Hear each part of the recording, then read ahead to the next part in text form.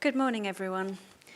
Time's now 9:30 and I shall resume this inquiry into the appeal made against the Council's decision to refuse outline planning permission with all matters reserved except for access for a residential development of up to 250 dwellings, a mixed-use community hub, associated infrastructure including public open space and community facilities comprising a replacement sports ground and pavilion with accesses from Church Street, Cooling Road and Butway Lane at land to the east and west of Church Street, Cliffe. This is the second day of the inquiry. I'll start with the usual reminders. If devices could be put onto silent where possible, thank you. And I'll aim to break slightly earlier for lunch today so that there's something left in the canteen for you all. And suitable breaks mid-morning, mid-afternoon. As yesterday, again, it's quite warm. If anyone needs to take their jackets off or have a break at any point, please do let me know. So yesterday, I heard the opening submissions from the Council Rule 6 parties and the appellants. I heard from the local residents and Mr Churchill's evidence-in-chief. Today, we will continue the evidence of Mr Churchill, followed by the evidence of the Rule 6 Parish Council, and then we'll begin the evidence of the Rule 6 Resident Development Group. Before we move on, does anyone wish to speak today who hasn't already done so? Can I take your name, please? Sorry?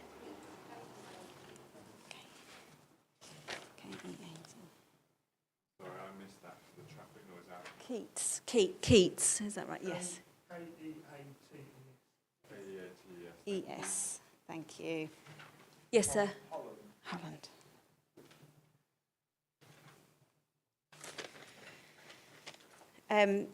I'll come back to you once we've done the procedural matters, but I think if we hear your statements before we move on, is that okay with all of the parties? Begin with.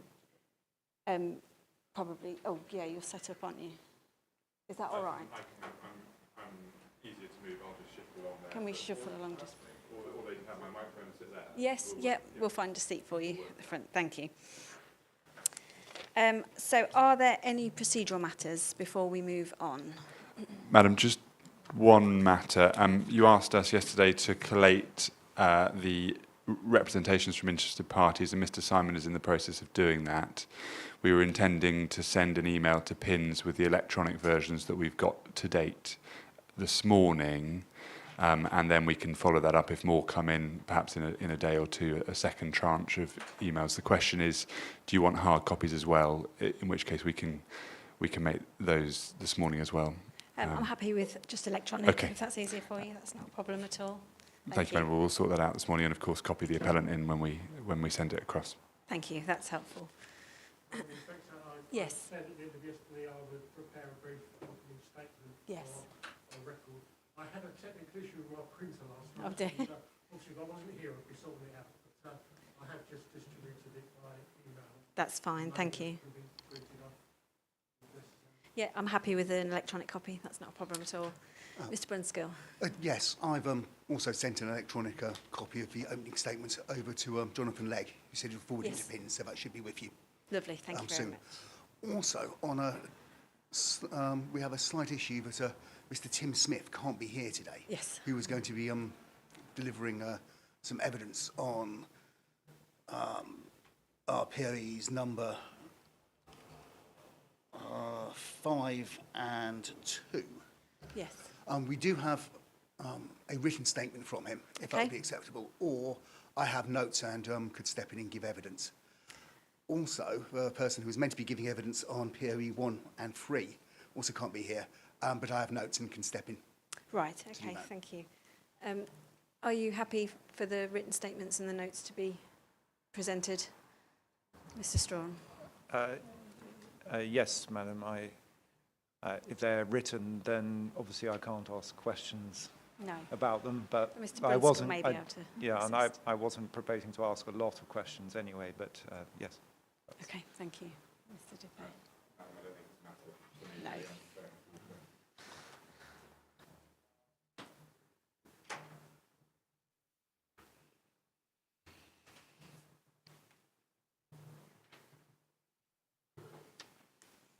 Okay, thank you.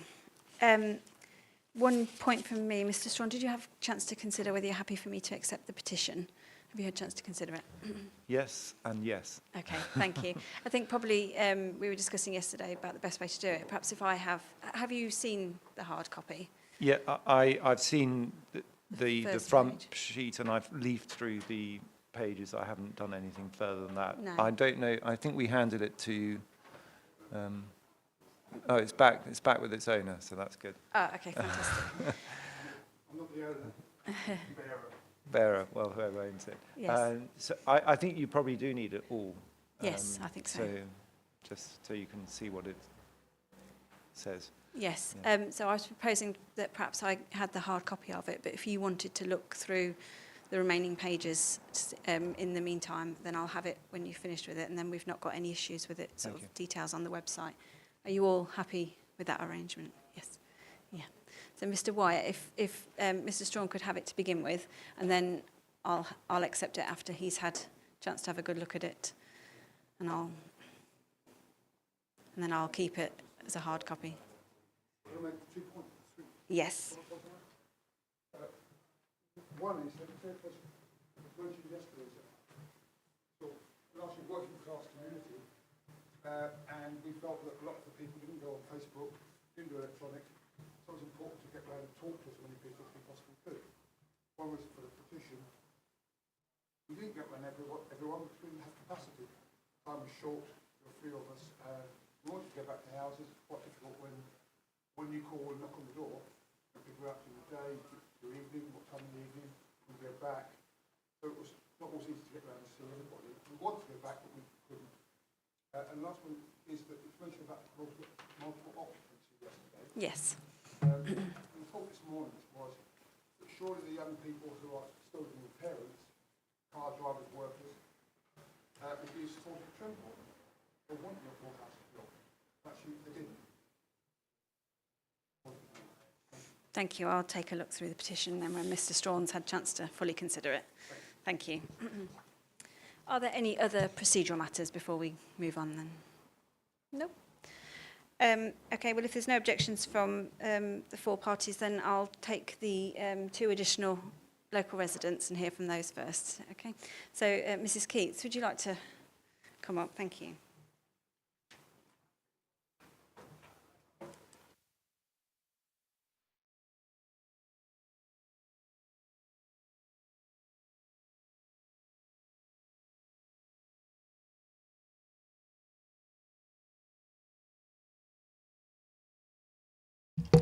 Thank you, Madam. I was born in Cliffe. I think I'm probably the only one here who actually was. I was born in Swan Hill, Butway Lane. Oh, all right. Okay, I'm sorry. I was born in Cliffe, in Swan Hill, Butway Lane. And when my husband and I got married, we actually bought One Morning Cross Cottages, and I now live in Simons Road, Cliffe. So I've been there all my life. So there's a couple of things I'd like to draw to your attention. Butway Lane is very narrow. And it's got a hedge, which I believe is classed as historically important. It's a feature shown as a boundary on the 1831 tithe maps from the National Archive. I've got a copy of it here. And it's, as I said, extremely narrow. I've got some family photographs here which show just how narrow it is, which show my father's car outside Butway Lane, outside the house of Butway Lane, and also the I've picked a photograph going back to 1960, taken from the bedroom of Swan Hill, which shows the carnival float going down. Butway Lane is still used as a farm track. So there's cars going to and through, tractors. But one of the most important things is, because of Brett's, which I've got no objection or problem with, but the foreign lorry drivers use car sat-navs. So Butway Lane is very often used to go from Brett's down into the village. It's impossible to pass. You cannot get past it. The police have to come out, stop the traffic, disengage the trailers to get them round the Bell's Corner. The other thing is that where the entrance is coming out onto Butway Lane, next to Arizona Villa, it addresses the issues going down the lane, but it doesn't address them going up the lane.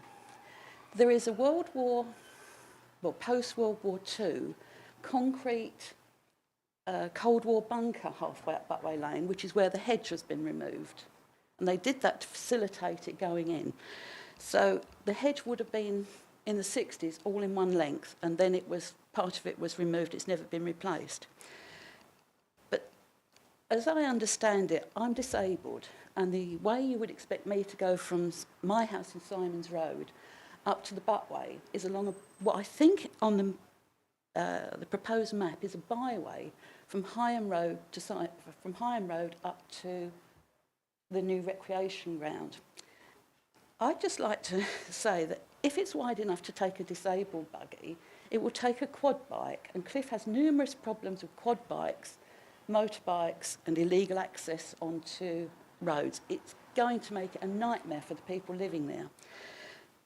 The parish council had to remove a youth shelter some years ago due to antisocial behaviour on their recreation ground. So to put another recreation ground alongside it, which is even more hidden, is just asking for trouble. It's just wrong. And I'd also like to say that as I've lived in Cliffe all my life, I've been involved with 2 airport campaigns, 1 oil refinery campaign, 1 prison, and numerous housing developments. All the other developments, housing-wise, have been back developments. They've filled in behind existing properties. The properties in Millcroft Road and Turner Street actually replaced slum dwellings that were cleared under the 1947, I think it is, Housing Act by Strood Council. I work for Strood Council, Medway Council, so I'm actually perhaps a little bit more aware of some of the things that went on. But I just feel it's the AP. I'm a local, so I don't even think about it as the APCM ground. I think it's the Alpha ground, because the Alpha developed it. I've got paperwork here, which was kept by an old historian, which shows, and it was written in 1952, and it shows how the recreation ground was moved from the Alpha site to Church Street and opened in about 1950s. So it's been in continuous use since at least, I think, 1950. It's a valuable asset, this end of the village. Please don't allow it to be moved just simply because of the housing side. It's more important to the village than that. It's a valuable asset and it should remain where it is. And finally, I'd just like to say thank you to Medway for looking after it so well for all these years, because it really is a lovely place to go. Thank you. Thank you very much. Do you want this paper? Probably Jonathan Simon from now. I don't know if you want to see copies of the maps that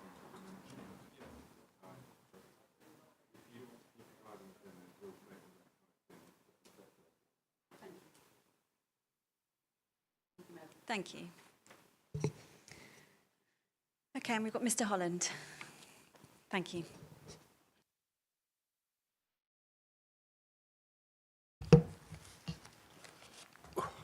Thank you, Madam.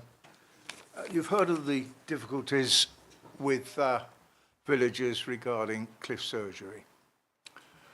I have lived in Cliffe 55 years and been a patient of these surgeries for 55 years.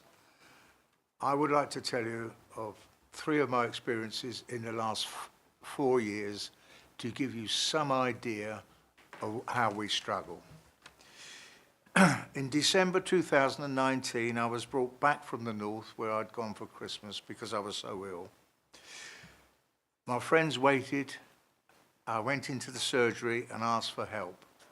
My lungs were so loud that nobody could sleep in the house before they brought me back. I also have severe COPD. I was told there was no help of any sort available and to ring 111. I rang 111 and informed them I had severe COPD as well, and they said they would be coming. They never came. I survived, and in January 2020 had a COPD checkup with a nurse. And she told me that she was making an emergency appointment with the GP first thing in the morning. So I went, saw the GP, who said I needed an emergency ECG and to go to reception and arrange it. I went to reception and they said, we don't do emergencies, we don't do ECGs. It was decided I should contact the medical centre at Strood. I rang them and they said, we don't do emergency ECGs. So I said, well, who does? And they said, nobody in Medway. You must make an appointment. This was the beginning of January, and my appointment was for March the 16th of the same year. 2 weeks before the appointment, I got a letter from Medway Hospital giving me an appointment for a scan within half an hour of my ECG appointment. I don't have a car, and the travelling distance between the two can be an hour or so, depending on budget. So I couldn't do it. I contacted both as to what to do, and it was decided I should go to Medway Hospital, which I did. I had the scan and then requested an emergency ECG, as I've been waiting since the beginning of January. And they said they couldn't do it. So I said, well, I wasn't moving from the cubicle until they did. And after an hour, and I produced letters from the doctor requesting an emergency ECG, and after an hour, I received an ECG.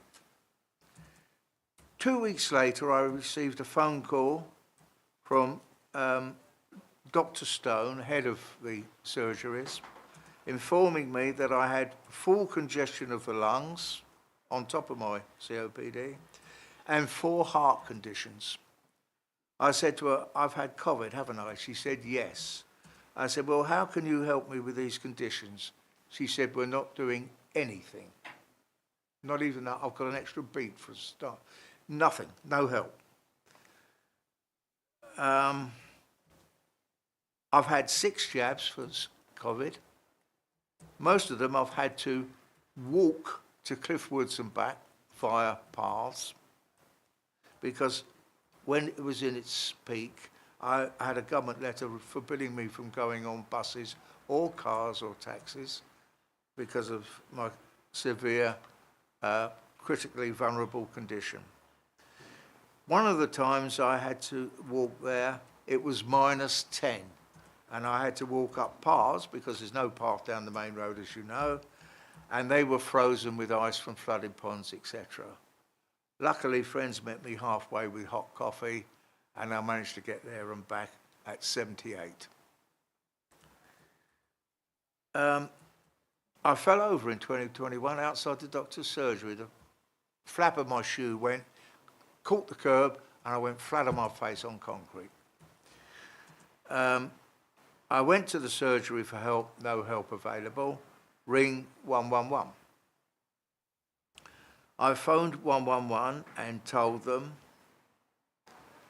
and the doctor rang me and said, can you get to your front door? And I said, yes. She said, I'm not coming. In the course of the day, I made 3 calls to 111.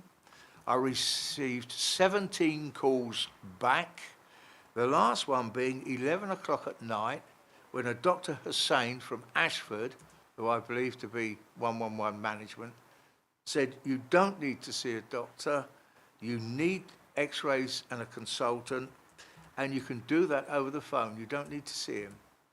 So I phoned for 3 days at 8 o'clock in the morning, hoping to get through. Eventually got through, and a doctor rang me, and I told him what Dr. Hussain said, and he said, oh, no, we're not doing that. He said, I'll send somebody to see you in 3 days' time. I said, a doctor? He said, no, a paramedic. He said, he'll ring you as to when he's coming, and so on.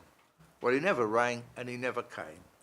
I think this gives you an insight into the sort of thing we have to put up with, and bear in mind that Cliffe has a very high percentage of elderly people. And years ago, when I was fighting for our surgery to be with Cliffe Woods, because they were splitting the 4 so that the old folk could get there and back, because we couldn't get to Higham, Wainscott was very difficult. The reception staff were leaving the surgery, they were leaving their jobs, and they told me that the doctors didn't want to work at Cliffe because of the high number of old folk and the workload. Thank you very much for listening. Thank you very much, Mr. Holland. Okay, so next we've got the cross-examination of Mr. Churchill. Are you both ready to begin? Yeah. Okay, Mr. Strawn, I'll hand straight over to you for that then. Thank you.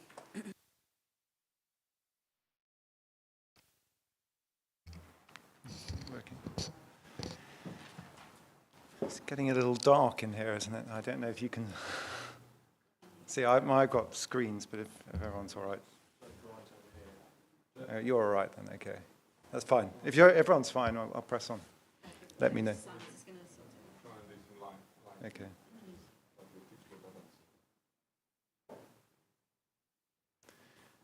Anyway, are you happy for me to start, madam? Yes. Thank you. Good morning, Mr. Churchill. Good morning. And if you can't hear me or don't understand my questions, please say, and I'll repeat them. If you do understand them, please could you give me an answer quickly? Thank you. First of all, you've explained to the inspector in your proof of evidence that you're a planning witness, and as such, you're giving evidence in relation to what would be called planning matters. Is that right? That's correct, yes. Yeah. And I think you drawn attention, or your proof draws attention to complying with your duties as a witness. So that means giving a full and fair picture to the inspector of the things that she'll need to consider to decide this case. Yes. Yeah. I'll come back to the Uttlesford decision in that context in a moment, Mr. Churchill. But just by way of further agreement, you're not employed as a planning officer of this council, are you? No, that's correct. You're just acting here to defend its reasons for refusal. That's correct. Yeah.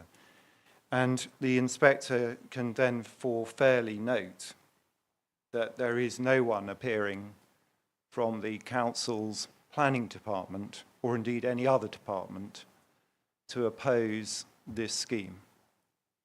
No, I'm here on my own.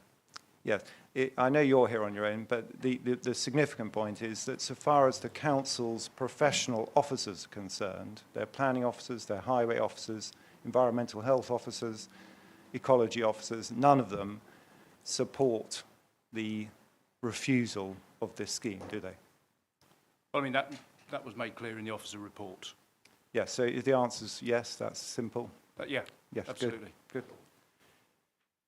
And the inspector can see that the committee report CD 6.4 was prepared by Hannah Gunner, the senior planner for major projects.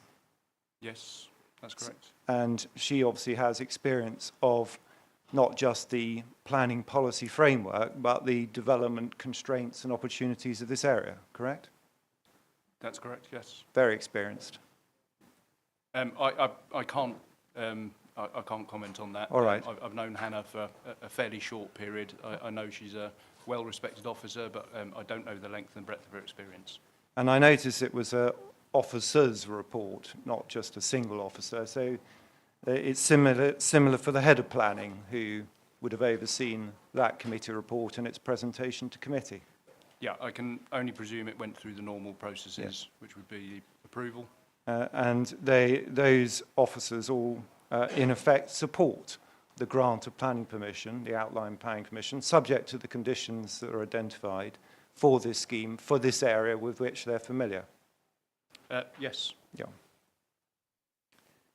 And just to pick up on something, because it's helpful just to understand that context, you've identified in your proof that this is a question of planning balance, where you say one looks at the adverse impacts and the benefits, and that's the exercise you've done. We'll come to that in a moment.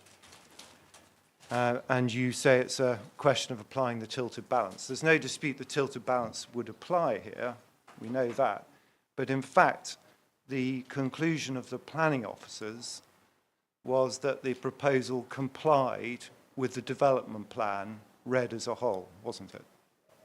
That was the conclusion, yes. Yeah, well, it's just that you don't draw attention to that in your proof of evidence. But the inspector can note, can't she, that when, as we're required to, you have to read all the policies as a whole, sometimes the bits of conflict, sometimes not. You have to make a judgment.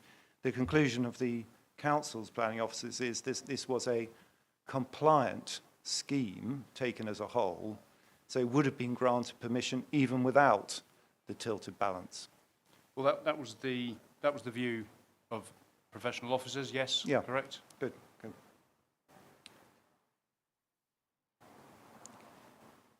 And then just, Madam, I'm trying to do this electronically, so forgive me if I fail, but I'm trying to be environmentally friendly, as we all are these days.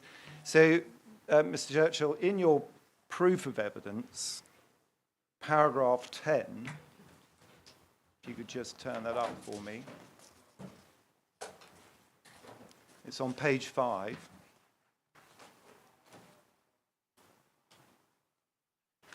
You helpfully and candidly explain you're I don't mean that at all disparagingly, but you're a planner rather than for example, a highways engineer or a landscape appraiser or landscape specialist. You say, I don't hold technical qualifications in relation to transport or landscape matters. I think I can extend that list, can't I? You don't hold technical qualifications in relation to noise, No. air Or quality, no. urban design. Just planning. As a matter of fact, my degree was an urban design degree, but I don't claim any specialism in that. Fine. And ecology. No. And sports provision assessment of the type Mr. Grady has. No, correct. Okay. Now, that's not to say you can't have a view, obviously. I'm not suggesting that, Mr. Churchill.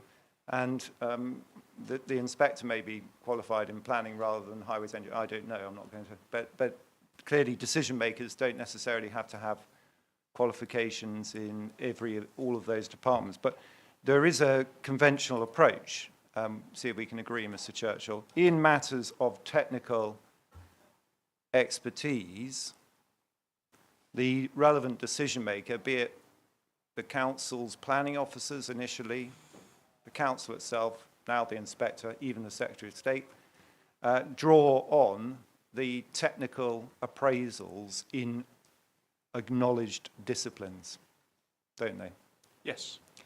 And the conventional approach is that if you were going to disagree on a technical matter, you'd have to have technical evidence to do so. Yes. Yeah. Or you might have competing views, in which case you could choose the two. Correct? Yeah. Yeah. Yep. And in relation to this application, because I know we've heard a lot of residents raise issues of different types, and we're going to touch on some of those, but this inspector is subject to that conventional principle, required to consider the technical appraisals that have been presented and any technical challenge to them.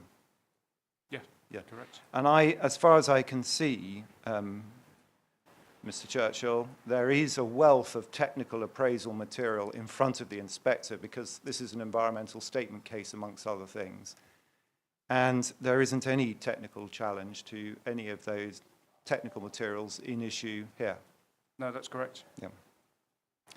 And just to supplement that, the council, and of course the inspector now has the benefit of it, also consults statutory consultees and some non-statutory consultees on technical matters.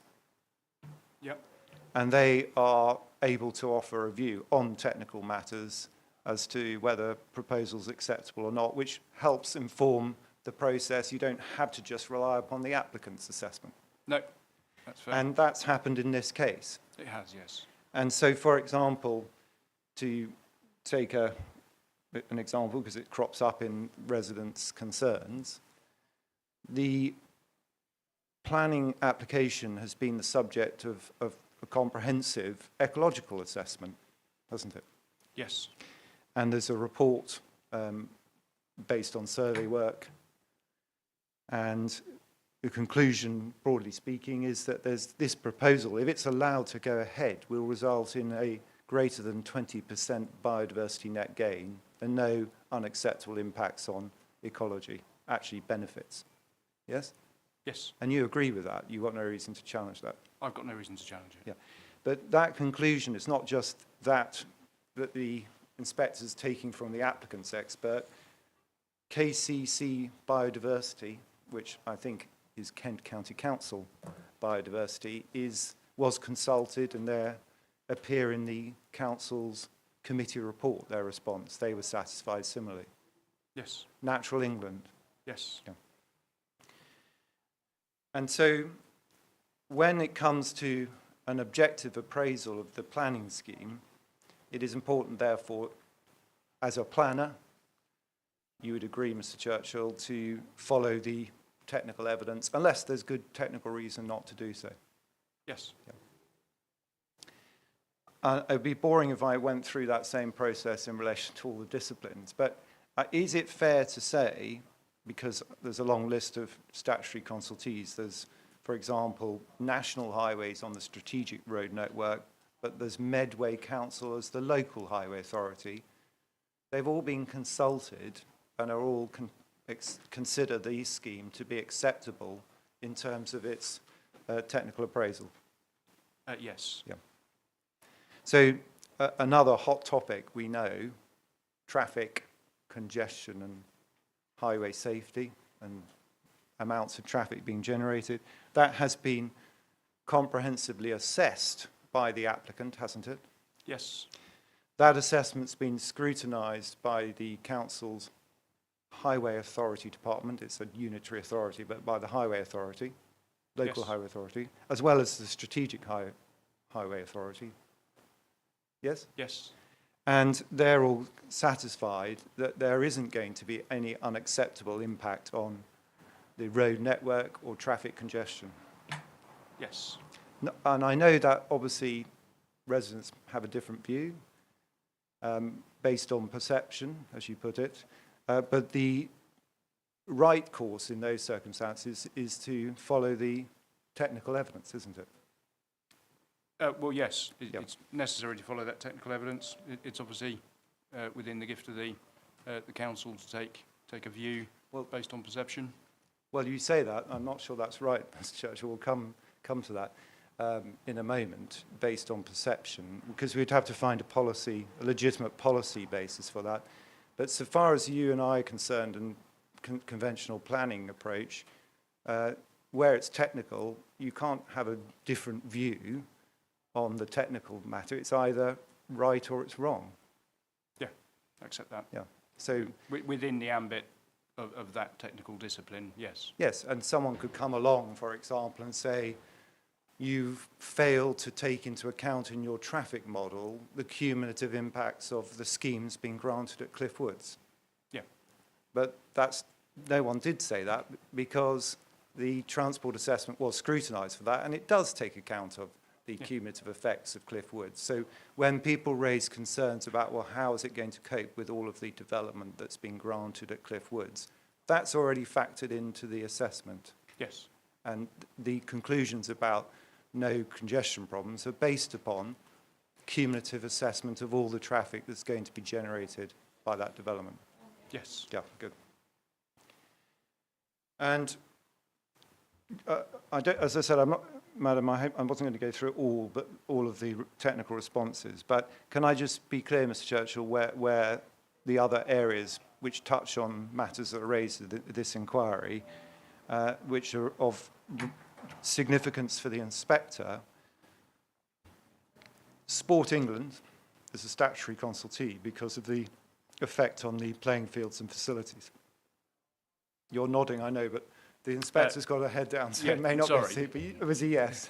Okay, Yes. so it helps if you just vocalise it. Yeah. They are the statutory consultee. Yes, Yes. because they are considered to be expert in making assessments as to replacement to an equivalent or better standard of sports facilities and pitches. It's their raison d'etre in part. Yes, yeah. Yeah. Now, obviously, in the case of Sport England, they have a matrix, a policy matrix where they assess on the basis of that matrix. That matrix doesn't necessarily take into account wider planning matters, which is obviously what we've taken into account. No, well, I'm going to touch on the widening planning matters and the reason for refusal, but just in terms of, and I was reassured to see in your opening statement, I say yours, but your council's opening statement, that there is no issue taken with that the sports facilities that are being re-provided would be better in facility terms than the ones they're replacing, which is Sport England's position. Yes. Your point's confined to access and accessibility. Correct. But the inspector can note that if this scheme were to go ahead, the result would be for Cliffe enhanced sports pitches and facilities serving the village of Cliffe. Yes, that's correct. So that was sports pitches. The other aspect we touched on briefly, but design. This scheme has been through quite a comprehensive design scrutiny process, even though it's at an outline stage, including through the Design Southeast process, both in terms of consultation and also in terms of feedback from Design Southeast. Yes. And that has resulted in a conclusion as to the acceptability of what's proposed, recognising, of course, that the detailed design will be the matter of reserved matters control. Yes. Yeah. And that process of design covers important issues, which we'll come back to in a moment, such as delivery of amenity space, health, crime, things of that kind. They're all part of the overall design. Yes. Yeah. And just again on the list of things we can see if we can reach agreement on, education. Mr. Churchill, I know the council's not taking any objection to the proposal in terms of its effect on primary or secondary school provision, and it's seeking contributions in relation to nursery, primary and secondary provision as part of the scheme, isn't it? Yes. And it's satisfied, having consulted or being the education authority, that appropriate provision can be made in the area for education of both existing and future residents. Yes. I know that's not necessarily agreed by everyone, but that's, again, a matter for technical appraisal by the Education Department, isn't it? Yes.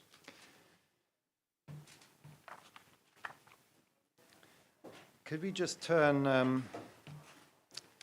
just need probably two documents. Your proof of evidence is one, because it's got the reasons for refusal set out at paragraph 7. But you may need to have to hand the council's committee report, which I think is a core document 6-4, isn't it? Unless my numbering scheme's gone. Is it 6-4? Yes, 6-4, thank you. Just moving away from that topic, Mr. Churchill, onto another. The way in which the planning system works is that in a case such as this, there is an officer's report that assesses or should assess the planning application for the purposes of the council, maybe decided on delegated powers or go to a committee, but it's meant to set out an assessment of the relevant issues. And then the members take a decision based on a recommendation that's made. Yes. And I hope it's fair to say, and I'm not just praising for praise's sake, but this is a comprehensive analysis, isn't it, in the committee report? Yes. Yeah. You're not identifying omission? I'm not. No. And you've identified, well, the council's entitled to disagree, and I'm going to come back to that point about what they're entitled to disagree on, or at least what evidence they need to provide if they are going to disagree. But if they do disagree, this document, which would otherwise be taken as the reasoning of the council if they had granted permission, they need to set out their reasons for disagreement in the reasons for refusal. Yes. And in the language of the old cost circular, but you can translate it into the new one, the reasons need to be complete, precise, and specific. Yes. Because they tell the inspector the extent to which the council disagreed with what the council officers were saying. Yes. And if there isn't disagreement, generally the assumption is that there is agreement. Yes. Yeah. And if we therefore turn to the reasons for refusal, which you helpfully summarised, or you just repeated in your paragraph 7, the inspector knows that the extent of the disagreement of the council members with the council officers' conclusions is that contained in the 4 reasons for refusal that we're going to discuss. The first was reason for refusal 1, scale the 25% increase in size. You would call that? Yes. Second is about vehicle movements, where the road is narrow and a significant number of residential properties affecting the road. That increase would result in harm to the amenity that occupiers of those properties closest to the road could be expected to enjoy. Yes? Yes. So the council's concern, as articulated here, is with those properties closest to the road, the effects on their amenity by any increase in traffic. Yeah. It's nothing more than that. I say nothing more. It could be important. We'll come to it, but that's the extent of the concern. Yes. Reason for refusal 3 is about the sports ground. Well, come to that. And the last reason for refusal is about what I'll call, broadly speaking, sustainability in terms of access, transportation. Is that fair? Yes. Okay. In all other respects, therefore, the council's not expressing disagreement with the conclusions of the officers that they've reached as to the quality or otherwise of the scheme. No.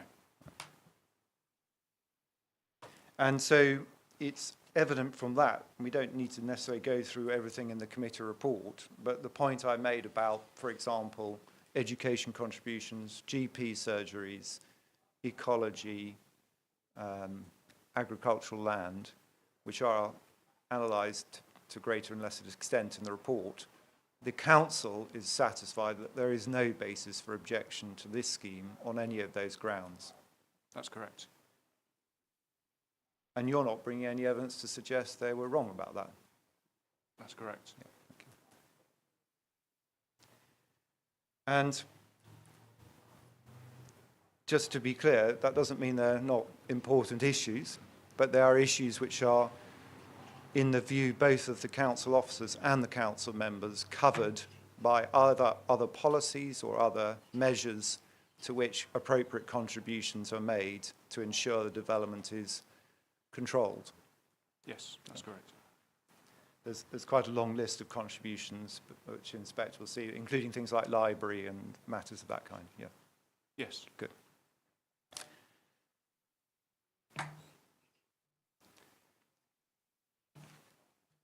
On the, just to, because it has been raised, on the matter of agricultural land classification, the inspector can see, I don't need to set up, but there is in the environmental statement, there is in the material there, an assessment done by the appellant of the land in question and its agricultural land value. Correct? Yes, that's correct. And that's done by appropriate experts, isn't it? You Yes. probably come across them. They're well-known experts in assessing agricultural land, Reading agricultural consultants. Yes. Yeah. And again, whilst there may be disagreement from others about that, the council's accepted that conclusion. And there's a further point about agricultural land. It's addressed in the committee report. There isn't, unfortunately, there aren't paragraph numbers, but there are sort of or indeed page numbers, but there are electronic page numbers. So page 29 of 51. Don't know if that helps you, Mum. Mr. Churchill, have you got that? I don't. Yeah. You've got hard copies, so it doesn't make it very easy.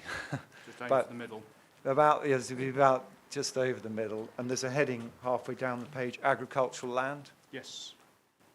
and there's a discussion about the agricultural land classification and the effect. Sorry, did you say page 29 of the electronic? I did, 29 of 50. Oh, Mine's slightly different numbering, that's all. oh right, oh, so, okay, all right. So sorry, mine's coming up as page 29. I'm sure it's the same report, but There were two committee reports, weren't there, if we recall? there was a deferral, wasn't there? Yeah. Yes, it's conceivable that I've got the earlier one, but I don't think this passage changed. So sorry about that. Page 31. Yeah. Anyway, back to the point, Mr. Churchill. There's an assessment by the planning officers of the question of agricultural land, taking account of the original mapping, the work that was done to assess the scheme, the nature of the agricultural land, and why the loss of agricultural land is considered acceptable, bearing in mind its quality. And again, that's accepted by the council and the council officers and members, I should say. Yes. Absolutely. So, but there is a further point just to note, which I think must be on your page 32. There are other areas of agricultural land and other protections in play. And there's a third paragraph down. This is a view of council officers and members. Considering whether the loss of best and most versatile agricultural land is necessary, it's noted that Medway's housing land supply requirements are considerable and will certainly require the loss of agricultural land. There's also insufficient brownfield land within Medway to accommodate all or even the majority of the council's housing requirements over the coming years. You don't Yes. dispute that, do you? I don't dispute it. I can't dispute it, no. No. And so the inspector can note, because it's relevant when we come to the local plan as well, isn't it, that there is a very clear position of Medway. Not only do you need to use agricultural land, but you obviously need to use greenfield land to meet the majority of the council's housing requirement in the coming years. Not just some, the majority will have to be met on greenfield. Yes. Yeah. And it carries on because there's a little bit of a twist in the tail there in the next paragraph that the inspector can note. In fact, the best and most versatile agricultural land is land adjoining the Medway urban area.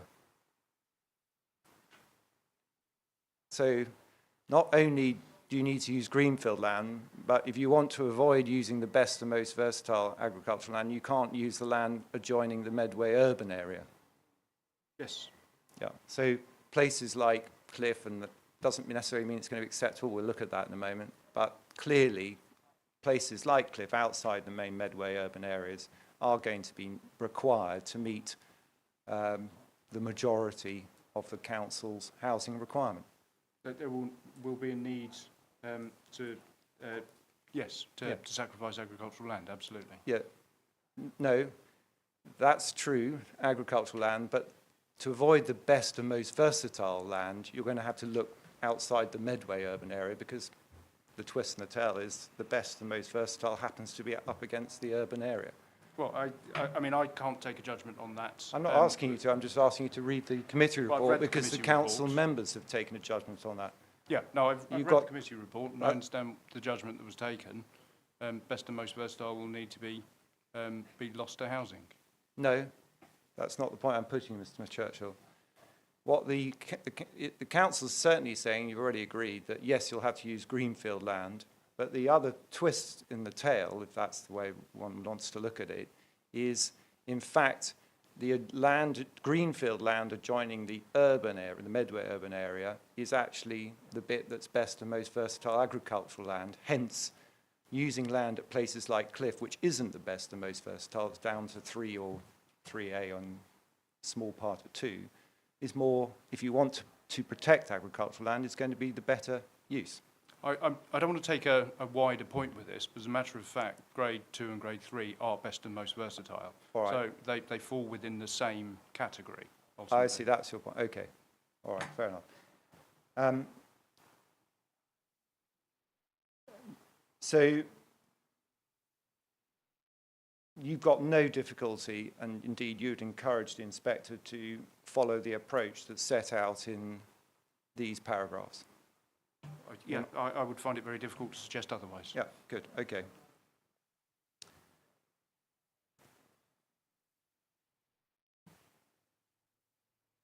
And whilst we're just in the committee report, just another topic which cropped up yesterday, just regarding the community, what's been referred to as community hub part of the proposal. But effectively it's floor space which will be provided as Class E. We all know what Class E is these days, but a wide range of potential uses, including retail, etc. That provision was covered in the committee report. I've got it as 43, so I hesitate to say that now, so maybe 45. Yeah, there's a little heading, Community Hub.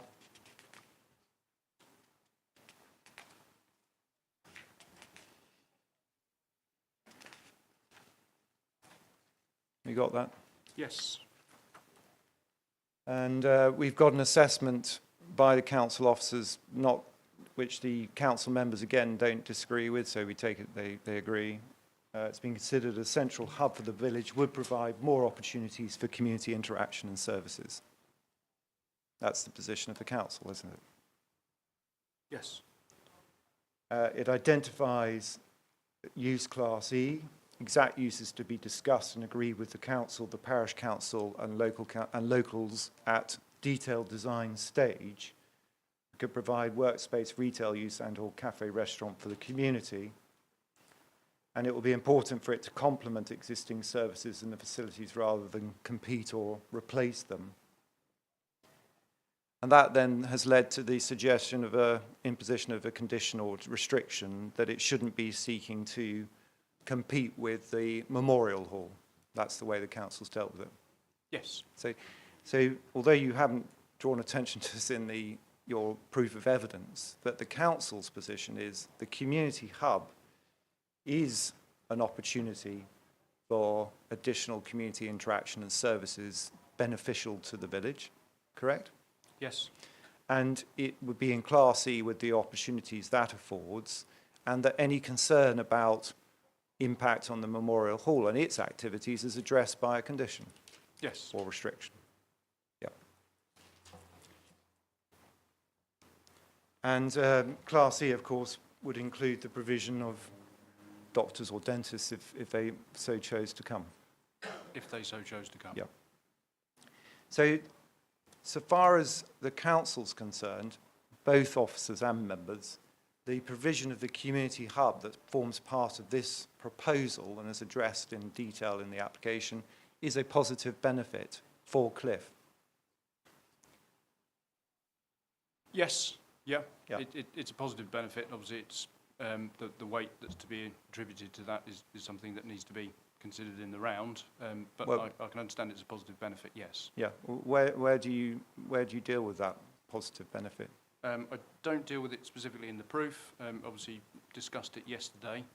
Yeah. Well, I'm interested in your assessment, because the inspector's got your planning balance at the end. She will hunt in vain, won't she, for your recognition of the benefits of the delivery of a community hub for Cliffe.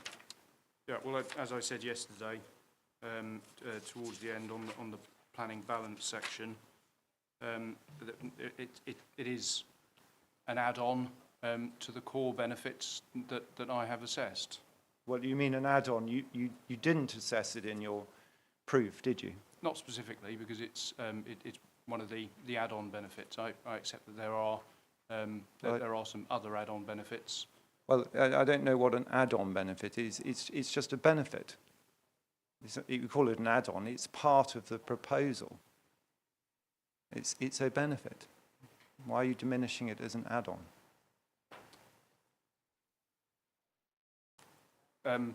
I accept.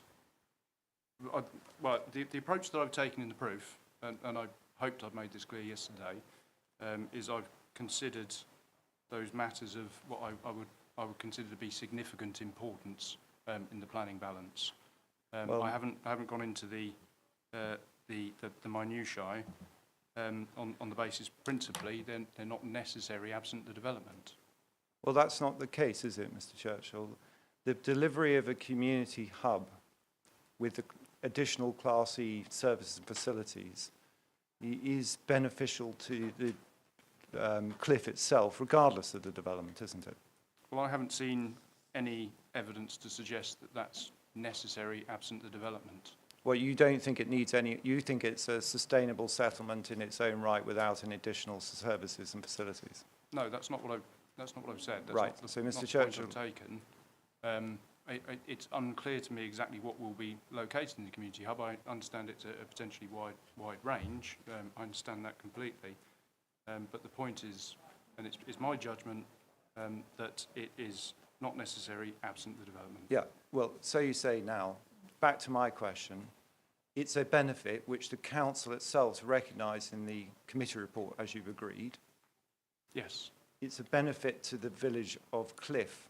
It's not contingent upon the additional residents. It's expressed as a village that would provide more opportunities for community interaction and services. Well, it's That's right, isn't it? Well, to me, that's slightly nebulous, that's why I classify it as an add-on. It's not clear to me what I've assessed are the clear benefits and the clear harms. It's like I say, I take the view that it's not necessary absent the development proposals. Right. So you say that's not what's being expressed in the committee report, is it? So you're going off piste, if I can put it that way.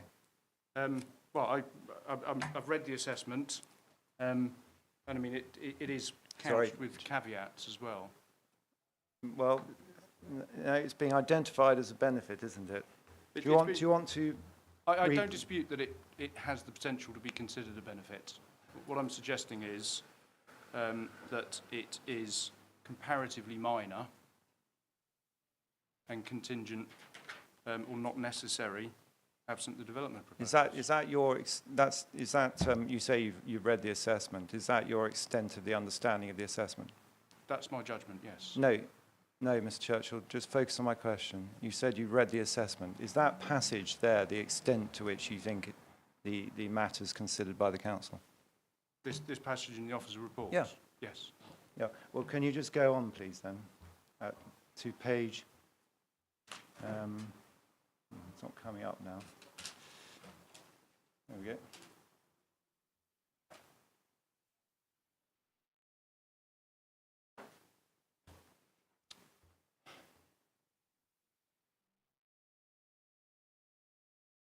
This is where I should stick to paper. 51, social. See if you've actually done your homework.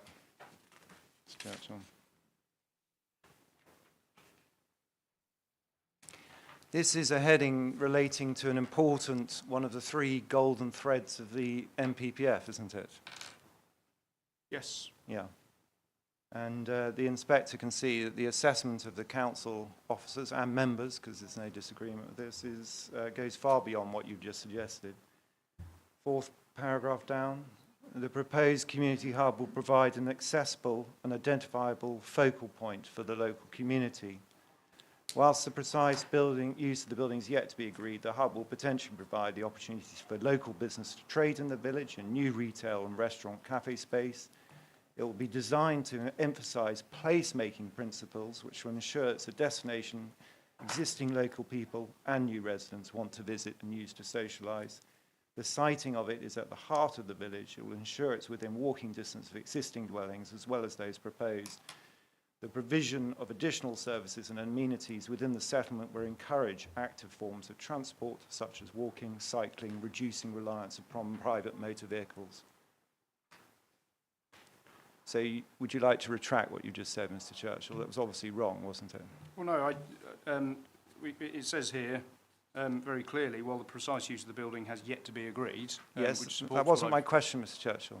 A moment ago, just focus. A moment ago, I asked you, is that the extent of the council's consideration? You said yes. And then I said, well, you're wrong. Can you go to this page? And it's quite clear, and it should be clear to the inspector, that the officers and the members who haven't disagreed with this have considered in far more detail than that paragraph I took you to. Correct? Apologies. When you originally asked me about that, we were talking about the assessment of the community hub. Yes, I still am. Sorry, I didn't consider it necessary then to point to any further points. But I take... Well, that wasn't my question, Mr. Churchill, as you well know, but the inspector's got a note of what you said. Right, let's just stick to the substance of it rather than... This is an assessment at looking at a core principle of sustainability under the MPPF as to the merits of providing a community hub as part of this proposal, isn't it? Yes. And it doesn't even merit a mention in your proof of evidence, does it? Well, I've explained the reason for that. That second sentence confirms my judgment on it. Well, it talks about... That's not right, Mr. Churchill. What you actually said... Would you... Sorry, if you want to carry on. Sorry, I didn't mean to cut you off. Go on. No, well, where it says quite clearly that the precise use of the building is yet to be agreed. Yes, we know that. It will ultimately be agreed in some form or format at a future date. Yes. But it will potentially provide the opportunity. So it's not, that's why I say it's nebulous. That's why I say it's unclear. Well, if that's the extent of your point, the inspector can make a judgment about that. Many people would say that provides the flexibility to, rather than prescribing it at this stage. But it's classy, recognised now class use. But that wasn't your point. You said it was only necessary for the new residents. It was an add-on, is what you described, and that's clearly not the council's assessment, is it? Well, no. To be precise, I say it's necessary as a result. I understand that it can. I don't think I've ever said it wouldn't perform a wider role, but that wider role is yet unclear to me, and it's yet unclear to me what the extent of the benefit would therefore be. That's the point I'm making. Okay. Subject to that caveat, you don't disagree and don't produce any evidence to disagree with the council's assessment here, do you? No. Right. So the inspector can properly take account of, she'll make her own judgment, of course, but take account of both the council officers and council members and your own opportunity to bring evidence, is that assessment against the social criteria of the MPPF is the position. Yes. This is what it offers. Indeed, and I would hope the inspector would come to that view.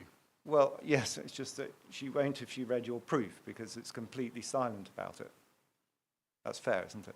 Yes, yeah. Well, Yeah. obviously my proof's written in the context of all the other submitted materials. Well, that's not a good answer, Mr. Churchill. You're providing a planning balance, and I just want to be clear.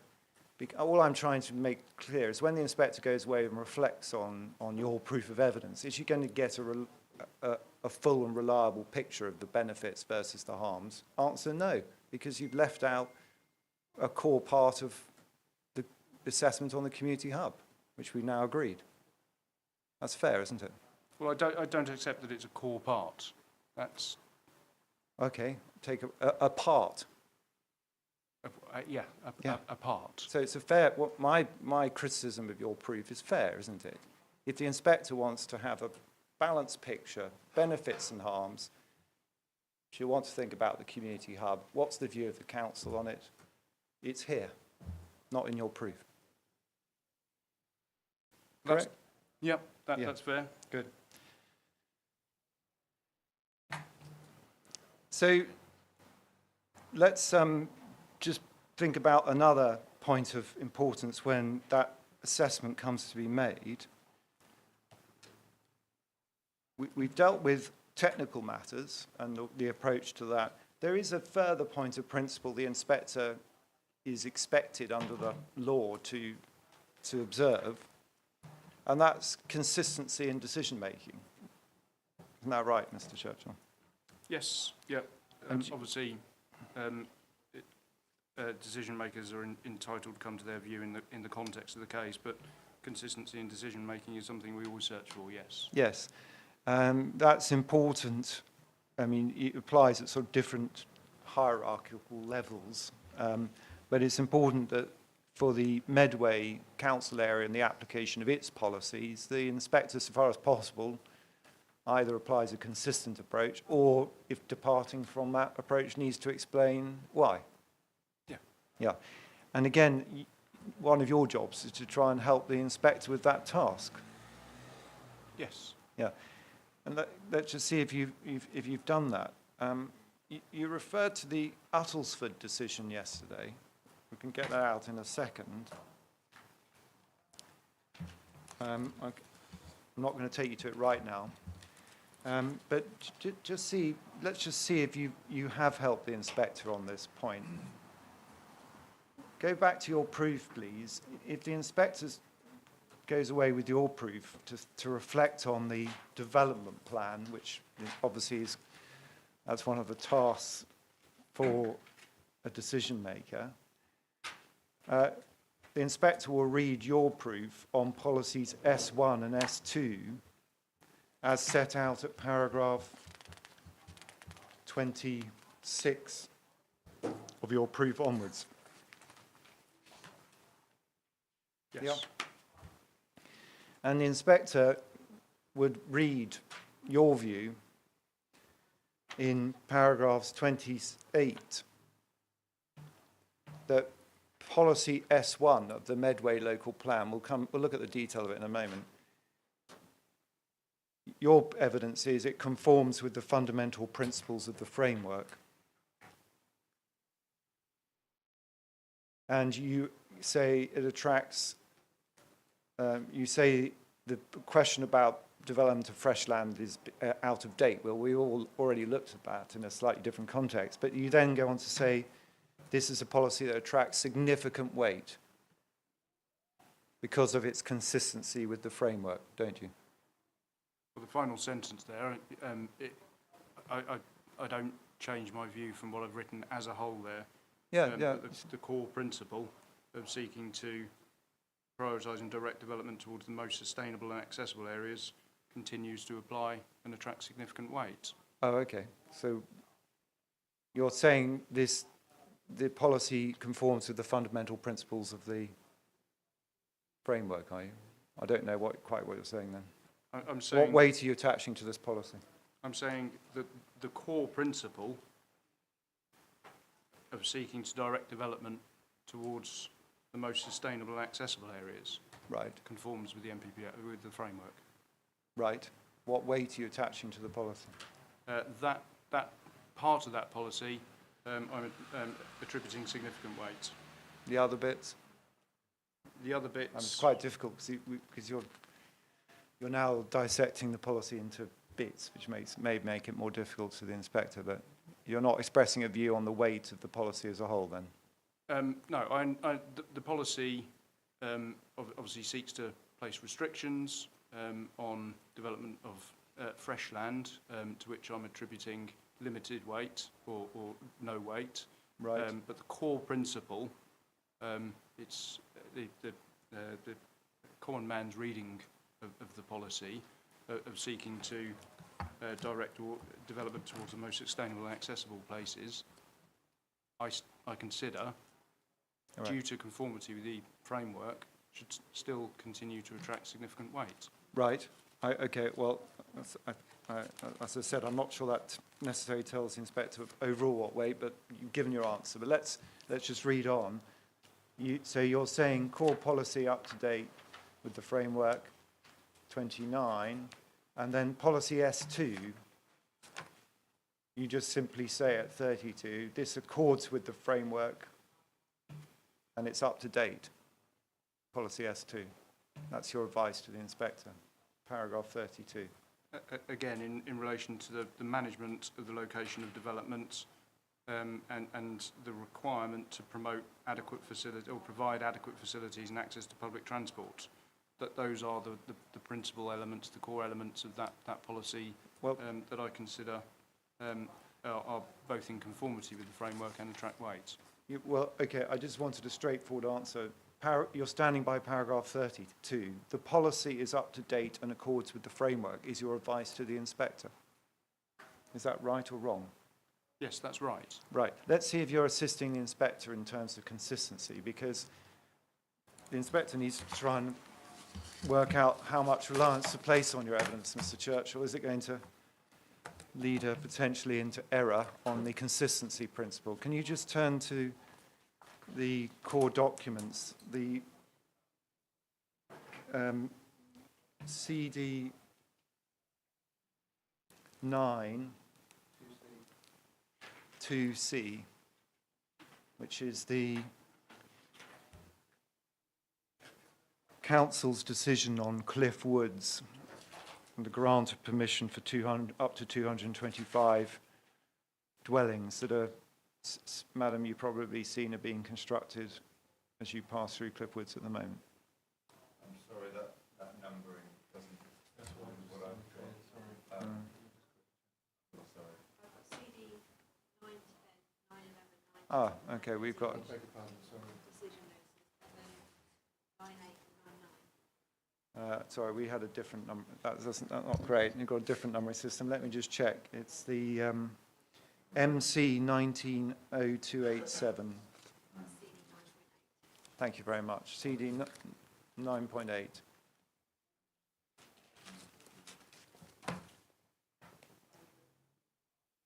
Have you got that, Mr. Churchill? Yes. Yeah. And this, Madam, I don't think it's going to matter too much, but just by way of brief introduction, this is the Council's committee report, which led to the grant of permission for those up to 225 dwellings. It was preceded by a planning appeal, which was recovered by the Secretary of State, wasn't it, Mr. Churchill, which led to refusal on two grounds, appropriate assessment and the then transport sustainability. But then the application was changed and came back to the council and was granted, as this report explains. That's a very brief summary, but it's correct, isn't it, Mr. Churchill? Yes. Yeah.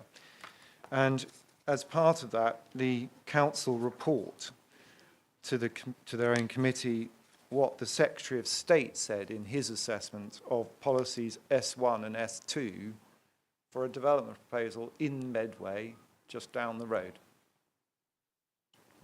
Yeah? Yes. So and you can find that under the heading Planning Appraisal. This is just, I've only got the decision notice here.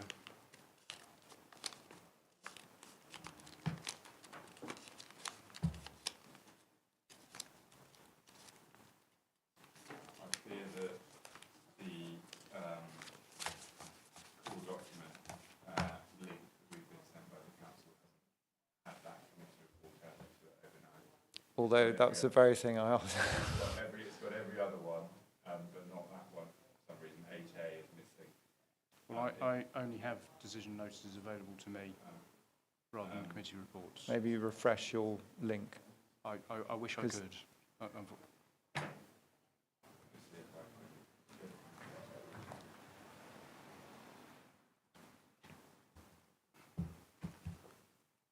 you got copies of them?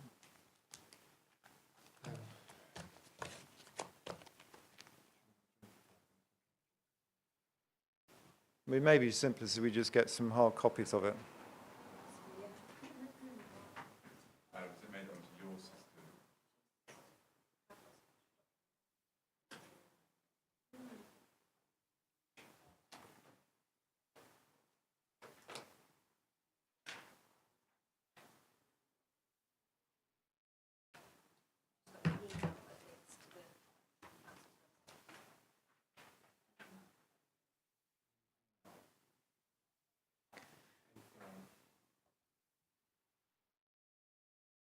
Shall I try and take the point simply, and we'll see if we can sort out the documents, and you can have a look at it, Mr. Churchill, and I'll see if I can.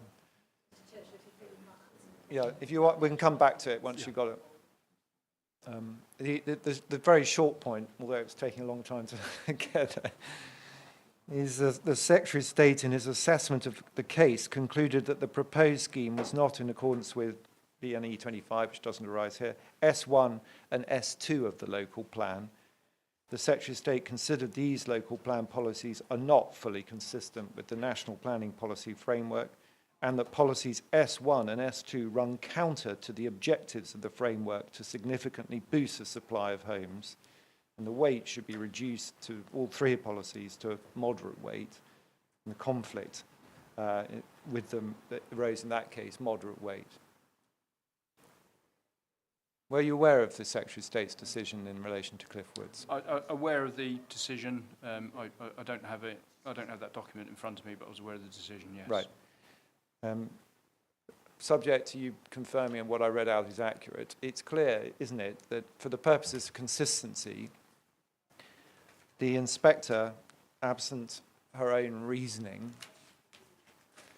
would be wanting to apply the same approach as that adopted by the Secretary of State. Well, it's to his own policy, National Planning Policy Framework. I mean, the context is the critical point, and weight is attributable in the context. The approach that I've taken is to look at or dissect the policy somewhat, which may be right or may be wrong, but the core principle of that policy, S1, of seeking to direct development to the sustainable locations, I consider, and it's my judgment, is consistent with the framework. Right. You don't need to answer my question, Mr. Churchill. The inspector, absent some different reasoning, would want to apply the Secretary of State's assessment of those policies against his own policy, namely the National Planning Policy Framework. It's open to the inspector to attribute weight in the context. Right. Well, back to my question. You were aware of this, were you? Yes. But you didn't draw it to the inspector's attention to say, hold on a minute, I've told you that these policies are consistent with the framework, but you should at least know the Secretary of State's taken a different view. I took my view. Yeah, but I know that, Mr. Churchill, but it's a question about whether the inspector can rely on your evidence. You knew about this, but you didn't tell the inspector. I'm asking you to say these are consistent with the framework, but I should warn you, the Secretary of State, applying the same policies and the same frameworks, come to the opposite view. But in a different context, and it's Different context. Right. It's not my place to do that. Clearly, these are core documents that are in front of the inquiry. I've taken my view, and I'm reliant on the inspector to take her own view. Yeah, well, we can leave it in this way. If she relies on your view and your evidence without actually looking at all the other materials, she's not going to get a consistency help from you, is she? I'm sorry to keep using your name in vain, but the decision maker here is going to fall into the potential. Let's look at it at its most extreme. The inspector makes a decision, fails to have regard to a different view by the Secretary of State, has immediately fallen into the trap of adopting an inconsistent view on the basic policies being cited.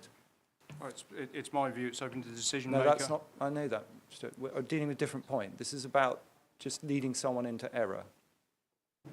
You've got to try and be consistent, take account of decisions which are relevant. This is clearly relevant to that question, isn't it?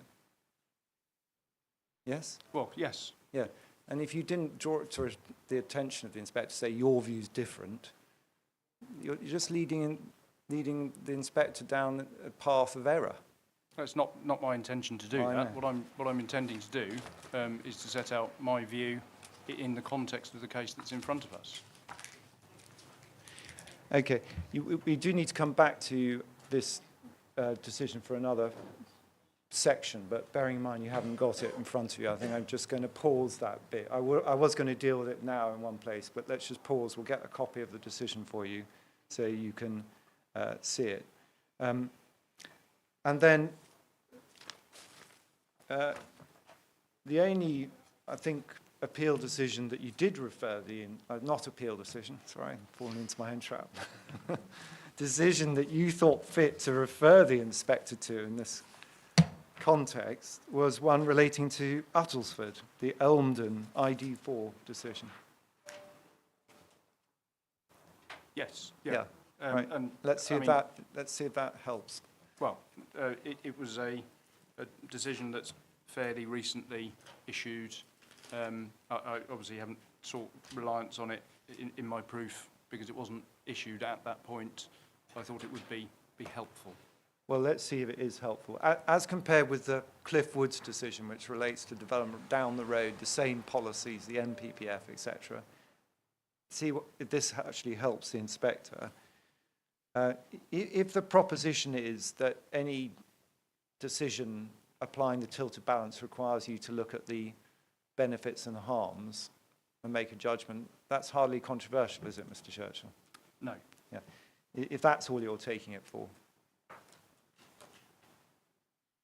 Is that the extent of it? Let's see if that really helps the inspector. I.e., in a tilted balance case, because of a lack of housing supply, you still need to look at harms and benefits, but applying the tilted balance. Is that the extent of your referring to it? Yes. Yes. Well, I mean, that's not even begins to be controversial because that's already in the statement of common ground, isn't it? Yes. But since you've raised it, let's just see if it provides any help to the inspector in this case. The village of Elmdon in Uttlesford. Do you know what the facilities and services were in Elmdon? No. You made reference to its bus services. Do you know what the bus services were? No. Do you know what the housing land supply was? I don't have the accurate figure, but I know it's not what it should be. Well, that doesn't begin to answer the question, does it? One of the things one has to know is how much below the 5-year you are. Well, it's below the 5-year. Yeah, that wasn't my question. Do you know what it was? No. I mean, And it's a barrier, and if you're below it, you're below it. If you're above it, you're above it. But all of these things you can readily get just by looking online. The paragraph 16 bus service frequency and location of the stops relative to the site. You can find the location of the site in this very small village of Elmdon. It was about 800 metres away from the bus stop. I don't know, have you done that exercise? Just looking on the Google Maps or any other, not advertising Google, but any other company's maps? No, I don't have explicit knowledge of the case or the location. Right. No. You can look up the bus service to Elmdon online. It's a single bus service once a day to the school. Well, no reason to dispute that. Right. So, when one looks at this as a decision to say that particular proposal wasn't considered to be in a sustainable location under the planning balance, it wasn't dealing with a settlement, anything like Cliffe, was it? No, I think, to be fair, I explained when it was brought up that I'm not looking to draw direct comparisons between the two schemes. Well, I'm just wondering what utility it serves to. You've introduced it, so I feel like I've got to address it. No, indeed. It was the only decision I think you made reference to one other one yesterday, but it's the only decision you thought it important. So I've got to make sure I'm not missing something. But in fact, what it demonstrates, if you scratch the surface, is it was a fundamentally different proposition to the one being proposed at Cliffe, wasn't it? Yes, it's a different proposition. And the conclusion about lack of sustainability concerned a site of 18 houses in a tiny village, which had a single bus service to meet 800 metres away, which went once a day to go to the school. Yeah, I That's accept nothing like Cliffe, different is it? proposition. Hmm? I accept it's a different proposition. All right.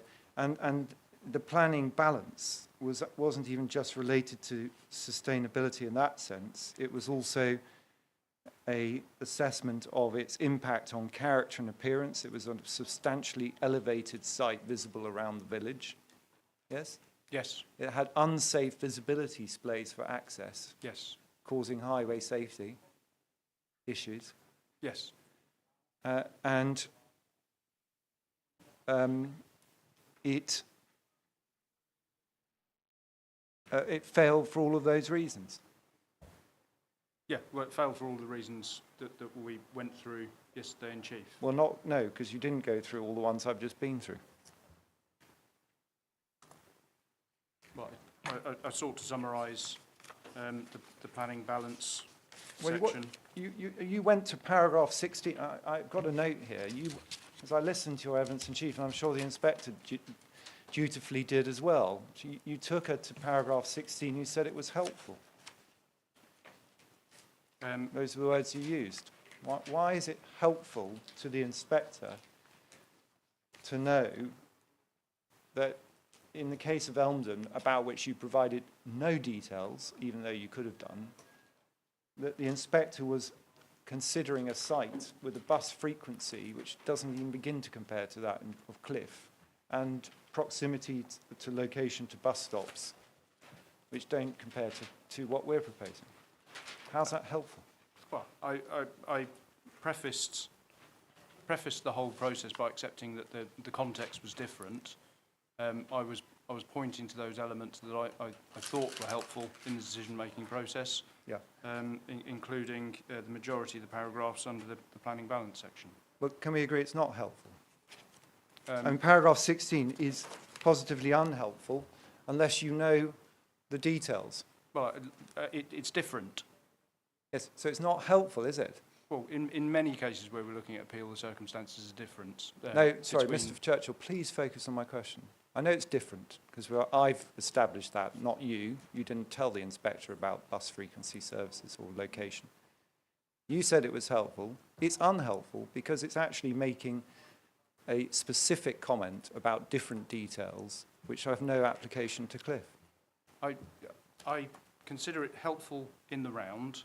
I highlighted the circumstances that it was different in context, but I can consider it helpful in the round, in the same way that the assessment of any other appeal proposal will necessarily will necessarily be different in context and needs Right. to be read in that context. Right. Last time. Paragraph 16 is not helpful to the inspector, is it? Well, I consider it is, What, in what respect? because the assessment of the location was linked What to location was it?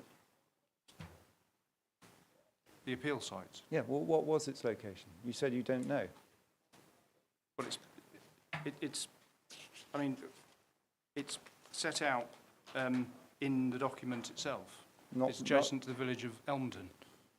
Yeah, not really, because you don't know the distances to the bus stops, do you? Well, I mean, we've just talked about this. Yeah, I provided that information, yes. How is it helpful, paragraph 16, to the inspector's conclusions in this case, to know that this site, brackets, unknown distance away from the bus stop, has a bus service frequency which is unsustainable, brackets, we don't know what the bus service frequency is until I've just told you. Well, How's that helpful? if you read the paragraph as a whole, and it was a point that we made yesterday, we talked about reliance on the private car for most of their day-to-day journeys, which I consider to be relevant to the appeal proposals. Right, so what? So if we... Relying on private car for most of the day-to-day journeys, that's the helpful part, is it? Yes. I mean, read simply, as a consequence of the bus services, it obviously recognise they're different. Well, you the don't. context You is don't different. recognise they're different. You don't know what they are. I said it expressly yesterday.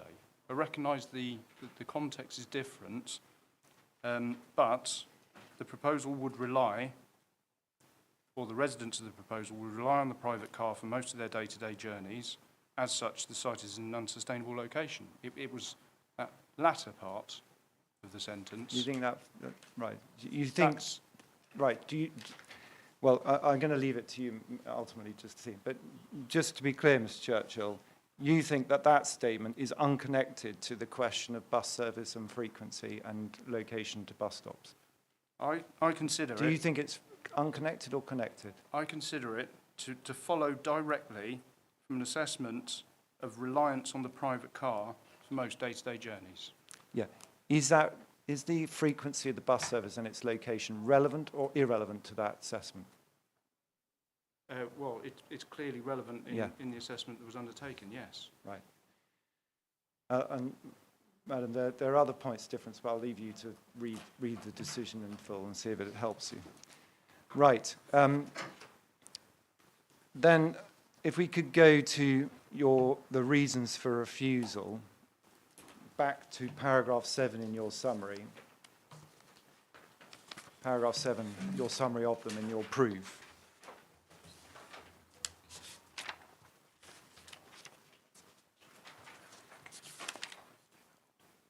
Oh. Yes. Oh, I'm told we got the committee report. Can I just then come back to that point while it's on the same topic? We've got hard copies, so. And it's online, I'm told now. Thank you. 9-8A. Right. So, Mr. Churchill, on the topic of sustainability and bus services, I just want to be clear that I've understood your evidence. The only parts of it I can find your assessment of sustainability beyond that discussion we just had as to your introduction of Uttlesford is at paragraph 103 of your proof. Keep that decision available because I want to come to that.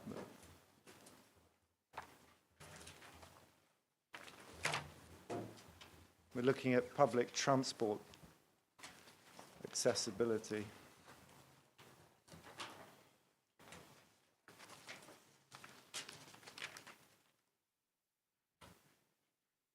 And we're now coming back to Cliffe. You got that?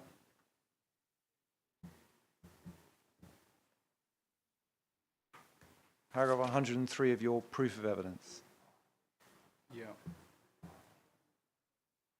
I'm just trying to be fair to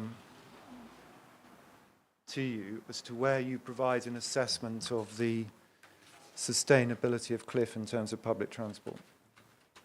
No, I don't seek to. You don't seek to, okay. It is 103, as I think, as Yeah. I've understood it. Indeed. What your criticism is, so far as public transport is concerned, what you say to the inspector, existing bus service is considered to be irregular, expensive and poorly used, and its timings are not, I think it's meant to say not, conducive to commuters or those whose travel patterns require consistency or convenience. So you're making a number of criticisms of the bus service. Yeah? Yes. That's if the inspector's looking for the assessment of the criticism of the appeal scheme, that's where it is on public transport. Yes. I'm not missing anything, am I? No. I did ask you that last time, you changed your mind, but I just want to be clear. No, that's my assessment. Right. Okay. And what do you understand the appeal scheme to consist of in terms of public transport? It proposes a number of improvements to the public transport system. But just specifically in relation to the bus service? It proposes... just have to get my references.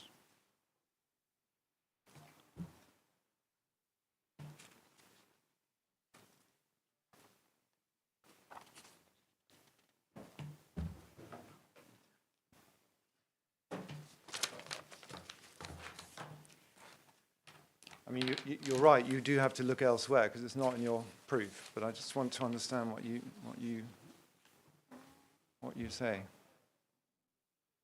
what your understanding was.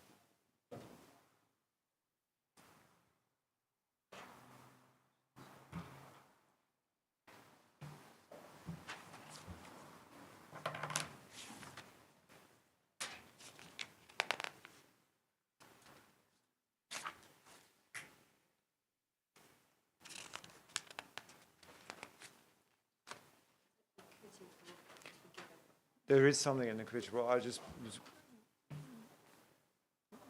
I mean, I'm more interested in what you know, Mr. Churchill, when you wrote your proof. Yeah. Well, I mean, what do you what's your understanding?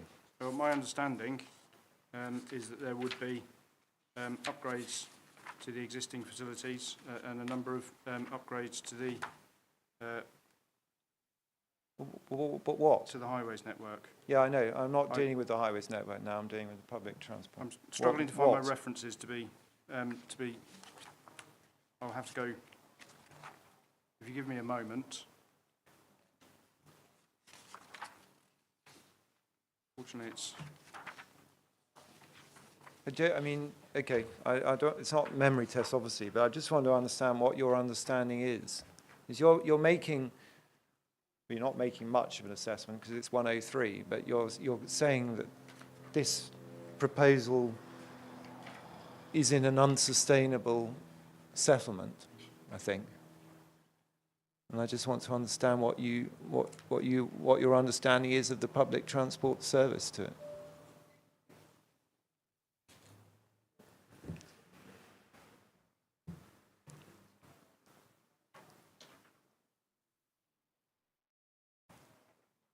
Do you have any understanding of it? Well, like you say, it's not a memory test. You must have an idea of what is there now and what's being proposed in order to say to the inspector that this is unsustainable. This is at the heart of the case. It's reason for refusal 4. Yeah. This isn't new stuff. This is your case. There's No, very indeed. little in the proof on it. That's why I took you to 103. I want to understand why you're saying this to the inspector. Well, But I'm trying to understand, when you thought that, or what is your, even now when you're thinking about it now, you're saying to the inspector, you said it yesterday, it's unsustainable. What's your understanding of the public transport provision? well, I would go back to the committee report Yeah. Unfortunately, I don't have page references, so you'll just have to bear with me, if you don't mind. Right.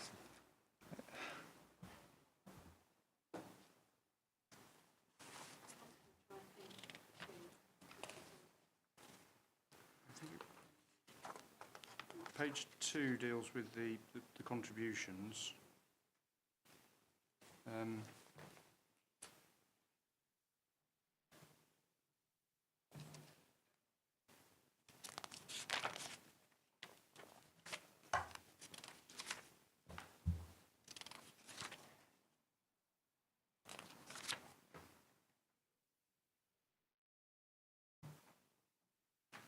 Do you want the statement of common ground? I don't know. I don't want to. It's really for you to say what was in your mind, Mr. Churchill. But all we've been able to agree with you in the statement of common ground is the existing bus service 1.18. There are 2 bus services.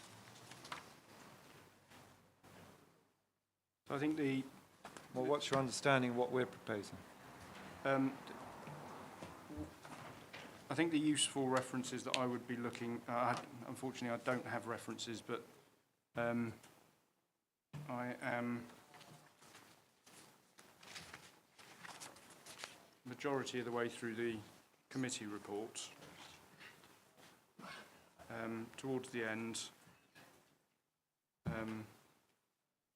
I don't have page numbers or references, but there is a page that's entitled Highways. It then goes on to existing conditions and then accessibility.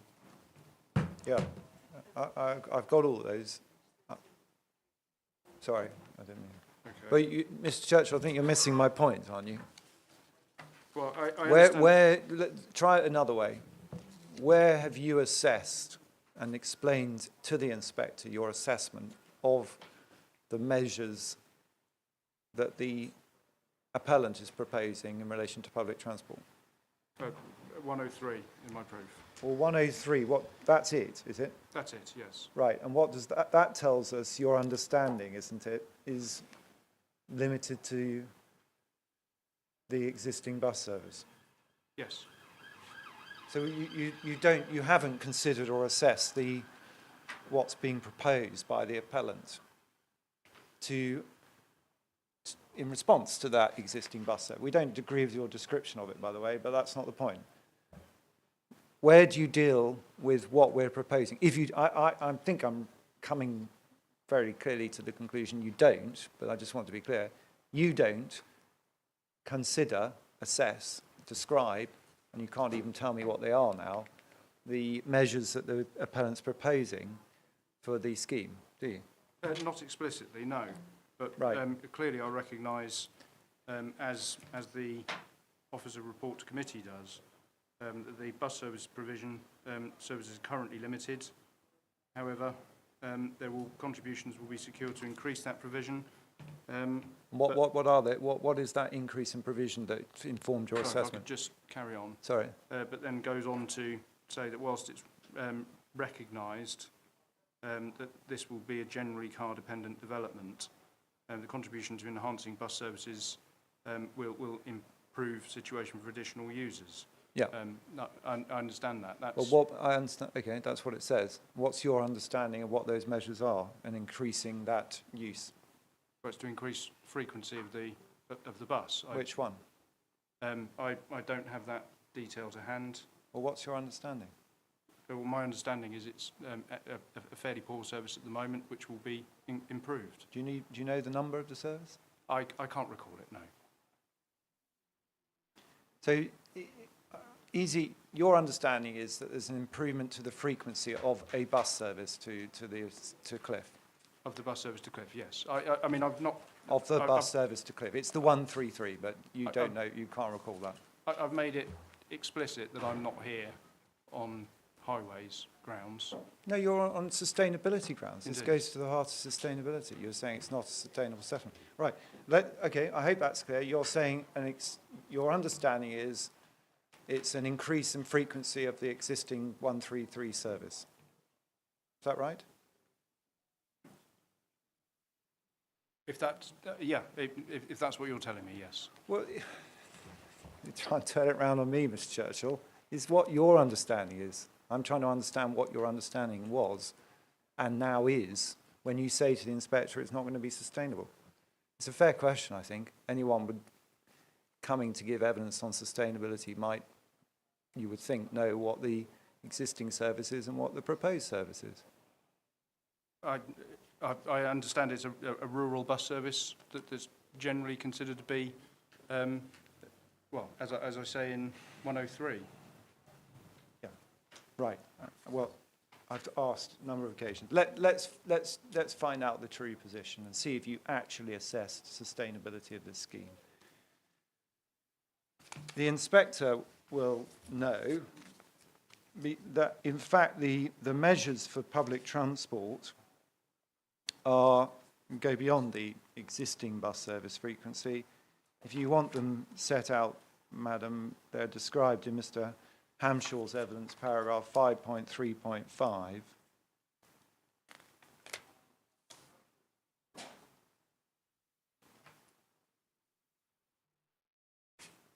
And they are reflected in the various contributions. Paragraph 5.3.5, page 29. There's a preamble to this, which you'll see at 5.3.4. Mr. Hamshaw's proof, yeah.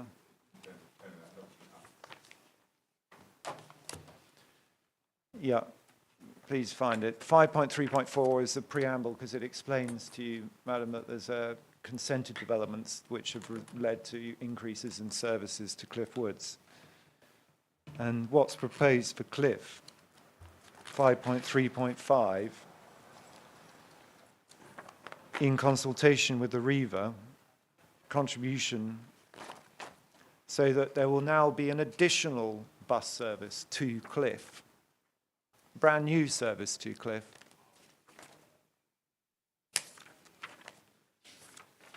Sorry, yeah. Yes. Right? You got there? Sorry. You got there, Mr. Churchill? Yeah, nearly there. Let me know when you're ready.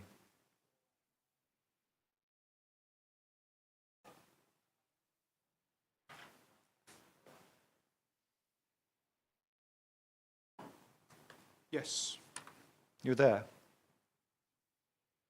And I know it's all news to you, but actually the appeal scheme, if it's permitted to go ahead, will result in an additional bus because the weekday peak hour shuttle service that has been secured for Cliffe Woods to take you direct to Strood, which the inspector will know is on the HS1 line, is going to be extended to Cliffe.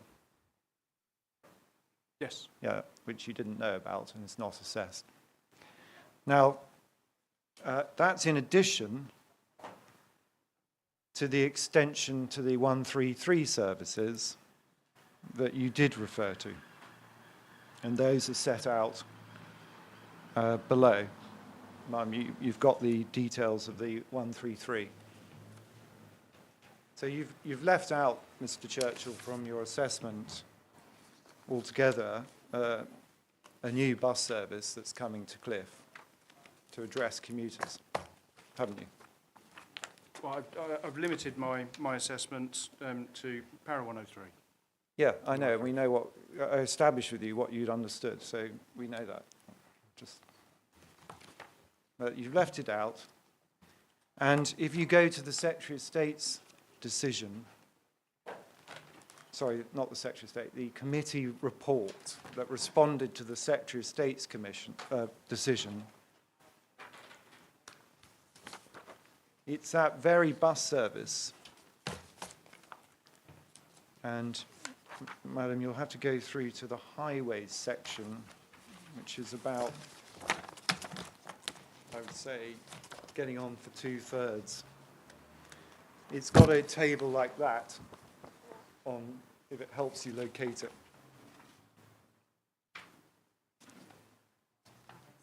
Yeah, and highways, No, I don't, but... you got in the committee report? Ah, that table.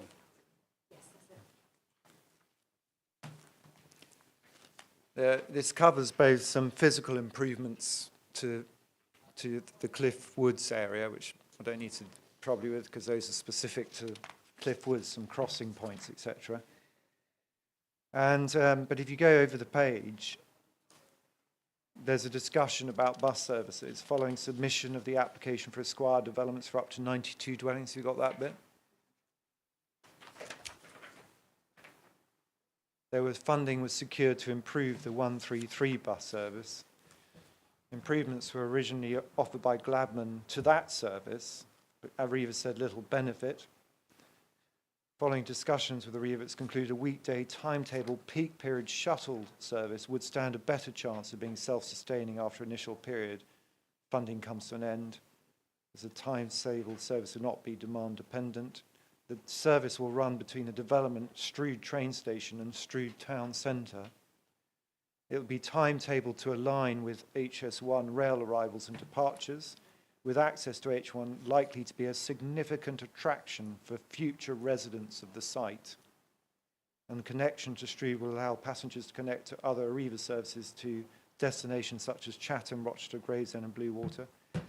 The vehicles will be Euro 6 compliant Mercedes Sprinter minibuses and be fully wheelchair accessible. There'll be a dedicated group of drivers to operate the service. The vehicles, like much of Arriva's fleet, would be fitted with a tracking system that will allow the vehicles to be tracked in real time by customers using the Aviva app. Operating costs are identified. In the long term, demand should be sufficient to ensure the shuttle service and potentially develop into a full on-demand Arriva click type of service. The applicant will provide £50 of credit towards a season ticket. I think you'll find that in our plan. And details of these vouchers in the travel pack. It's considered, bullet hole, that the proposed shuttle bus funding would encourage the use of this sustainable mode of travel, which will not only be beneficial to future residents of the development, but also wider local residents of Cliffe Woods. And you've got the service timetable below, and it goes direct from Cliffe Woods to Strood Station. It's a direct service to meet the HS1, to be significantly attractive for future residents and indeed residents of Cliffe Wood. So all of this is news to you, I know, Mr. Churchill. But this is the thing that made the Cliffe Woods development sustainable. And do you see just above Highway England on that page, it's considered the above physical, that's related to the other works, a non-physical package proposed would significantly improve the proposed public infrastructure and access to public transport for the future residents as well as the existing residents.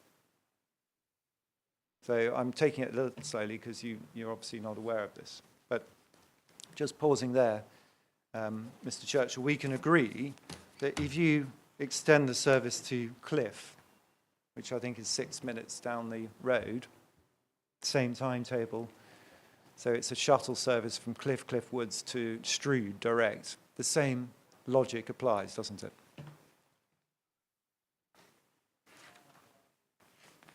Yeah, I don't object to that as a matter of principle. Well, What we've got in the officer report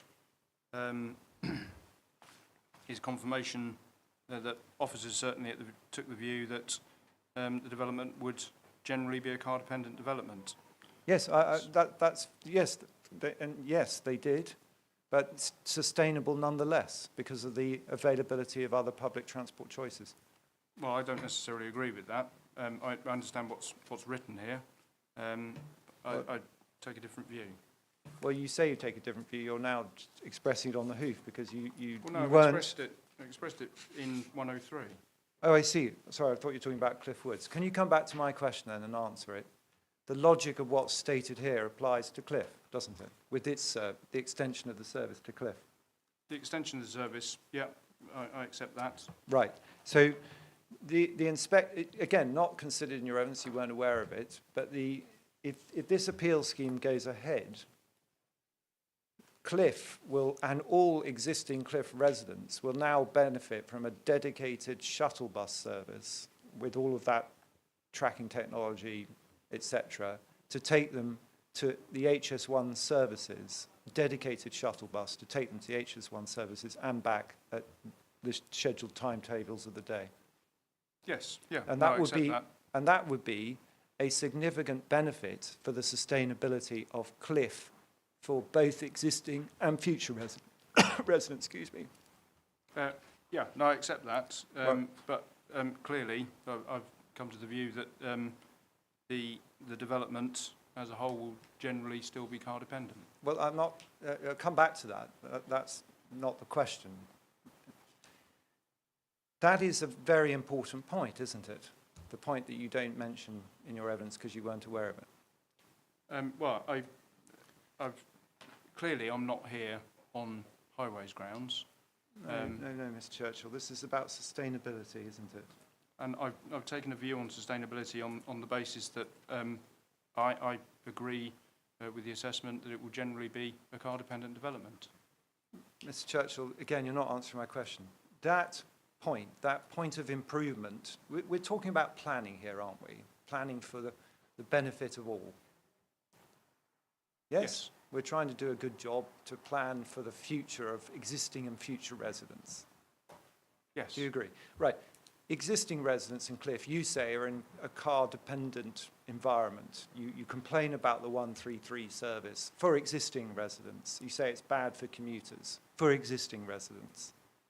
Yes? This proposal introduces a brand new shuttle bus service that will be of direct benefit to all of those existing residents who are poorly served by, you say, the 133. Yes. Right. That's a significant benefit in sustainability terms, not just for future residents, but existing residents at Cliffe. Yeah, I accept that. Right. But So what that's why I said it I've was said is there remains a car dependency. Right, okay, well, we'll come to car dependency, but that, all I put to you, and you balked at, that is a very important feature of this scheme. It's not going to happen without it, is it? It's a feature of the scheme, yes. Yeah, it's an important one. If you're concerned with sustainability, which I hope you are, Mr. Churchill, it's important, very important.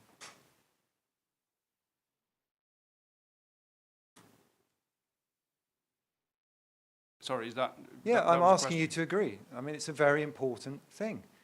It's directly addressing one of the things you're saying in 103. You're complaining about the existing bus service not being conducive to commuters. Here, this appeal scheme is immediately addressing a central point of your criticism. Well, I accept that the improvements will offer an opportunity. What I'm saying is there will still be car dependency. And my question was? And equally, bus service is one part of this, pedestrians and cycles are another part of this. I know, but I can't cover everything at one time. I'm going to come on to the benefits for pedestrians and cyclists, but I'm just dealing with public transport here. You haven't addressed any of it. Now we are addressing it. We agreed it's relevant. We agreed it's significant. And I'm putting to you it's actually very important. Well, I don't consider it to be very important. Important? I accept it would be a consideration, but owing to the fact that I consider the proposed development will generally be car dependent, I don't give it anything more than a consideration. The same conclusion, importantly, about car dependency, and I think the neighbourhood plan also talks about ownership of cars, is applicable to Cliffe Woods.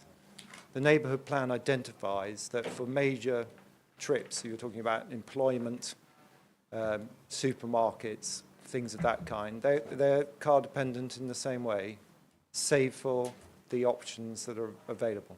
Yeah, Cliffe I Woods. mean, obviously Cliffe Woods has marginally better facilities and services.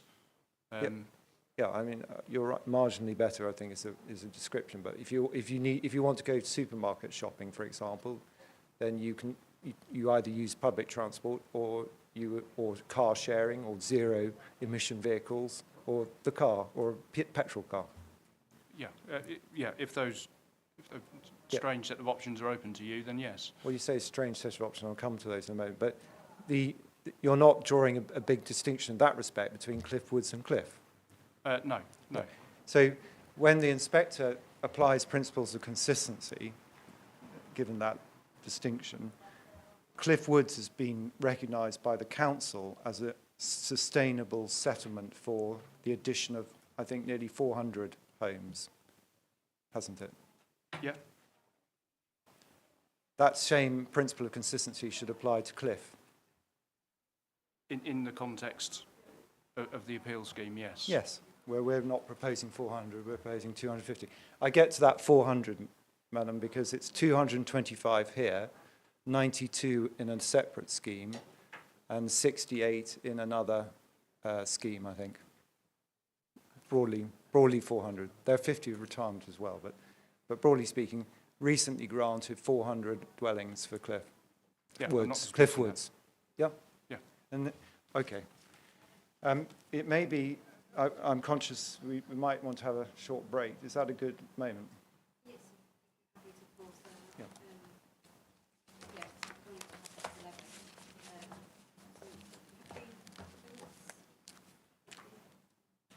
Yeah, I'm happy. Yeah, thank you. Sorry. Adjourn now at 11:30 for 15 minutes, short break, and we'll be back at 11:45. Thank you very much. Thank you, Mr. Churchill.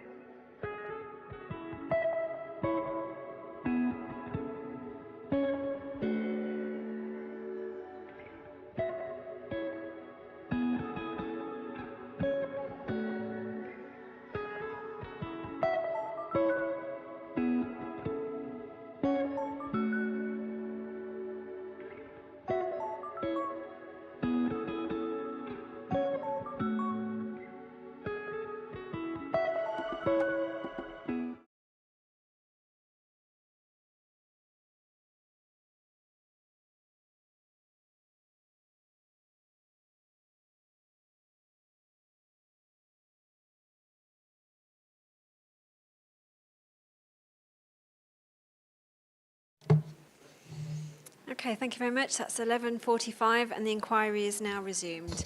Mr Strawn, I'll hand straight back over to you, Mr Churchill. Thank you very much. Mr. Churchill, sorry, if you've still got that document, the committee report, just the one other section I omitted to take you to, and that's called Sustainable Travel. And it's a few pages on, a couple of pages on from where we were. It's a heading just below access. Committee report. Is this CD 98? 98, yeah. Okay. Exactly, the one that you had in hard copy. If you turn on a couple of pages, there's a heading, Sustainable Travel, about a quarter of the way down. And taking the answers I've already got from you, Mr. Churchill, just to agree a couple of things. This scheme was considered sustainable in the end, but the site is located approximately 450 metres from the bus stops, representing a 6-minute walk. The appeal scheme, of course, has got bus stops directly outside it, doesn't it? Yes. So in that respect, it couldn't do much better in terms of the opportunity to take the bus. Yeah. Yeah, good. And then it deals with the local services that we're concerned with that run along the B2000. There's something about traffic calming and pedestrian infrastructure. Then the next paragraph, taking into consideration the level of bus service provision in Cliffe Woods and having regard to the applicant undertaking to fund bus infrastructure improvements.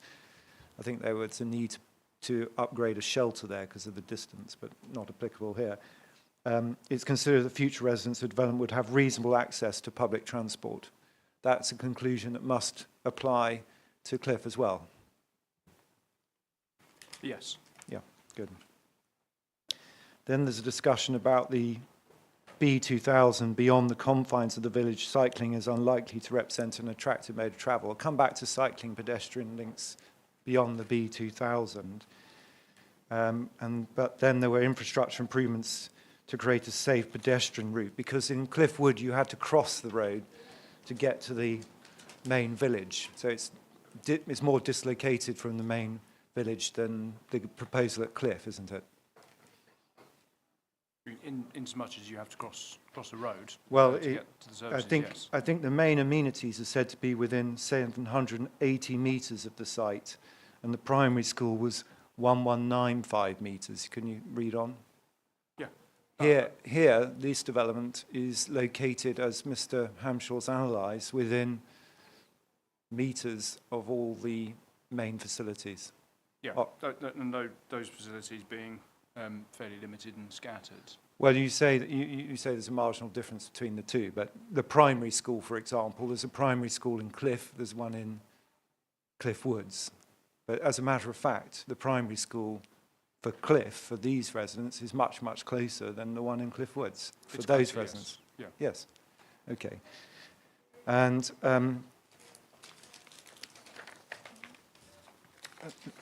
just then, if you flip on to the very end of the report, there's a heading about 3 pages on, and there's a bold heading, Conclusions and Reasons for Approval. Have you got that?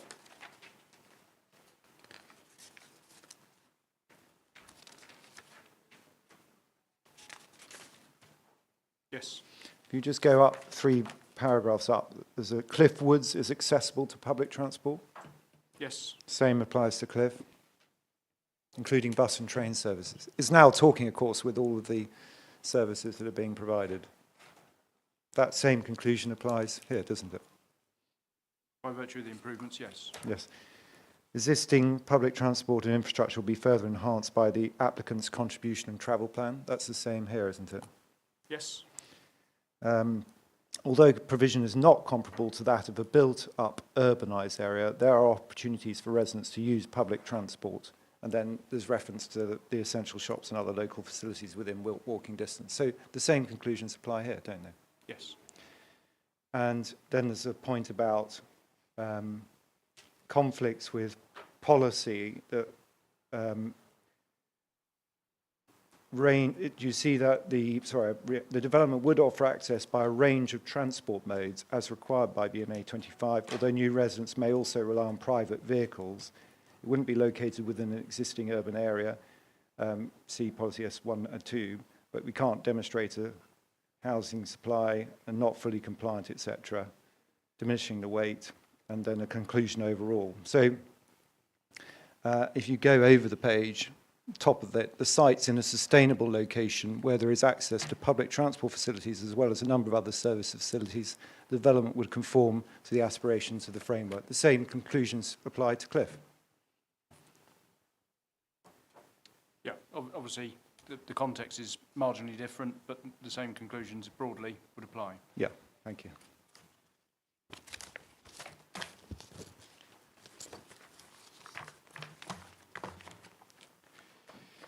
Right, you can put that away. Sorry, for the time being. And what I want to then turn to is the reasons for refusal, just in the sequence you've dealt with them in your evidence. But can I just pick up on one other matter, general matter, about benefits, which relates to reason for refusal 1. Reason for refusal 1, again, for your reference, paragraph 7 of your proof, but deals with this question of a 25% increase as a matter of scale. Yes. And you fairly in your evidence, and Mr. Churchill point out, A, you're not a landscape witness, and B, there's no landscape objection to the proposal. Landscape or visual impact, if I put it in that way. Yes, correct. And so I don't need to trouble you with that, although there is a landscape and visual impact appraisal, of course, as part of the material, but don't need to trouble you with that. But it is right to go a little bit further than that, because in the committee report, and this is something I know you'll be familiar with from other work you do promoting development, but in the committee report, page 51, sorry, that's going to be probably page 53, isn't it?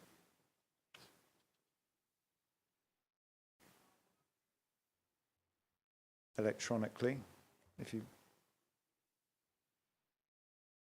The very top, what the council officers identify and members accept is the development will also be landscape sensitive, the top, as well as delivery. I've only got the paper copy, so I don't have the... It's the very last page then, sorry, of the committee report, CD. Yeah.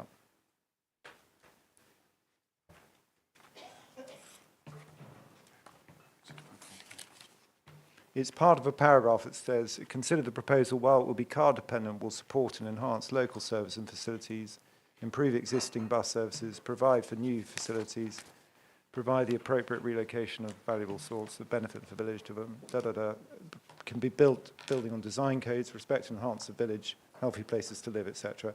And it also says the development will also be landscape sensitive.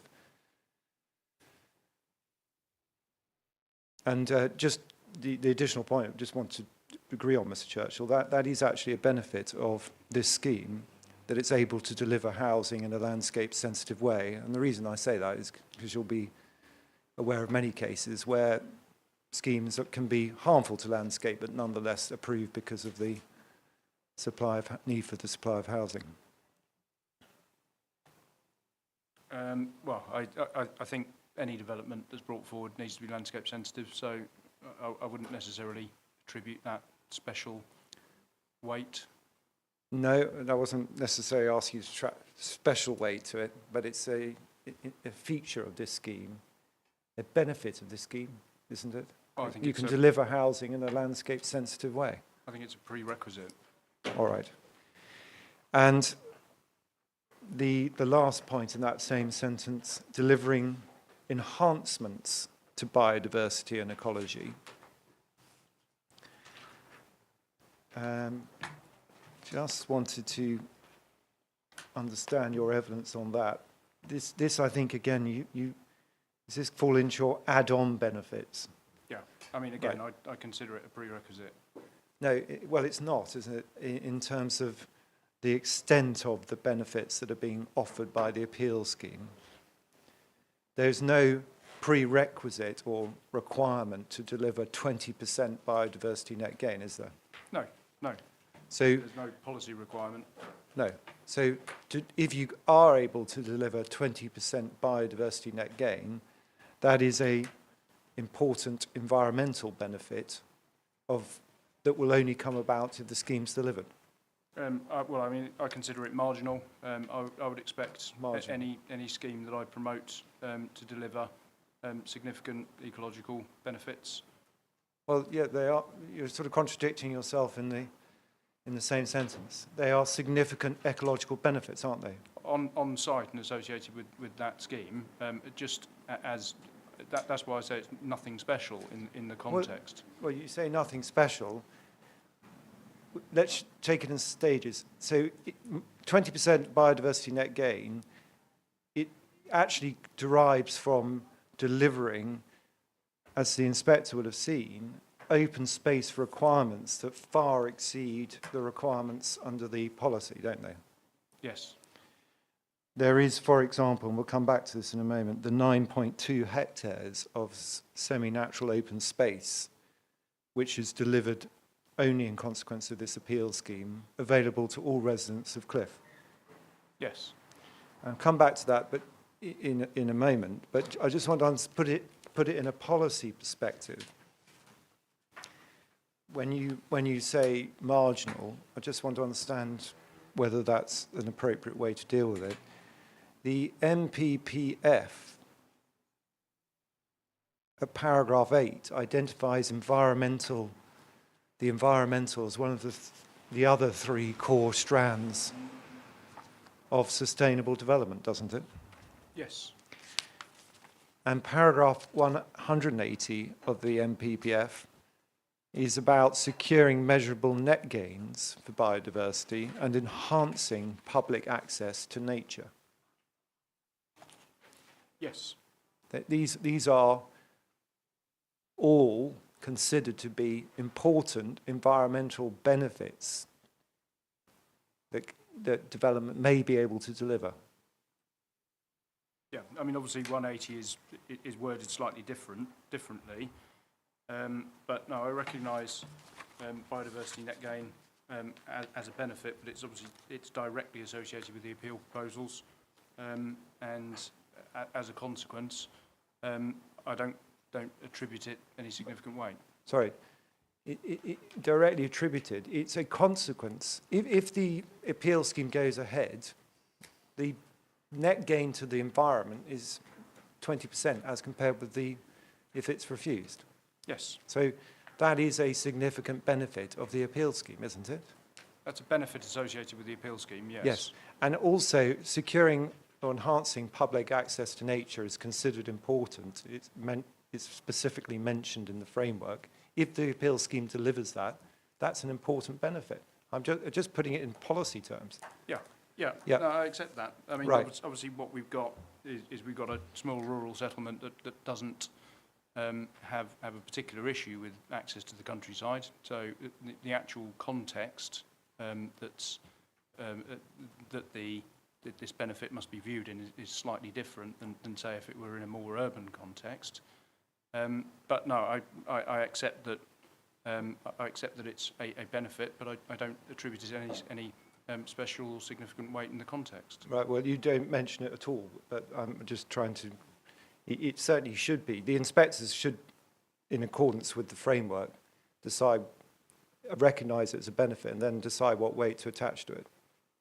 Yes? Well, that's up to the inspector. Yeah, but I'm saying in accordance with the framework. That's what the framework is encouraging us to do. It's one of the three threads of what sustainability is about. Well, yeah, I mean, I accept that as a matter of principle, but fundamentally, I view that as a consequential add-on rather than a core benefit. Well, the housing's a consequential add-on, isn't it? It doesn't get delivered without this scheme, does it? It's viewed differently in the context of the way the NPPF is set out. No, it's just it's something which attracts significant weight because it's needed, as is biodiversity net gain. There's explicit reference to the need to significantly boost housing, which is Supply why, of housing, yes. yes, Yeah. which is why I attribute that significant weight. Right. There isn't a corresponding requirement in relation to open space or biodiversity net gain. Well, there is a requirement to secure biodiversity net gain. It's not worded in express terms. Okay. Well, again, I'll let the inspector judge that. But can we just to be clear, the appeal scheme in terms of delivery of open space and access to nature could be fairly described as exemplary in terms of quantity and quality, couldn't it? Do you know how much over we are?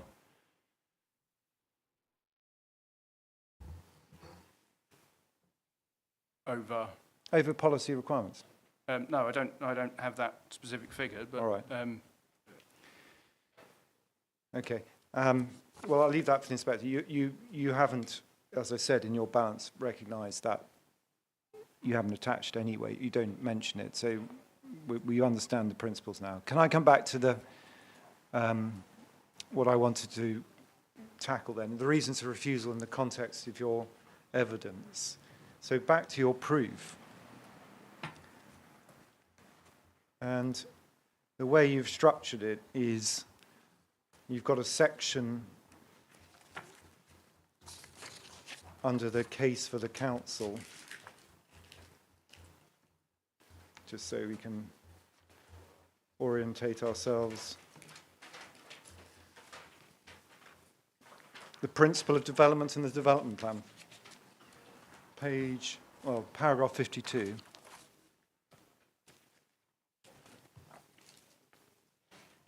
Yep. Yes. And the development plan consists, as we know, of the Medway local plan. It doesn't actually yet also consist of the neighbour plan, but we're all recognising that's coming forward, but technically not yet. Correct? Yes. The emerging neighbourhood plan, as it is emerging now, was considered by the council in the committee report, wasn't it? Policies identified, and any potential conflict, if it was going to be raised, would have been raised in the committee report. Yeah, obviously it was assessed at an earlier stage. I've had the benefit of it advancing significantly since then. But yeah. Yeah, but it was assessed in the committee report. Yes. The same policies. Yes. I don't think they've changed. No. Right. And the council did not identify any conflict with the neighbourhood plan, did it, in its reasons for refusal? No. So the council's position, both of officers and members, is this proposal does not conflict with the neighbourhood plan. Correct. I only say that because you sought to introduce conflict in your proof, but that's not the council's position. That wasn't the council's position at the time the application was determined, because of this stage the neighbourhood plan had reached. No, it wasn't the council's position, having looked at the same neighbourhood plan policies that you've looked at. As I've already established, they haven't changed, and they were considered. But I've gone to the neighbourhood plan in the context of the progress made towards that becoming part of the development plan. Doesn't change the policies, does it? No, it doesn't change the policies. Right. So back to my question, So Churchill. it's a temporal point. I've taken account of it on the basis of its likely status at the point of determination. That's a different point. What weight to attach to them if there is conflict? That's temporal. But the question of whether or not there's conflict hasn't changed, has it? Well, I mean, it was assessed in No, the just- officer report. I know you're not going to answer my question when you you don't answer it yes or no. It's a simple question.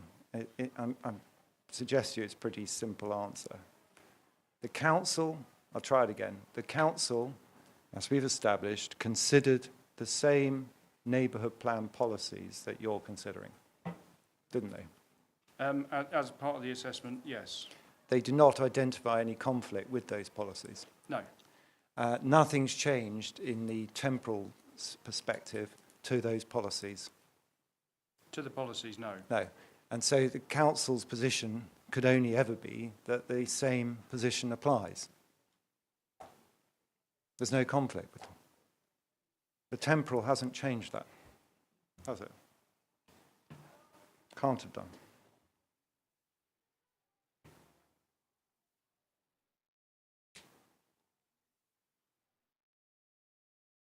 Sorry, could you just put that to me again? Yeah. The council's assessed the proposal against the policies of the neighbourhood plan. Yes. They concluded no conflict with the policies of the neighbourhood plan. Yes. Nothing's changed in those policies. Nothing's changed in those policies. And so the temporal effect of the neighbourhood plan moving further forward doesn't change that analysis, does it?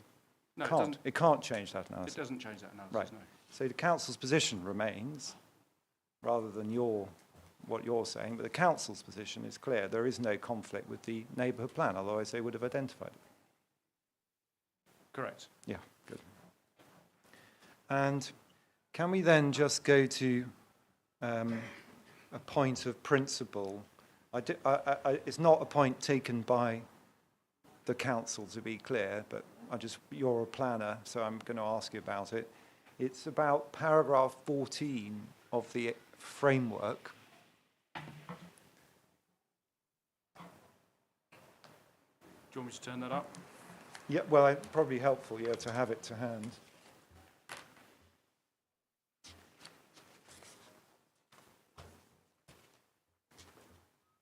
I'd say there's no issue between us on this, but there might be, the parish council might have a different view, I don't know. But this arises in the context of the presumption in favour of sustainable development under paragraph 11.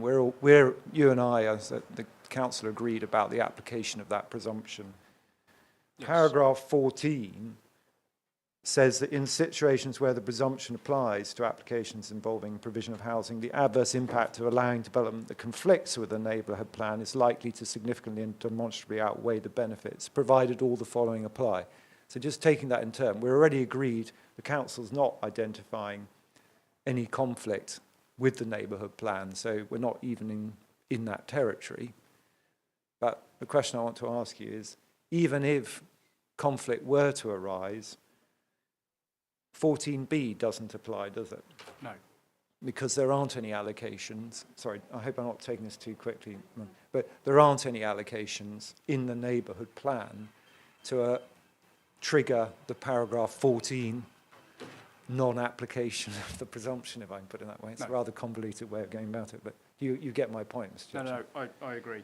It would be a different thing if the neighbourhood plan actually had a solution to the lack of supply It would. by allocations. That's the one thing the neighbourhood plan doesn't do.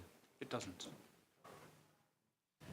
Right, so we're squarely within the presumption still, as I know is common ground, because Yes. I just wanted to make clear that, and that won't change when the neighbourhood plan's adopted as part of the development plan. No. Assume it is. Clearly, it's a material consideration in the decision-making process, which was the approach officers took in the committee report. Yeah. But we don't fall in 14D. No. Thank you. And then going back to your proof on the core policies, principle of development, policy S1 and S2, paragraph 53. We've had a bit of a debate about that already, so, Ma'am, with your permission, I'm not going to go back over that in any great detail. I did say I'd come back to the terms of the policy themselves. So, Mr. Churchill, I've already identified the Secretary of State's view about policies S1 and S2 in this particular area. You've got a different view. But just in terms of what policies S1 and S2 actually say, policy S1 is identifying, as you say, prioritising development in effectively brownfield land, which you say is consistent with the NPPF. Yeah. About prioritising. Yes. It is not saying, and policy S1 doesn't say, development on Greenfield is unacceptable, does it? No. And therefore, coming forward with development in the location at Cliffe in circumstances where the council already knows that it can't accommodate its housing needs on brownfield land is not a necessary conflict with policy S1 at all. Is No, it? I mean, obviously what I say is the main thrust of that policy is to seek to direct development towards the most sustainable and accessible locations. Yes, you can seek to direct it, and if there isn't room, then you obviously can't put it there, but it's not a conflict with policy S1, is it? Not directly, no. No. So we've already seen the references in the committee report, which you agreed, that Medway acknowledges that the majority of its housing need now will have to be found on Greenfield. Yes. And therefore, bringing forward the proposal for Cliffe on this site, as a matter of principle, doesn't conflict with policy S1 in circumstances where there isn't the brownfield land to accommodate. No. No, Obviously- you're agreeing with me, or no, I'm wrong? No, I'm agreeing with you. Yeah, good. But it's obviously got to be read in the context of the wider principle, which is why I refer to the principle of the policy and its accordance with the principle of the NPPF of seeking to direct development towards those most sustainable and accessible locations. Yeah, but everyone seeking to direct that realises, well, we don't have enough room on brownfield. Majority of new housing is going to have to be on greenfield. Ergo, no conflict with policy S1 or the principle here. But there is a conflict with the principle of seeking to direct development towards the most sustainable and accessible locations. Well, I disagree with you about that, Mr. Churchill, but just to understand that, looking at brownfield first, no conflict with that, is there? Because No. you can't accommodate the land on the housing required on brownfield. See Medway's own assessment. Yes. Yep. And then going to what you say the most sustainable, that then just brings us back into what's effectively reason for refusal 4. If the inspector concludes, as the council did for Cliffe Woods, that having regard to the overall picture and its location, it is sustainable, see the framework, there's no conflict with policy S1 either. Well, it's slightly more complex than that in the context of S4 is not just looking at bus services and public transport, it's also S4. looking at, reason for refusal 4 is not just considering bus, is also considering pedestrian and cycle accessibility. Oh yeah, I'm going to come to that. Don't worry, I haven't finished with sustainability. I just said if the conclusion is that it's a sustainable proposal, there's no conflict with policy S1.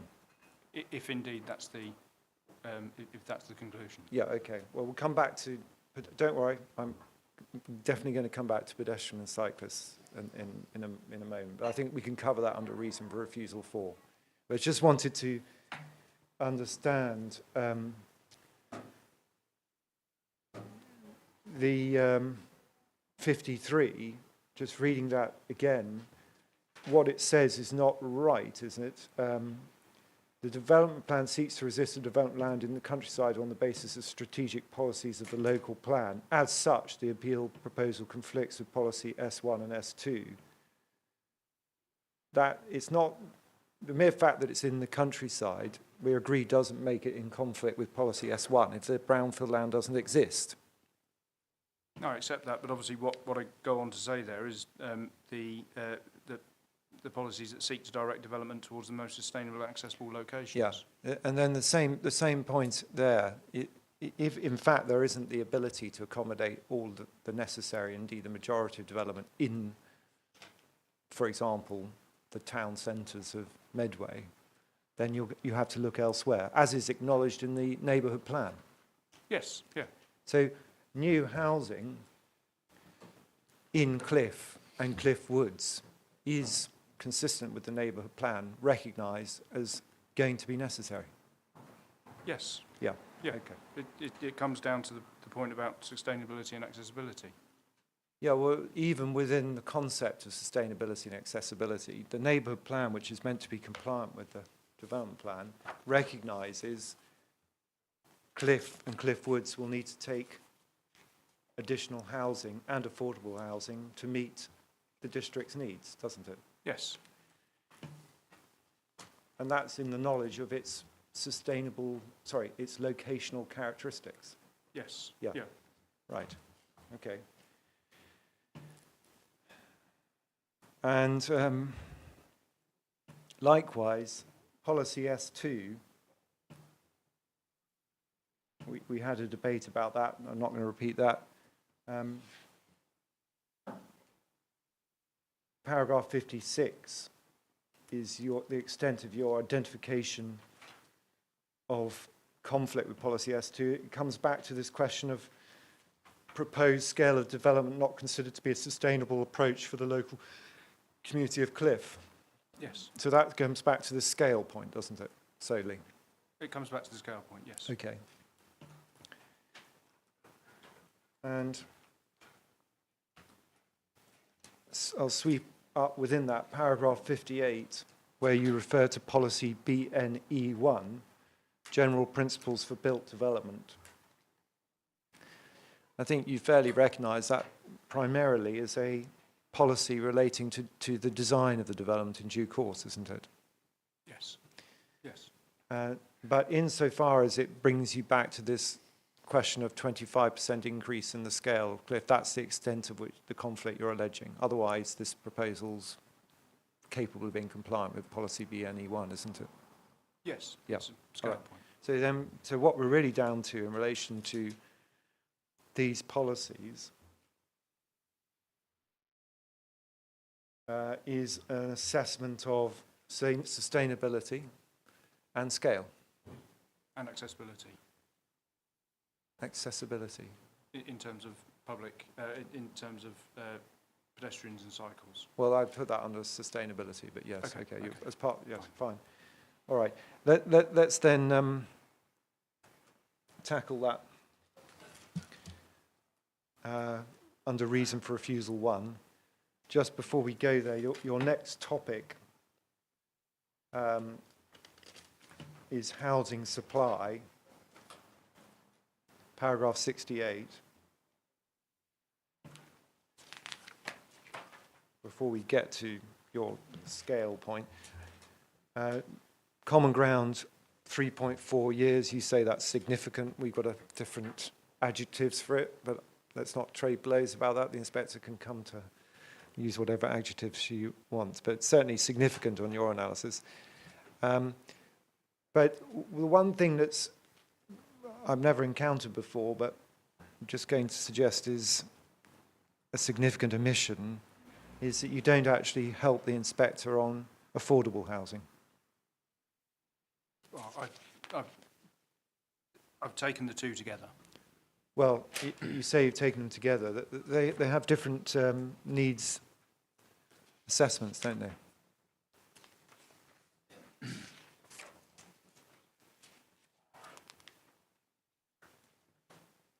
Well, fundamentally, affordable housing is a subset of housing generally, and that's how I've taken it. I assess. Sorry, just It's not necessary for me to consider them separately.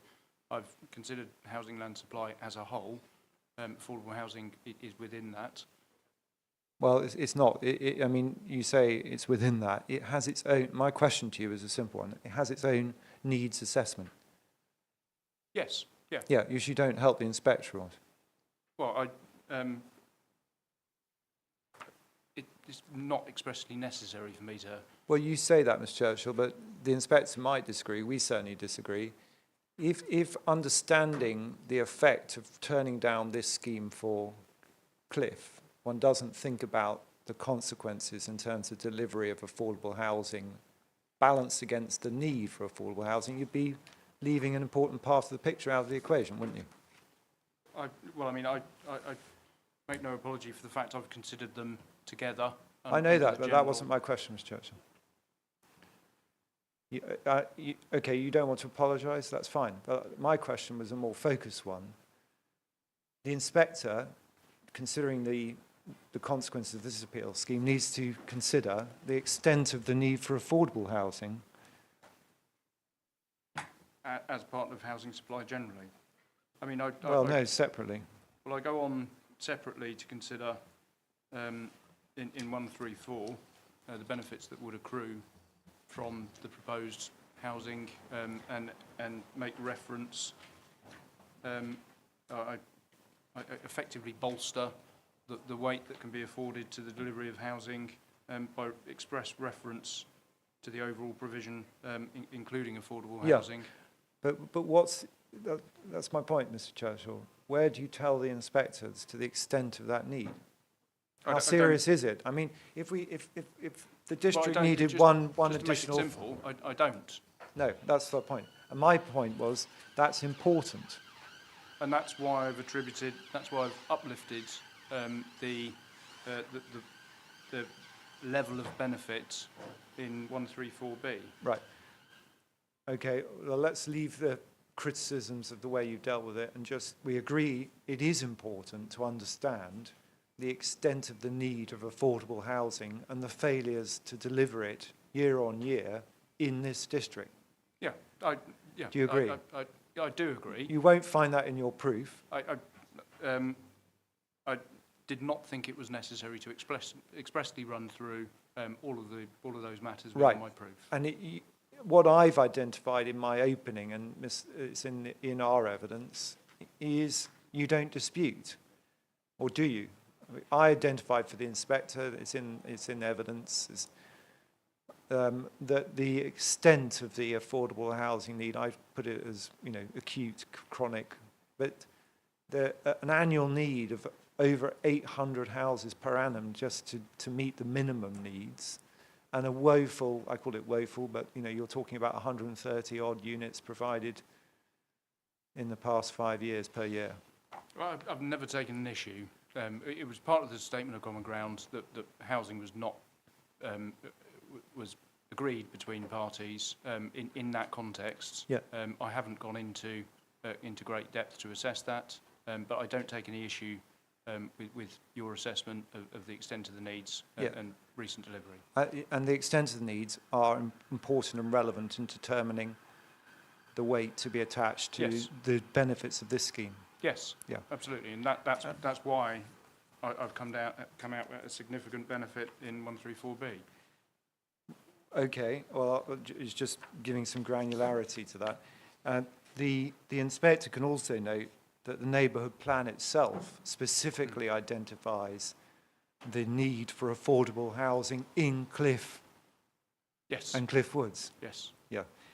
And I don't think you tell the inspector, but I don't think you're aware of a single unit of affordable housing being delivered in Cliffe or Cliffe Woods in the last 5 years? Well, sorry, Cliffe Woods, no, because they've just got consent. Cliffe. In the context of the agreement between parties, in the statement of common ground, I didn't think it was necessary to do that, but I'm not now claiming affordable housing delivery in Cliffe. No. No, okay. I simply didn't think it was necessary in the context of the agreement between us to go through that beyond the way that I've gone through it in my proof. Okay. And to be clear, the council's strategy for delivering affordable housing, the only strategy that's in the policies, is as a percentage of market housing. Yes. So if the inspector, the only solution, policy solution that's identified in here and reflected in the neighbourhood plan is market housing approved, and as a consequence of that, a percentage of affordable housing will come as a way of delivering affordable units to the locality. Yeah, there aren't plans, proposals, funding for what people refer to as, say, 100% affordable housing schemes in Cliffe, or indeed, Cliffe at least. No, not that I'm aware of. No. Okay.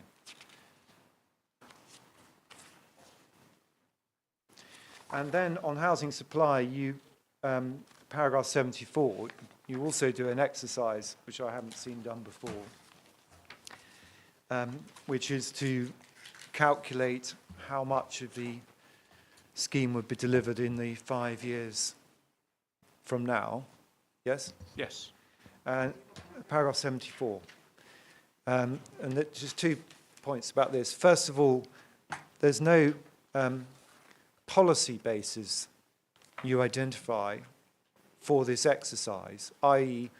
diminishing the weight to a housing scheme by reference to the timing of its delivery.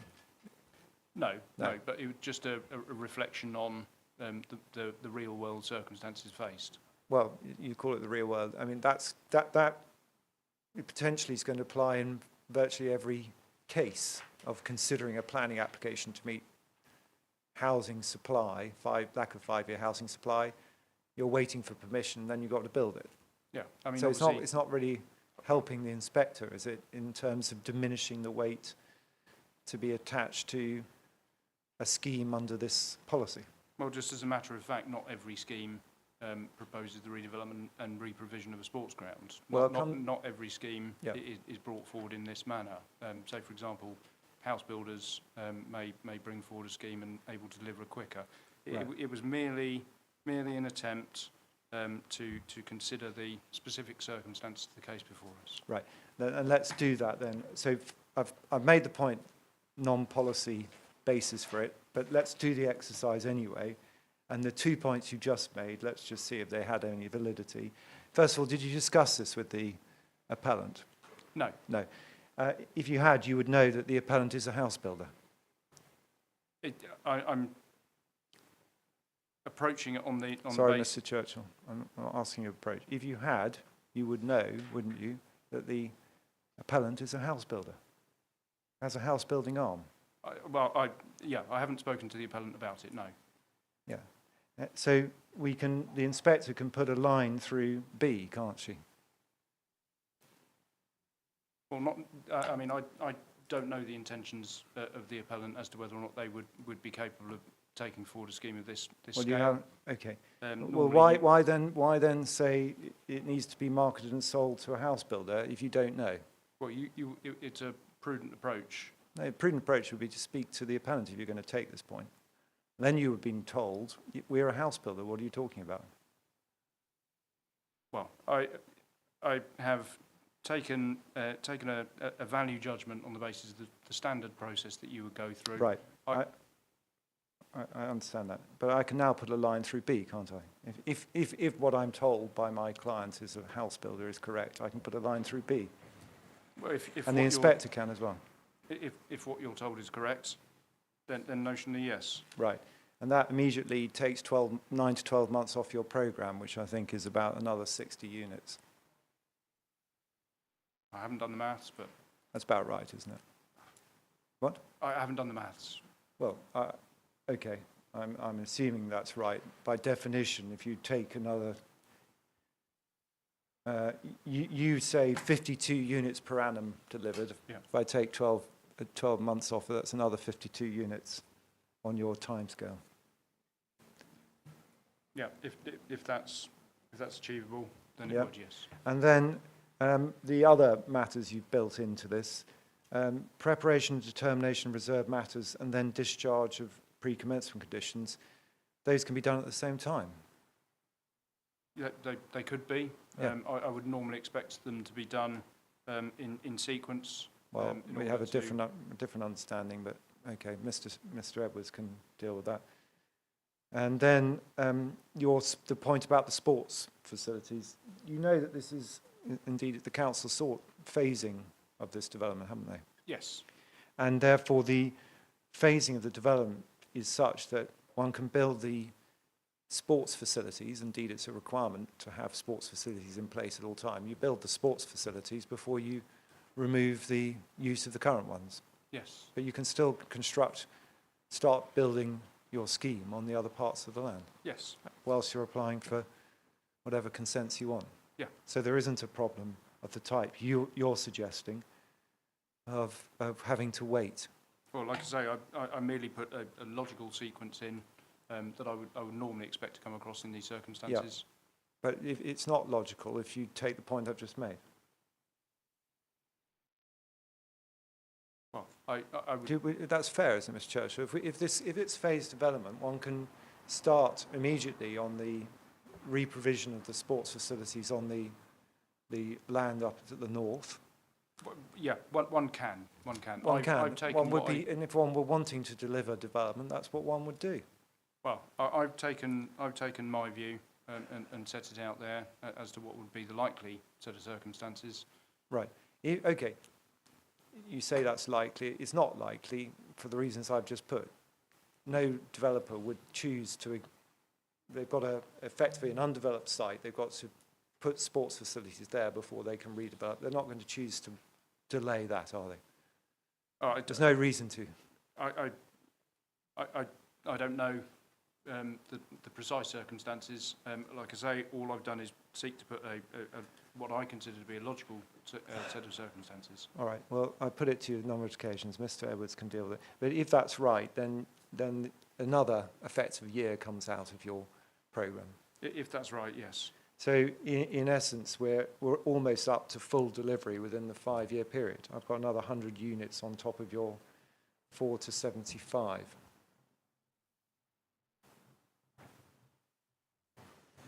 Well, 100 up to 175 in the 5 years you're calculating. Well, if you had 100 on, it would be 100 to 175, 104 to 175. Yes. Yeah. And then your delivery of 52 units per annum is for market housing. You haven't factored in the delivery of affordable housing, which Mr. Edward tells me standard you'd expect 62 units per annum. Yeah, but I mean, Is that right, Mr. Churchill? the reason if I can just explain, obviously what house builders would tend to do would be to manage market, so you don't put too much product onto the market at one point.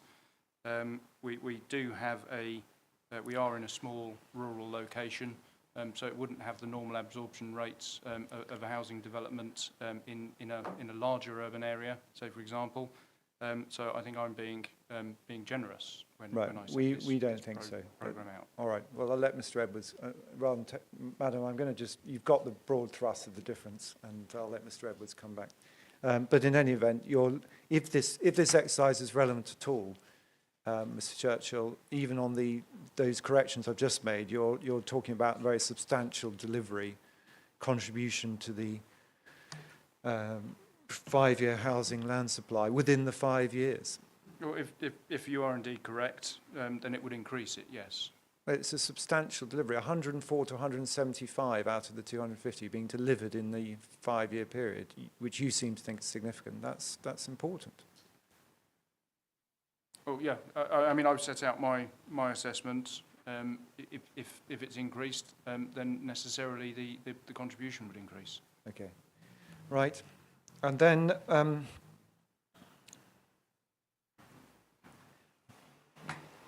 heading quantum of development, this is the point on scale. This is reason for refusal 1, not a sort of landscape character point. It's a point you describe that you say it would be harmful for Cliffe to increase by over 25% in one go, don't you? That's what it boils down to. Yes. And just taking that in turn for the inspector in terms of policy, there's no policy that supports that analysis. No. Indeed, the framework is all about boosting the supply of housing, bearing in mind the housing crisis we face. Yes. So the quicker you can provide homes and affordable homes to places like Cliffe, which need them, subject to sustainability we'll come back to, the better. Yeah, it is obviously subject to sustainability, which I think is a critical point. I mean, if we were to increase the size of Cliffe tenfold, that wouldn't make it sustainable. Well, I know. Okay, so but that would then boost significantly the supply of housing. The two don't necessarily marry. I accept that we're seeking to boost the supply of housing. What I don't accept is that Cliffe is a sustainable and accessible location Well, that's to do reason, that. that's reason for refusal 4, isn't it? Yeah, I'm dealing with reason for refusal 1, which is talking about 25% increase having an harmful effect on character, not landscape character, but some sort of other intrinsic character. Yes, no, Yeah, that's what I'm tackling. I And accept that- it in that context, but Right. I need to caveat it in the context that I've approached this case from. The council Right. indeed assessed it. So it's, well, in effect, it's reason for refusal 1 collapses into reason for refusal 4. It's essentially a subset of, yes. A subset. So it's really about sustainability, Yes, not about impact on character beyond sustainability. it's sustainability and accessibility. Right. Okay. Well, that's helpful. I hope to you, Ma'am, to understand that. Just for your note, though, Mr. Churchill, if one were comparing Cliffe Woods with Cliffe, if you've got the neighbourhood plan there, neighbourhood plan document, which is CD. Someone's going to tell me. Sorry.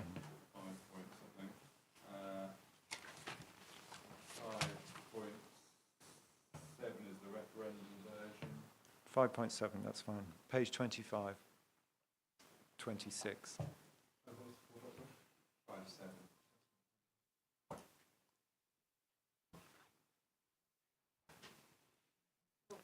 5.7. Page 25, Mum.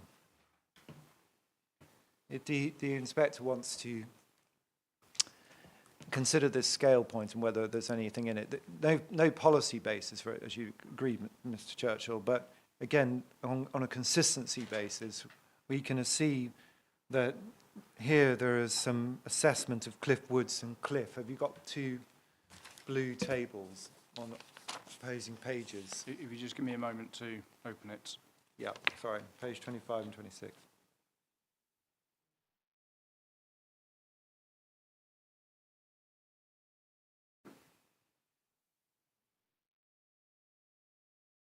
And just while you'll get opening up, just to be clear, there's a point made, which is a fair point, that this is based on 2001 and 2011 census data, so it's not the latest data, but it's not going to matter for my purposes. And some of the facilities have changed as well, so, but that's not the point of looking at this. I think there's some text below explains, for example, Cliffe Woods no longer has a garage and petrol station and things of that kind.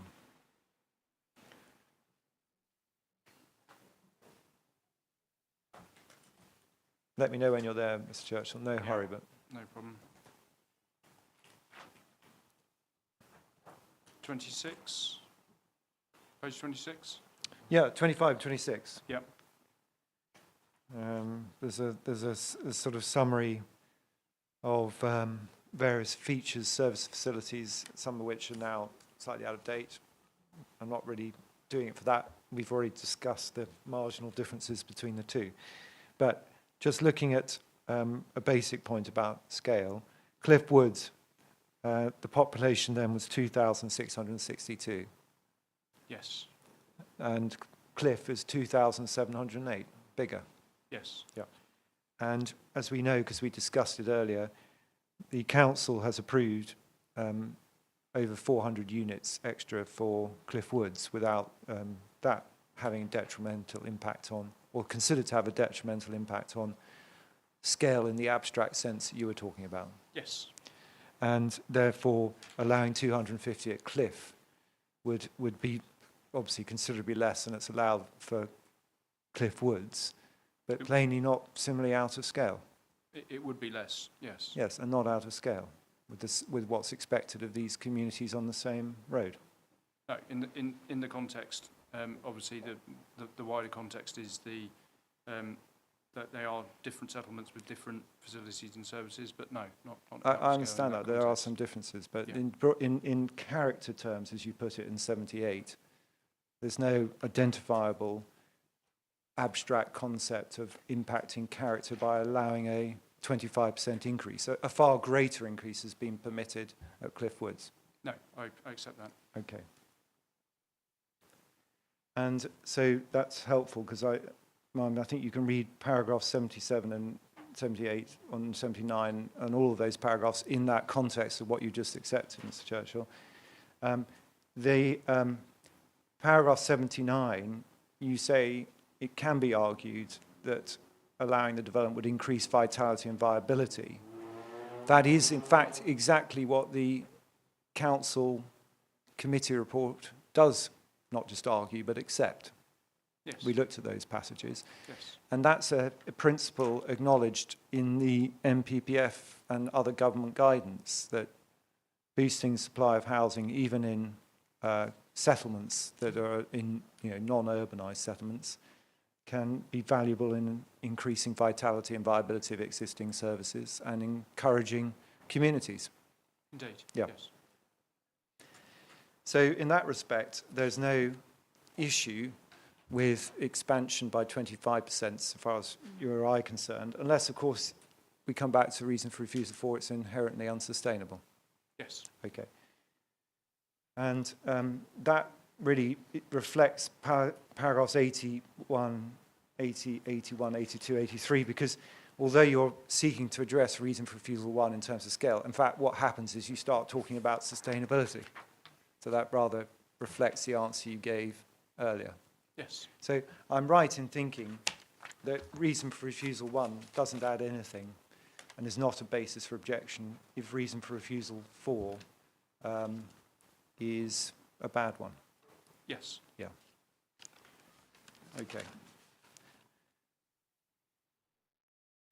And then reason for refusal 2 is the next one, paragraph 87, vehicle, traffic and amenity impacts. And I said I'd come back to this question of technical evidence and what the council's entitled to do and what it's not entitled to do.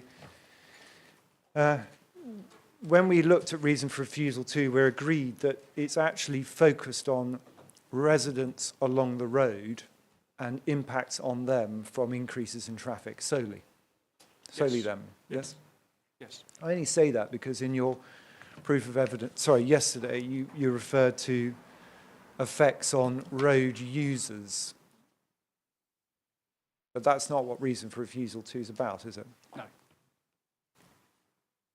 And so, looking at reason for refusal 2, it's all about the increase in traffic having an impact on the amenity of fronting properties to the road in terms of noise, air quality, or congestion.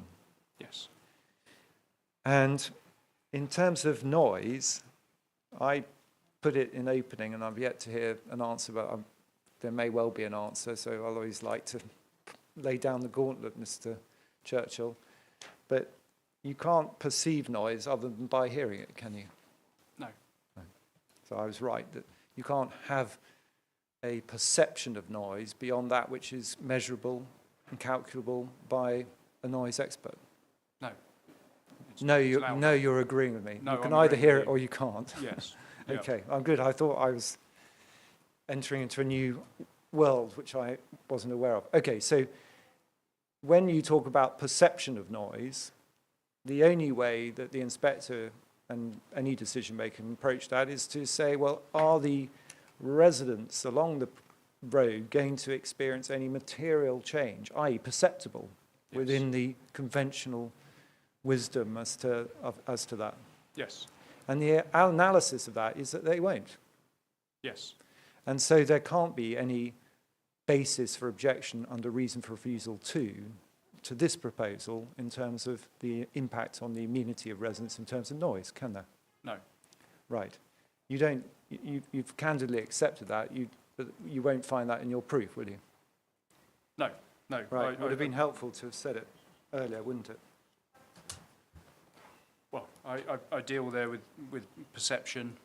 Well, I know, but you just agreed the obvious points with me, which show that the perception has no concept, no relevance here in terms of noise, does it? Well, Well, let's not go over it again. Okay, we've got the answers. Same it would be, again, tedious for me to do the same with air quality, but it's exactly the same, isn't it? Correct, yes. You can't have perception of air quality other than you might smell something or you might actually inhale noxious gases, and there's a mechanism for assessing those in accordance with well-established standards. Yes. And there's no material impact on air quality from any of the residents affected. No. And so, again, it would be helpful to make that clear, wouldn't it? Not least because residents are concerned. They're going to get unduly concerned when the council says you're going to have an impact on the amenity of your noise and air quality. That's just not the case, is it? No, no. Well, Right. I mean, we clearly expressed it as a perception. Yeah. We weren't adducing any technical evidence. Right. But can you see how unhelpful it is to the planning process, Mr. Churchill, for residents who are naturally fearful of change, then to be told something which is just clearly untrue? Well, I maintain that you can take account of perception. That's not my question, Mr. Churchill. We've dealt with perception of noise and air quality. There is no such thing as perception of noise beyond what you hear and perception of air quality beyond what you experience. It's therefore singularly unhelpful to tell in a public document to residents they're going to have an impact, which they're not, isn't it? Well, I mean, we never sought to adduce technical evidence on the matter. No, I know that. That's not my question either, is it? Well, if we put it in the context, you will hear more and you will smell more. But You won't. we You accept- won't. You won't. I mean, you won't be able to hear more because it's not perceptible. The noise level technically may go up, but you won't be able to hear it. That's the point. That's what the evidence shows. I mean, if the noise level goes up, you would be able to hear it. But No. we're not taking a technical point on this. So it's No, it's not perceptible. I.e., the level, I don't want to go into the technical evidence as to when noise levels are perceptible. no, we don't want to go into a technical. Right. Can you focus on my question? If you can help me, that's fine. I'll leave it for the inspector otherwise. But I only say it because there are lots of residents who've expressed concern about all these sorts of things. It's not helpful for a local planning authority, its members, I stress, not its officers, to put forward reasons for refusal which have no basis in the science, is it? Well, ultimately, it's for the planning committee to determine applications based on what's in front of them. There is no technical evidence to support that. It's a matter of perception and nothing more than that. Right. And the same that goes with congestion. That's a measurable concept, isn't it? Yes. And it has been measured. Yes. It's been assessed that there will be no material impact on, for example, the link capacity of the road, Correct. the junctions, Correct. save for the ones that right down at the end, the A, which isn't the residents they're talking about anyway, and the reason for refusal, but there's a A428 improvement to visibility. Yes. But that wasn't a matter being raised by the council here, was it? No. And so there is no basis, objective basis, for the reason for refusal 2 on congestion grounds, is there either? No, there's no objective basis. Right. So reason for refusal 2 doesn't have any objective basis in front of this inquiry, and this inspector does it? No. Right. Reason for refusal 3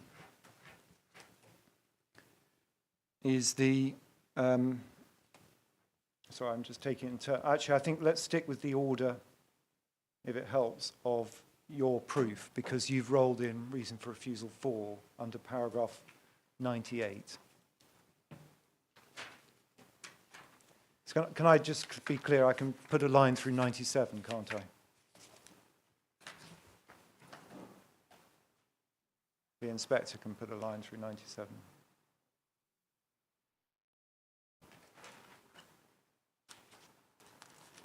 Just not true. I consider it would be affected by the appeal proposals. It's up to the inspector as to whether or not a line goes through it. Well, you haven't identified any harm. Not in an objective sense, no. Well, we are dealing with objectivity here, aren't we, Mr. Churchill? You don't identify any harm. No. Right. So you say the weight to be attributed to the harm, there isn't any. I don't know if you've got paragraph 97, Mum. It's quite important. You're not identifying any harm. No, not objectively. So you can't attach any weight to it. You can't attach weight to something that doesn't exist, let alone significant weight.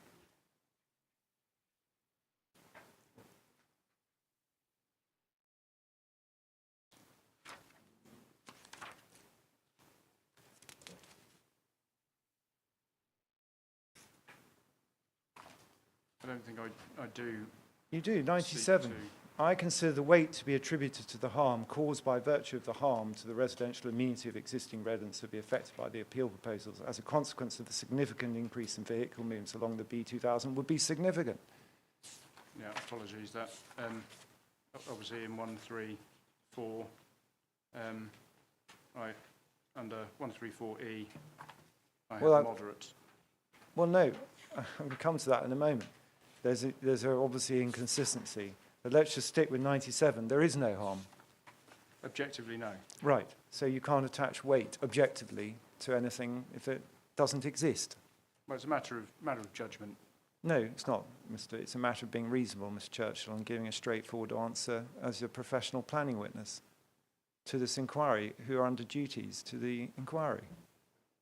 You cannot attract weight to a harm which objectively doesn't exist, can you? Well, it's a matter of perception, a matter of judgment. No, Mr. Churchill, answer my question, please.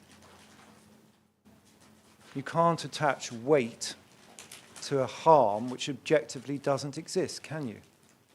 On an objective basis, no. Right, and you are being objective, I hope. Well, I'm taking account of, I'm allowed an element of judgment. Yes, I'm allowing judgment, but I'm asking you to be objective, fulfill your duties as a planning witness. On an objective basis, no. Right, so let's just stick with being objective. No harm being identified objectively, no weight therefore could be attached to it. On an objective level, no. Right, so I can put a line through paragraph 97, can't I? Well, I'll leave that to the inspector. All right, when we get to the same point, in your scales, paragraph 134, you've attached moderate harm. We've already made the point that's inconsistent with paragraph 97, but it's the same point, isn't it? There shouldn't be any harm there because none has been identified. On an objective level, no. Right.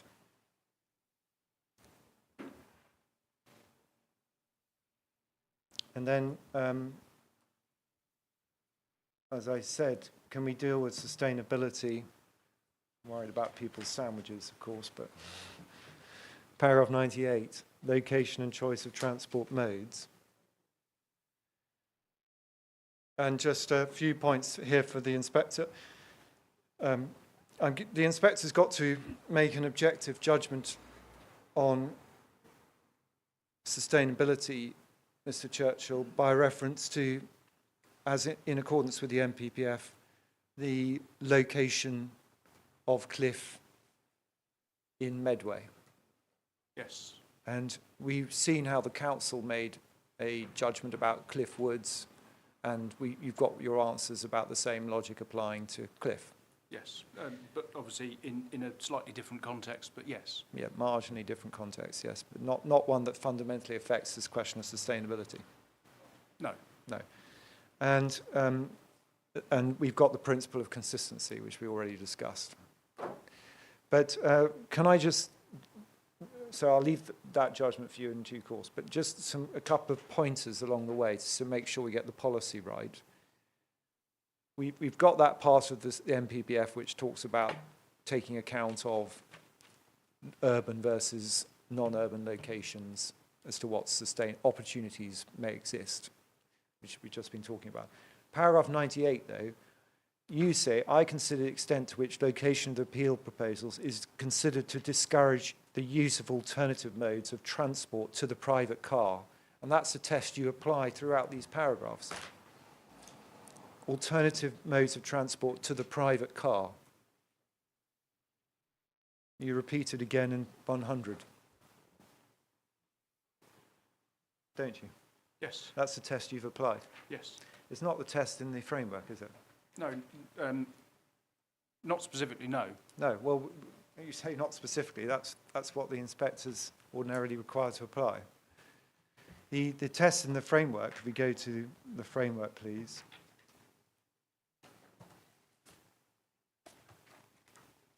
There's a whole section on transport, or more importantly, promoting sustainable transport. Chapter 9 begins at paragraph 104, page 30. Yeah. And as ever, it's sort of divided into plan making and decision making. But paragraph 100. So no, it's not 100. Sorry, 100 in your proof.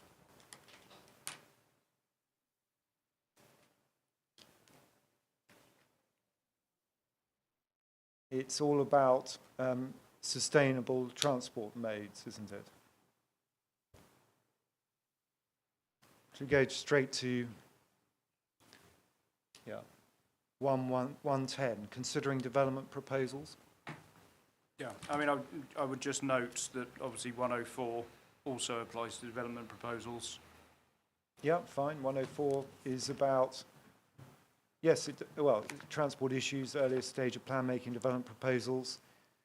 It's about, say, that opportunities are realised, B, 104B, and C, opportunities to promote walking, cycling and public transport use are identified and pursued. Yes. Yeah. Yeah. It's not just using your test, it's not about, as you say, the sole test you've applied, discouraging use of the private car. No, it's not expressed in those terms, but obviously what we go on to in 105 is actively managing patterns of growth.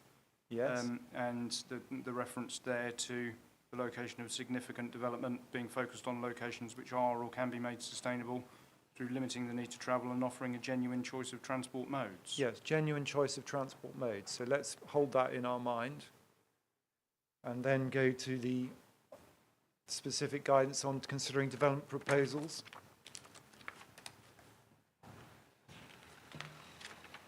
It should be ensured that A, appropriate opportunities to promote sustainable transport modes can be or have been taken up given the type of development and its location.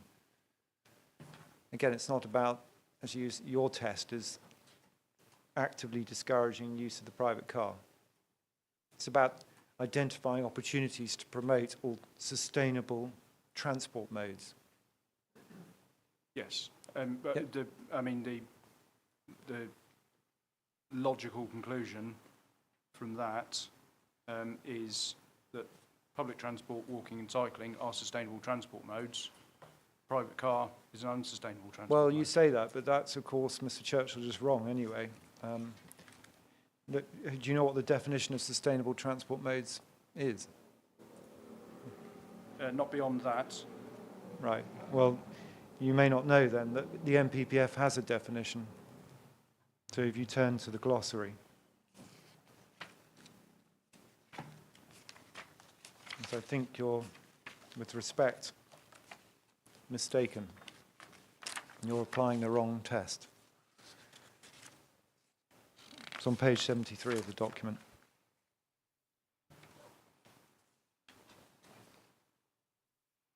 Sustainable transport modes are any efficient, safe and accessible means of transport with overall low impact on the environment, including walking and cycling, ultra-low and zero emission vehicles, car sharing and public transport. Yeah. There's no issue, indeed it's a sustainable transport mode, for people to use the private car if it's, for example, an electric vehicle or an ultra-low emission vehicle. No, I accept that. Well, you say accept that, but you've disapproved of any use of the private car. Well, we can't presuppose that all the private cars, or even the majority of the private cars, will be ultra-low or zero-emission vehicles. Well, you can recognise, can't you, that in providing electric vehicle charging facilities at all of these new housing units, Mr. Churchill, that is taking up an opportunity to promote a sustainable transport mode? I accept that that will take up an opportunity. Right. So encouraging people to use the private car with an electric vehicle would actually be consistent with policy. Yes, if indeed that were to happen. Right. And where do you recognise, therefore, that the provision of electric vehicle points in these new units in Cliffe would actually be consistent with that sustainable transport mode? Well, I don't. Right. But you should do, shouldn't you? Well, it's ultimately up to the decision maker.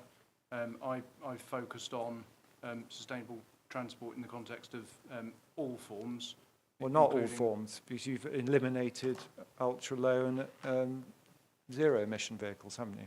Well, I don't consider them no in my proof. I accept that. Well, it's worse than that, because you've just said any private car use is bad. That's the test you've applied. Hence your emphasis on car dependency. But that's not government policy, is it? That's not government policy. No. I mean, I haven't said any private car use is bad. Well, you use the words of your proof. It's, I consider the extent to which the location of appeal proposals is considered to discourage the use of alternative modes of transport to the private car. I haven't said. Right. The appeal proposals don't discourage the use of alternative modes to the private car. They encourage the use, if you have a car, of it being electric, don't they? Potentially, yes. Yes. Positive benefit? I don't necessarily attribute that as a positive benefit, no. But it's an opportunity to encourage sustainable transport mode, isn't it? Yes, it is an opportunity, yes. Well, that's what policy is asking us Yeah. to do. So that's a good thing.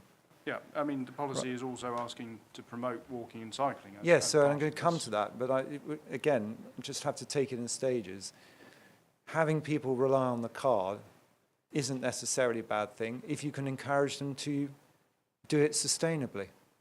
Yeah, if Right, it falls within the definitions, yes. Ultra-low emission, i.e., hybrids that use very little petrol, or zero emission, namely electric vehicles. Yeah, Yeah, as per good. the glossary. All right.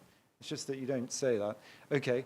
And then that therefore requires you to reset your assessment in paragraph 96, or more pertinently, the inspector to reset it, because what we should be looking at is sustainable modes of transport, including electric vehicles. Yes, Right. and pedestrian and cycle opportunities. Yes. And public transport. Yes. Yeah. And so just taking it in turn, although you then criticise paragraph 1, you explain why the proposals will not encourage the use of modes of transport other than the private car. I've dealt with the private car point. That's just the wrong test. But then I dealt with the public transport service, 103. Ma'am, I'm not going to go back over that again, but we know now what the bus offer is. And the one thing you can, I would have thought, Mr. Churchill, now accept is that this appeal proposal does positively encourage and take up the opportunity of enhancing public transport to Cliffe. Public transport in the context of the bus service, yes. Yes, well, no one's proposing building railways in the Hoo Peninsula, but yes, public transport, bus, it's going to be bus, isn't it? Yes. Or a tube service, which is not. Right, so it does the very thing. It's actively taking up the opportunity and encouraging the use of bus by, not just enhancing the existing service, but providing the dedicated shuttle bus service to a train. Yes. Right. In the context of the bus, yes. Yes, which is the only public transport really that's not quite right, actually. It's encouraging use of public transport because it's a bus that then goes to a train. Yeah, no, I accept that. I accept that. Right. So so far, in relation to car, we've got encouragement of electric vehicles by making sure that there's the ability to plug in and charge your cars. Yes? Yes, encouragement. We've got encouragement and taking up the opportunity of encouraging alternative use of the roads, namely by car, by going on buses to railway stations. Yes? Yes. And then we come back to pedestrian and cyclists, which is what you talk about. This appears to be paragraph 104. The facilities for pedestrians and cyclists are very poor. For those capable of using the B2000 are unsafe. Now let's just take it in stages. The B2000 and the ability to cycle or walk down that is pretty similar to that in relation to Cliffe Woods. Do you remember? No one was suggesting in Cliffe Woods that there's going to be considerable use of bicycling and pedestrians walking down the B2000 to get into town. Well, I mean, circumstances are different. Obviously, the Yes, stretch, I know, but I'm just dealing with the B2000 at the moment. so the stretch between Cliffe and Cliffe Woods is narrower, tighter than Right. beyond Cliffe Woods. It's Okay. unlit. All There are right. no footways. Yeah, I'm not sure there are many beyond Cliffe Woods either, but I can't remember. Well, the It doesn't- footways start the other side of Mockbeggar Farm. Right. But you recall that bit in the report I took you to? Yes. It yeah. wasn't being suggested, well, that's the thing we're proposing, is encouraging lots of pedestrians and cyclists to walk down the B2000 to Rochester. Was it? No, No. it wasn't. And So I it mean, was sustainable. It was a sustainable location, concluded to be sustainable because of the opportunities it was providing in relation to public transport access. Yes. Yeah. Which we agreed the same principle should apply here. But what I'm really curious about here is pedestrians, cyclists in these facilities are very poor. So leave aside for a moment the B2000 because Mr. Hampshire will talk about that in due course. But I don't see anywhere where you've dealt with what pedestrian and cyclist facilities are being provided. And I just want to break it down. Within the development itself, you've got no criticisms of what will be proposed by way of for pedestrians and cyclists, do you? No. No. And that will be a matter for detailed design. Yes. But there's safe and secure access for pedestrian and cyclists within the scheme. Yeah. For the residential element, obviously, Okay. it's a slightly different point regarding the proposed sports ground. But And then outside the development, 107, the alternative routes you describe beyond the B2000 are inconvenient, paragraph 102 of your proof, poorly surfaced and unlit. They do not encourage their use by, again, all but the most committed cyclists and walkers. So you're now referring to, what, public rights of way in and around the area. yeah. Is that right? Yes. And where do you, I mean, I just don't see you dealing with here what the proposals are for the enhancements to the public rights of way, both for pedestrians and cyclists. Well, I don't deal with them explicitly. Do you know what they are? The RS84 and the improvements specifically there. Well, amongst other things, yeah. Yes. So Well, what are they? Is it just that you've taken into account? well, principally because that's the route that runs south from Cliffe towards Cliffe Woods. Right. And So you're saying that that is currently, I think your evidence is that that's inconvenient, poorly surfaced and unlit. yes. Yeah. So unlit, yes. Inconvenient and poorly surfaced. That's a criticism of the existing public right-of-way, isn't it? Yes. So insofar as the appeal scheme is going to improve that, that's a benefit not just for existing residents, but future residents. But it wouldn't take away the fact that it's by nature inconvenient for point-to-point travel. Well, I'll come to that. You say it's inconvenient. disagree, but can we just be fair about it? It's an existing public right of byway. Your criticism is poorly surfaced. That's going to be addressed, isn't it? Well, the criticism is inconvenient, poorly surfaced and unlit. Right. I understand the surfaced is going to be addressed. but Right. It doesn't change the convenience, and it doesn't change the fact that it's unlit. Right. Convenience, again, we don't really understand this point. If you're wanting to cycle, not on the B2000, for the reasons everyone's explained, no one thinks that they want to cycle down the B2000, then you've got a number of alternative routes.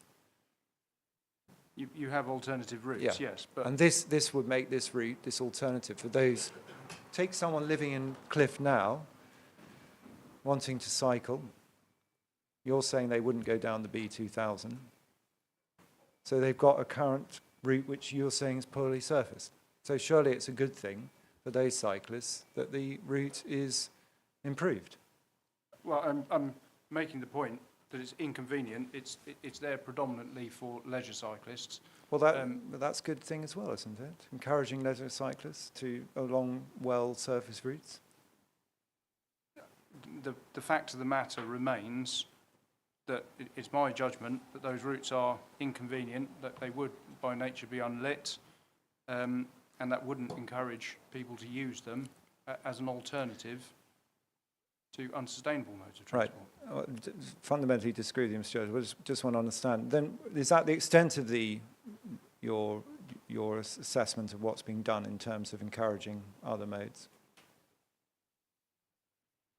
I don't really understand the question. Is that the extent of your understanding of what's involved by this appeal scheme in encouraging pedestrian and cyclists in and around the area? In terms of the wider area, yeah. Yeah. Okay. So, for example, the appeal scheme proposes a pedestrian and cyclist route along the west side of the settlement. Again, inconvenient and unlit. Well, it doesn't exist. How can you say it's inconvenient and unlit? Because it's Inconvenient. peripheral. I don't really understand, Mr. Churchill. We're talking about pedestrians and cyclists. People were saying that they don't particularly like walking down Church Street because of numbers of vehicles. Is that your understanding? Yes. Right. So that's an existing situation. Yes. Right. So encouraging, creating a new north-south route, now there'll be one on both sides of the settlement for pedestrian and cyclists, surely must be a good thing. Well, I don't consider it I don't consider it offers a genuine alternative, because ultimately people who travel take the desire line that's most appropriate to them. You're saying, Cliffe, is just you just have to resign it to its fate. You can't improve the pedestrian and cyclist network around Cliffe? Well, you can improve the network around it, but that doesn't necessarily, as a consequence, mean that people will opt No, it doesn't to use that. No, it doesn't necessarily, but it does promote a genuine opportunity, doesn't it? It provides an opportunity. Yeah, yes. that's what the MPPF's about. Increasing the public rights-of-way network, increasing cycling, the opportunities for cycling, even for leisure cycling. That's what it's about, isn't it? Yeah, And it does that, this scheme.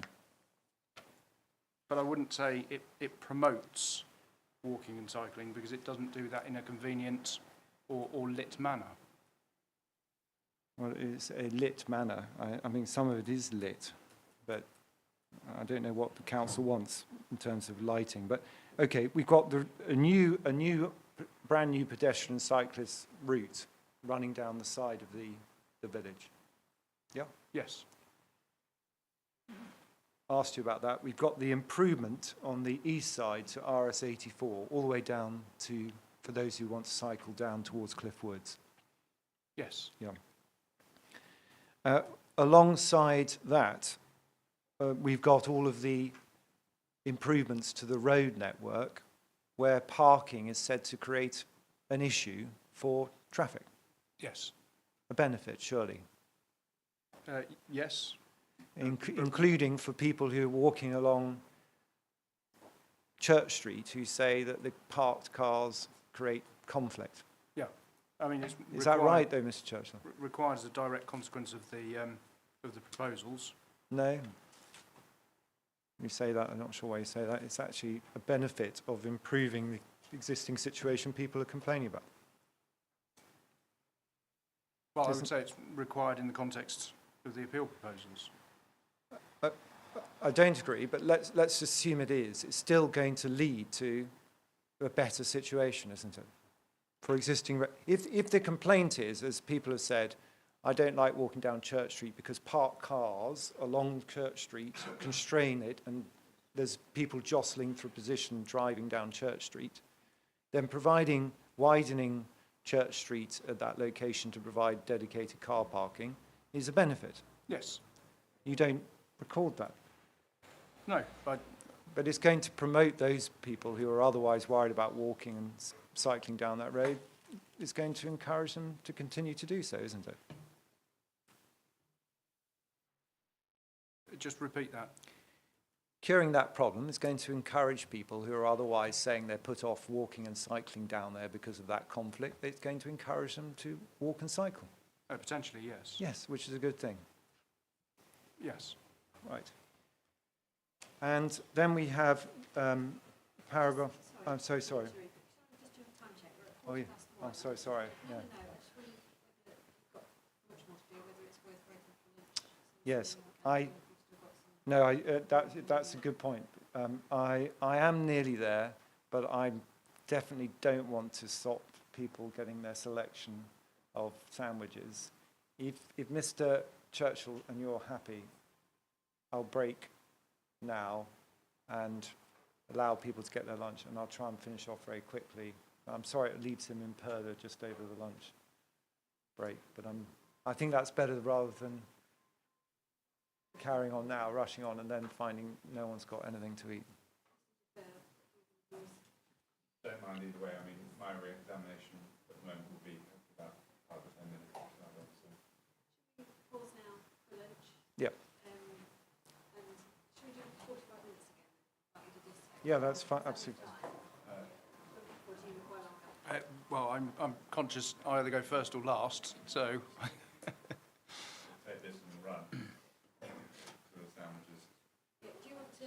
Yeah, no problem. It's 45 minutes. Yeah. Okay, we'll give you a few minutes. Okay, thank you. Sorry, and I apologise. I wasn't keeping an eye on the time. Sorry about that. Right, so we'll adjourn now. It's just gone 40.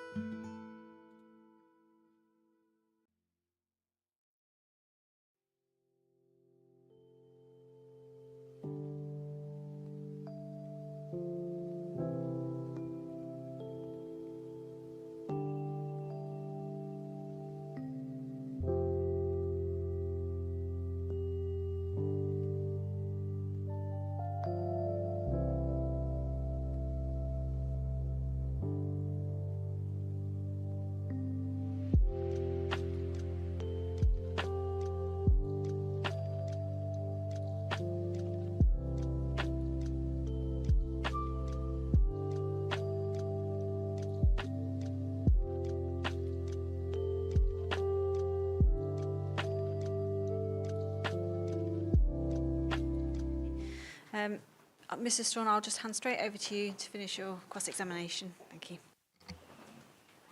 Thank you, Mr. Churchill. I hope you managed to get your choice of sandwich.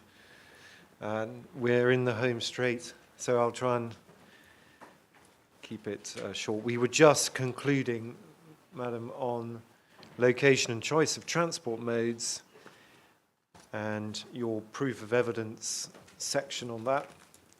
And I'm going to try and bring this discussion to a close, Mr. Churchill, because we may not see eye to eye, but let me do it in this way. The appellant has identified, both in the application materials, but summarised by Mr. Hamshaw in his evidence, section 5, a range of sustainable transport measures in respect to this appeal scheme, hasn't he? Yes. And it begins at page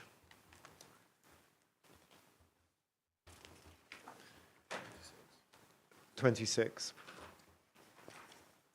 Yeah. Of Mr. Hamshaw's proof. Yes. And in that section, he deals both with policies T3 and T4 of the Medway Local Plan, and then he sets out the range of measures outside the site, as it were, but the connections, the range of measures both for pedestrian and cyclists, the ones I was talking to you about, Yes. and then public transport, which we discussed earlier. Yes. And he then looks at the MPPF at paragraph 5.4.1.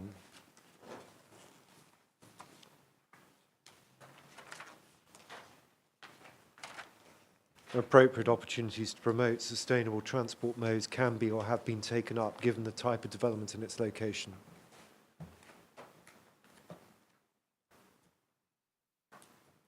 Yes? Yeah, I can see what's written. Yes. And just a couple of points about this. First of all, without going over the matters we've already discussed, you're not identifying anything lacking in terms of the opportunities that could have been taken up, which haven't been. No.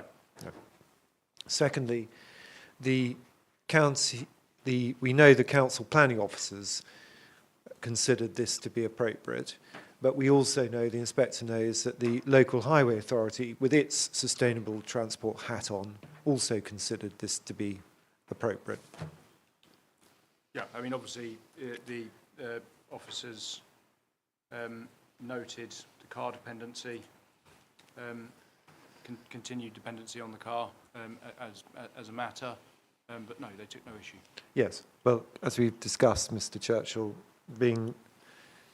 using the car itself is not intrinsically objectionable, is it?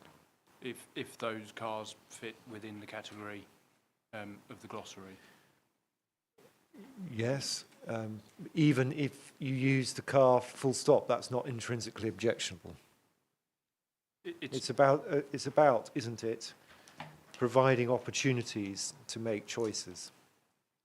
It's also limiting the need to travel Yes. and offering a genuine choice of transport modes. Yes.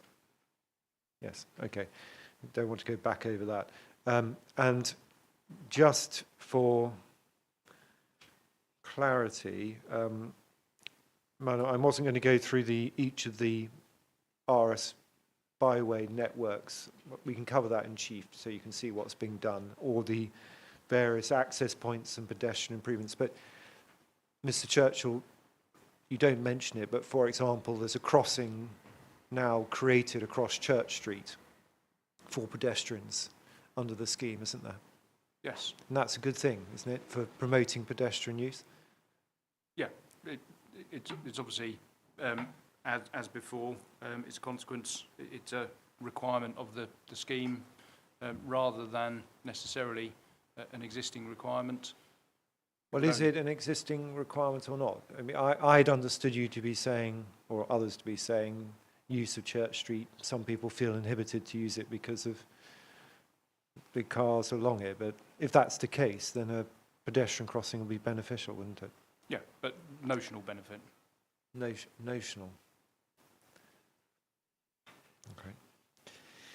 Okay, and just for your reference, Mr. Churchill, the transport assessment document, paragraph 4.4.2, and the planning statement document 6.18 and 8.3, I'm giving you those references. I'm not sure you need to turn them up now, Mum, but they both identify not only electric vehicle points for the new homes, but provision for electric vehicle points for existing, a suitable number for existing residents within the appeal scheme. Yeah. Well, you say, yeah. You're aware of that? Yes. And that would be a good thing again, wouldn't it, in terms of the Cliff's existing sustainability? Yes.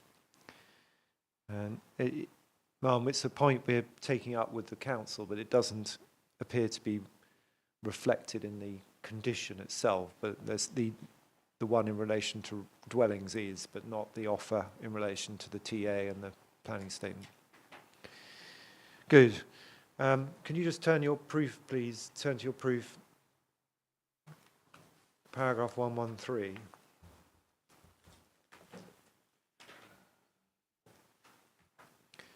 Just so I can tick it off. We obviously disagree with you on A. And I'm not sure what, I don't think you're identifying anything else that would be required under A. We disagree with you about B, but I've discussed public transport and what was decided in relation to Cliffe Woods.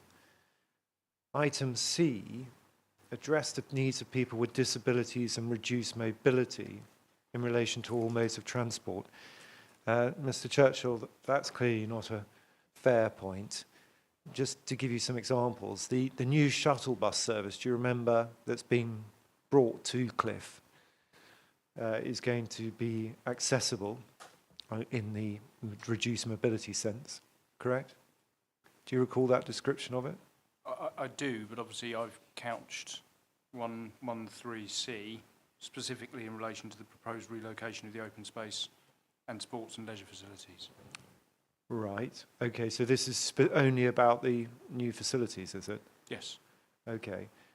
Well, can you agree that the resurfacing and the contributions to the public rights-of-way network for resurfacing for use by pedestrian cyclists and consequently wheelchair users would actually improve the needs of people with disabilities and reduced mobility in and around Cliffe?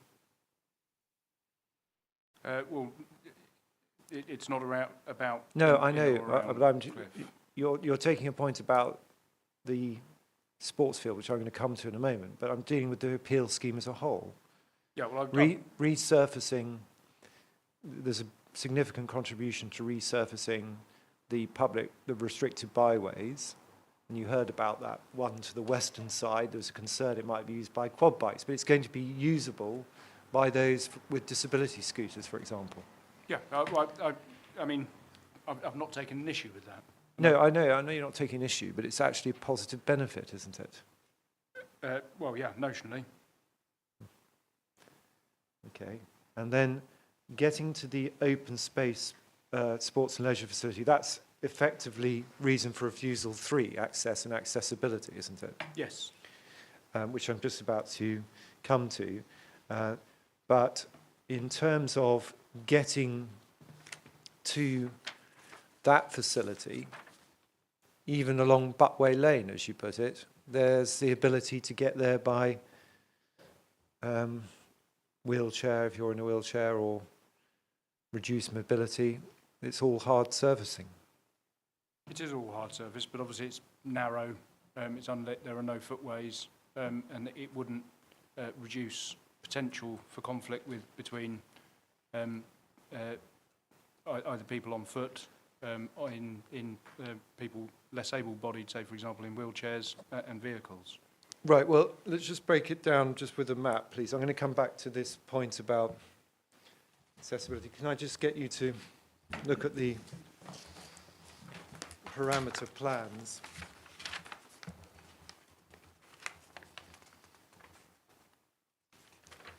And the movement parameter plan. We looked at this at the beginning of the inquiry.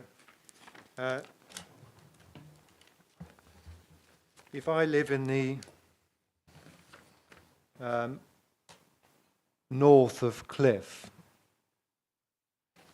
up here, Yeah. where the majority, I think the majority of people live, yes? Yes. In a wheelchair, Yeah.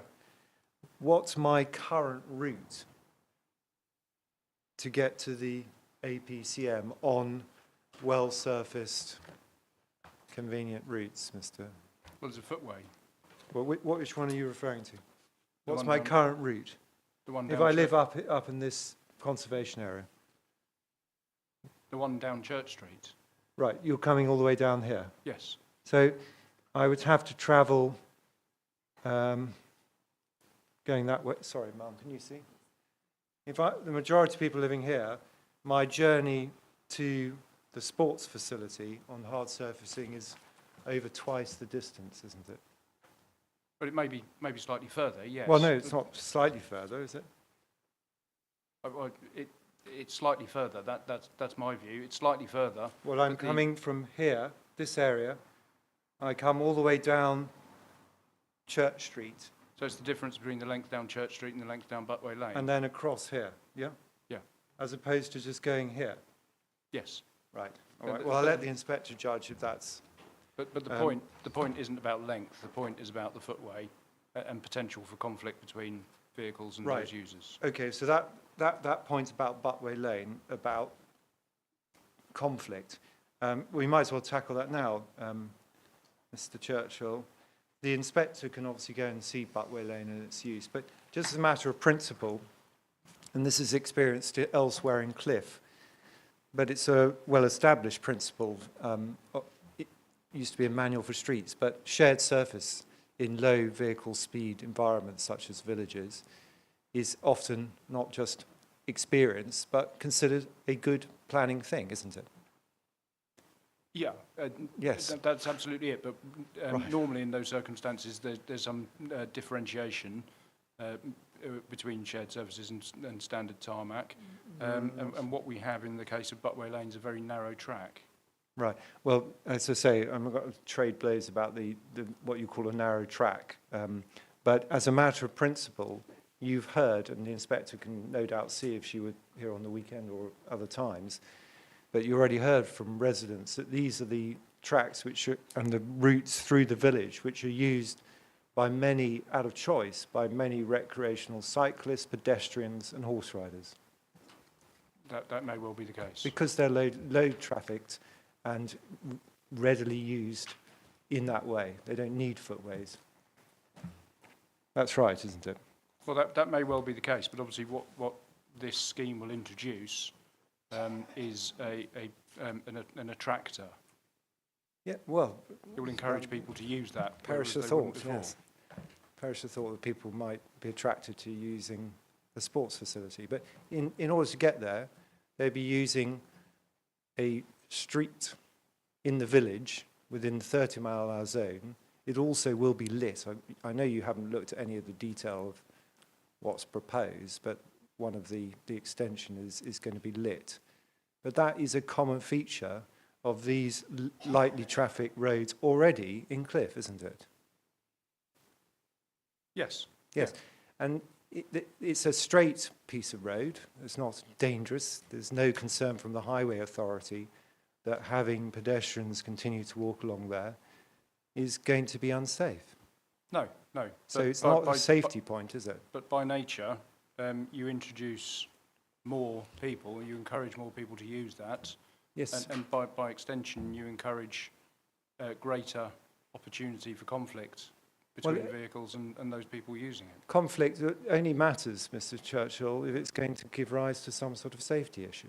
Yeah, but it also matters in the context of MPPF 112C. In what sense? in the sense that the applications for development should create places that are safe, secure and attractive, which minimise the scope for conflicts between pedestrians, cyclists and vehicles. Right. Safe, yes. Secure, yes. I don't... You don't think, you think it's unsafe? I'm not taking a highway safety point, but I don't think it's safe per se. You don't think it's safe per se? Not in a technical... I'm not taking a technical point. All right. Well, I'll let Mr. Hamshall come back with the technical side. We know the position of the Highway Authority. Okay, so you can see Buckway Road and the extent to which it's used. So that's the sole point then in relation to C, is it? Yes. Okay. And D is effectively the same point, but made again. Yes. Right. So it's not a different point. Okay. And then we get E. So I'm just trying to narrow down what the points are. So we've got it's boiling down, isn't it, this point, to the use of Buckway Lane. D. That's what C and D are about. Yes. Okay. Yeah. In all other respects, we can have a debate about use of Buckway Lane in a moment. In all other respects, there are enhancements being made to the public rights-of-way network for pedestrian and cyclists in Cliffe, which are beneficial. Yeah. And increasing the opportunity, encouraging people, because they're better facilities, to use them. I accept that, yes. Right. And then E, not allow for the efficient delivery of goods and access by service and emergency vehicles in terms of the increase in the levels of traffic. Now, just pausing there, that must be a congestion point. Yes. Which we know objectively is a bad one. No, I accept that. So E is a bad point. I accept that. We're not going to have any material effect on the ability of service or emergency vehicles to access the village of Cliffe or back, because we're not introducing levels of congestion which have any material effect. No, I accept that. In fact, we're actually improving the roundabout junction into Cliffe, aren't we? I accept that. So we're making things better. Again. Sorry? Again, I accept that. And we're making improvements to the roads with parking, reducing the parking conflicts, both on Cooling Road and Church Street, Again, which will improve these things. No, I accept that. And just for completeness, the framework travel plan, you say it's generic. I don't understand that. The travel plan that's on offer is specific, isn't it? Yes. And it covers, for example, and we can turn it up if you want, but it covers, for example, the same sorts of benefits that in Cliffe Woods were accepted to make it sustainable, namely not just the enhanced bus facility, but the £50 contribution tariff, a credit to encourage people to start using it. Yep, I accept that. And providing the information to, as it's called, start people off on the right foot, probably literally and metaphorically as well, but i.e. make them aware of what's on offer. Again, I accept that. Okay. Right. Last topic, relocation of the sports ground. We've probably covered quite a lot of this in a sense, but I just want to deal with this in two ways. First of all, just the correct approach. Again, we are looking at this issue, if we're looking at correctly, in terms of the relocation of the sports ground, objectively. Yes. And what we're looking to do is to see whether what's proposed is acceptable in planning terms. Yes. Yes. And in making that assessment, there are various inputs depending upon which aspect of the current sports ground you're looking at and what's being proposed. Yes. And you need to look at them as a whole. Yes. And so far as the sports facilities existing are concerned and what's proposed by way of replacement, those do involve matters of technical assessment. Yes. The soil conditions, Yeah. for example, the maintenance, what needs to be improved, what doesn't. Yes. And Mr. Grady, supported by expert soil analysis and matters of that kind, has produced such an assessment for the inspector. Yes. And you don't take issue with what his conclusions are. No. And the inspector can note that not only is Sport England supportive, I say supportive, they don't object with the conditions to what's proposed as meeting all of their criteria, but it's clear from the bodies that are responsible for promoting sport that they welcome the enhancements, Yes. which is significant, isn't it? It's a significant factor. It's a significant factor. It's obviously not the only factor, but it's a significant factor, yes. But if you're trying to encourage people to play sport for their health, etc., then it's a very good start. It's a good start, but it's not the only factor. Well, okay, not the only factor. Let's just see what other factors are concerned. The next point is you need to carefully distinguish, don't you, between looking at the current sports facilities and the area in question with what is proposed as a whole in the appeal scheme.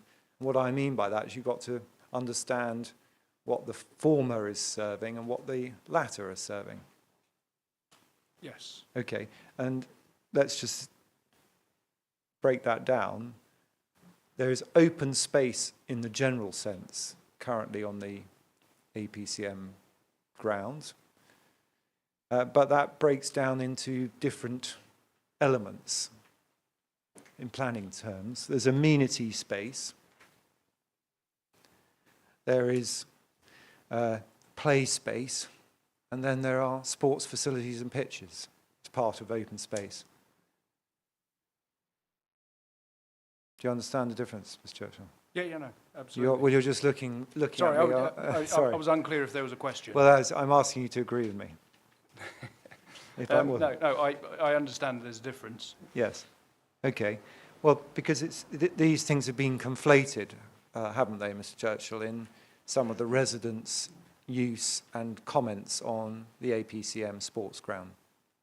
Well, the residents quite rightly take a general view rather than Yes, a specific technical view. Fine, but for the purposes of planning and the inspector's assessment of what's proposed, whether it will make the community of Cliffe in the end for both existing and future residents acceptable or even better, it's important to distinguish between those elements, isn't it?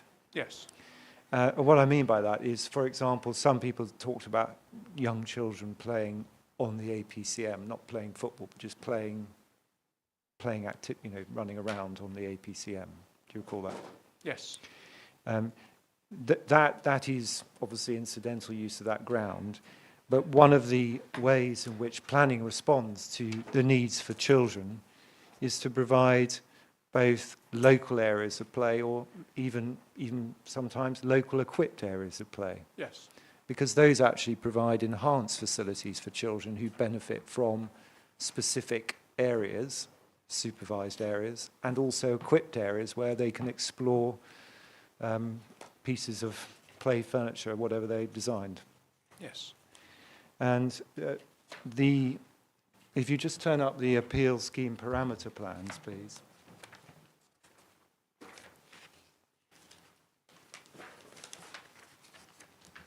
And the open space one,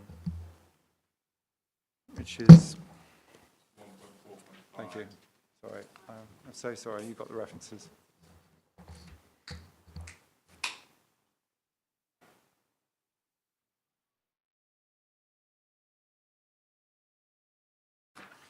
There are no local areas of play or local equipped areas of play on the east side of the village of Cliffe. You have to go across to the other side if you wanted to find dedicated play facilities. Yes. And this scheme, if it's allowed to proceed, will provide 2 areas within the amenity green space one area it shows LLAP. It's actually LEAP. It's a misprint because it's referred to in the document. It's a local equipped area of play within the area of green space. And then there's another area of green space just to the southwest, which is a local area of play. Correct? Yes. So within this, if the scheme's permitted to go ahead, and that's in addition to the one on the other side, the west side, and also the one that currently exists towards the Memorial Hall football ground. There's a playground just to the right of the allotments. Yes? Yes. So insofar as people, children want to play, the development, if permitted to proceed, will actually significantly increase the areas of local equipped areas of play and local areas of play for the village of Cliffe. Yes.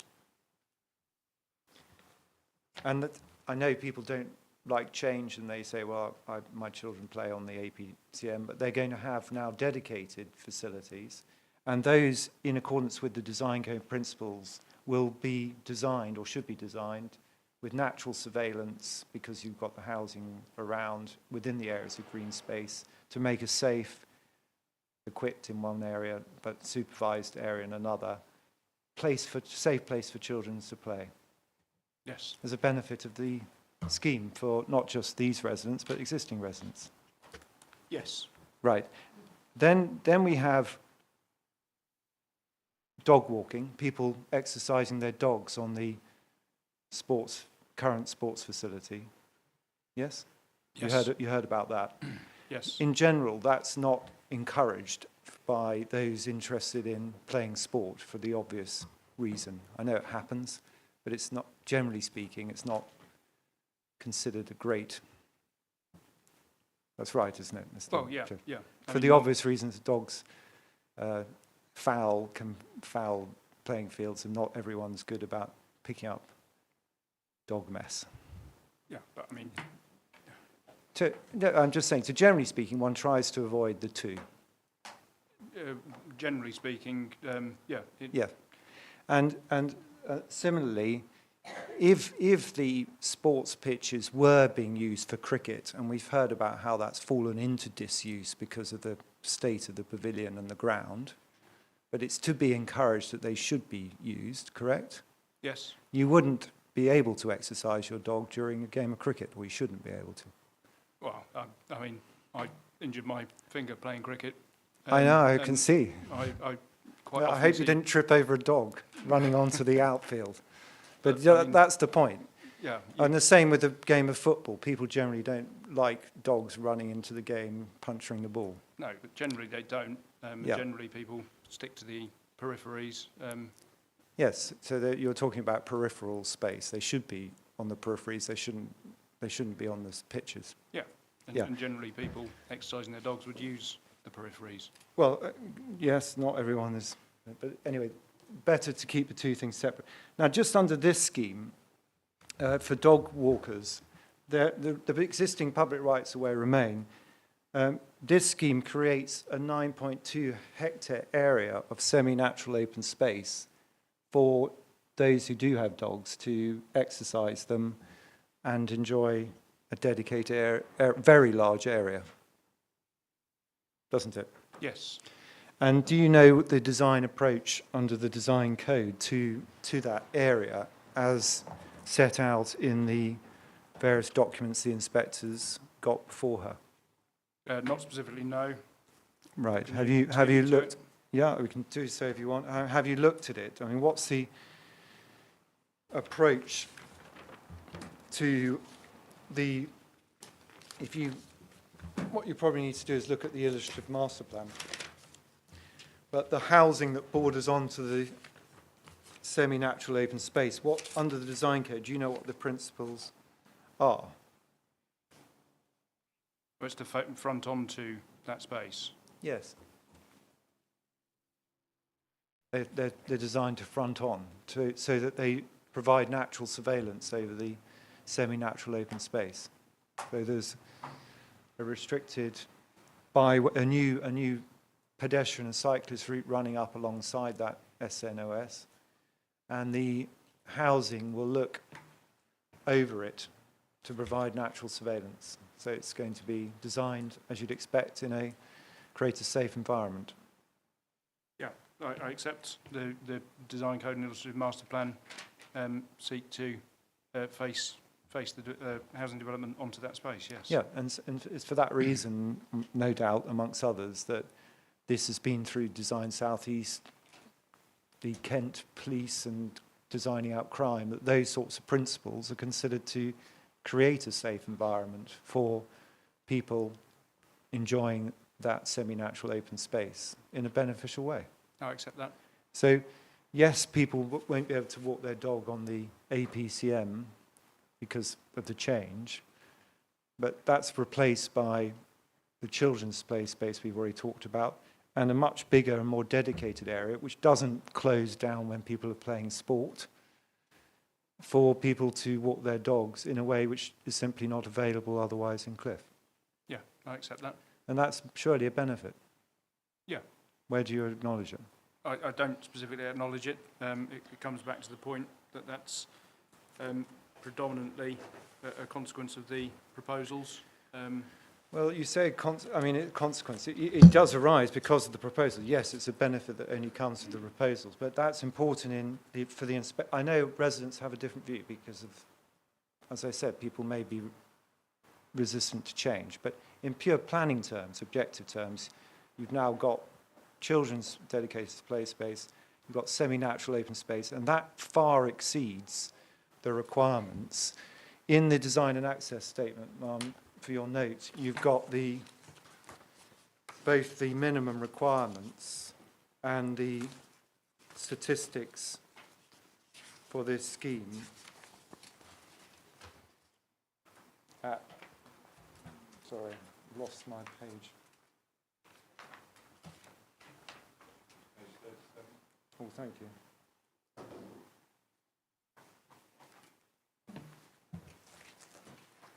Yeah, open space, sorry, page 37 of the document. The standard for amenity green space per 1,000 population is, I think, for informal recreation and play, 0.7 per 1,000. For this development, therefore, 0.3 hectares is required, and the scheme as a whole delivers 0.914. So it's more than double the requirement.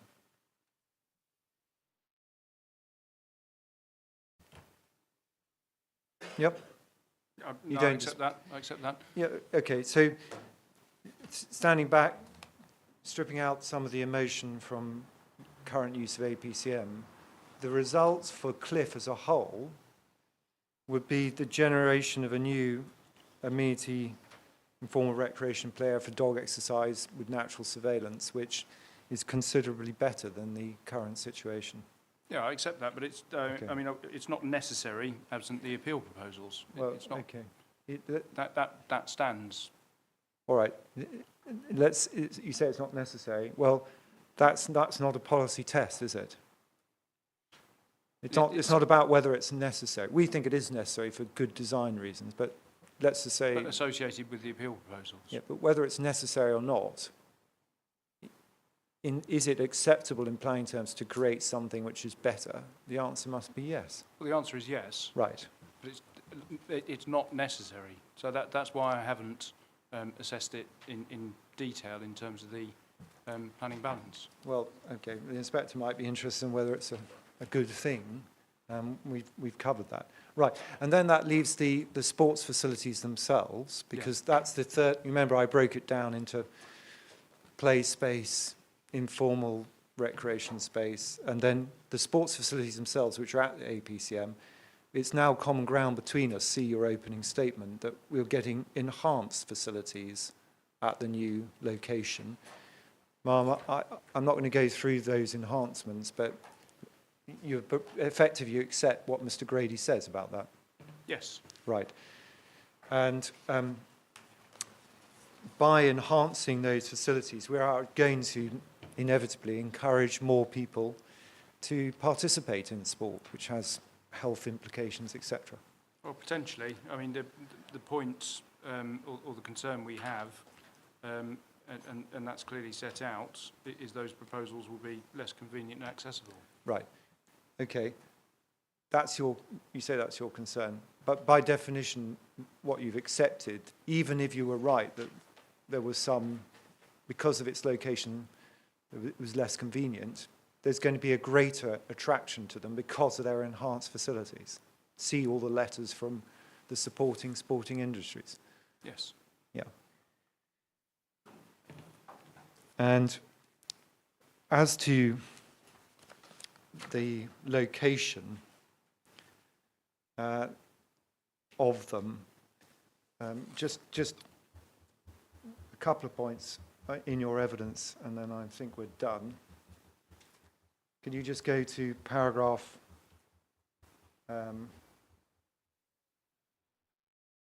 119?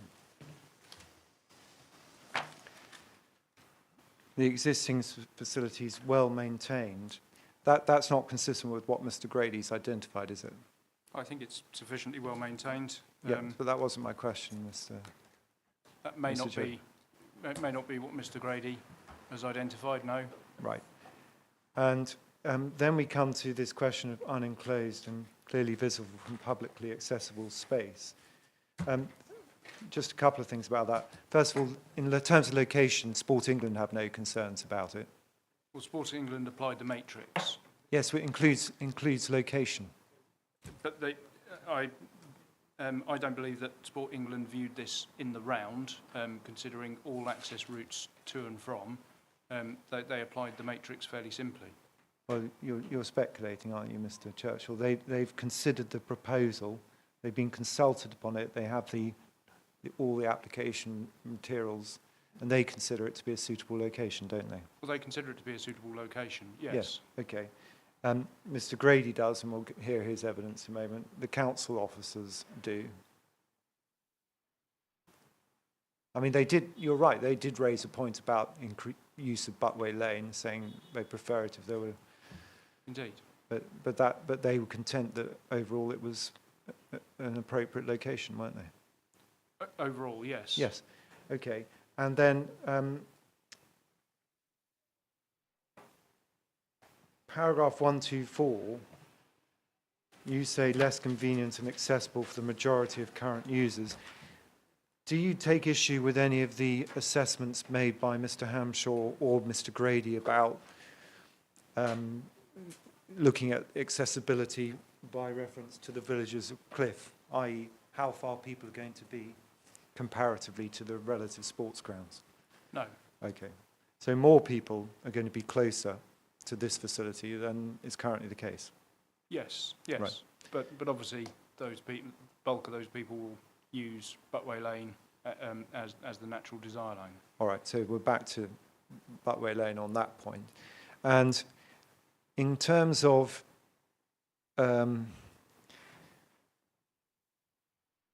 the one other matter, noise, effect of noise on amenity of residence, which you appear to raise. 125? Yes. Yeah, that's not in the reason for refusal, is it?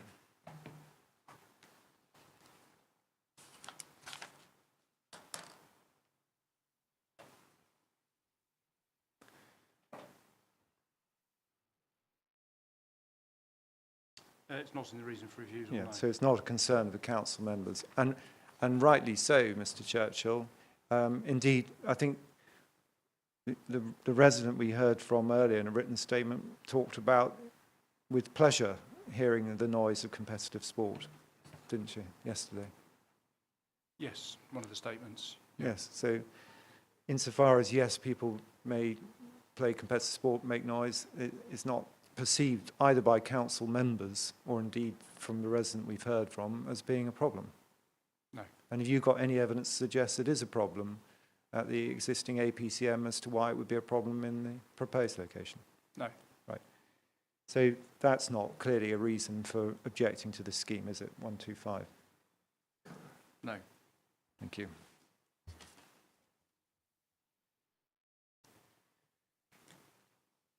And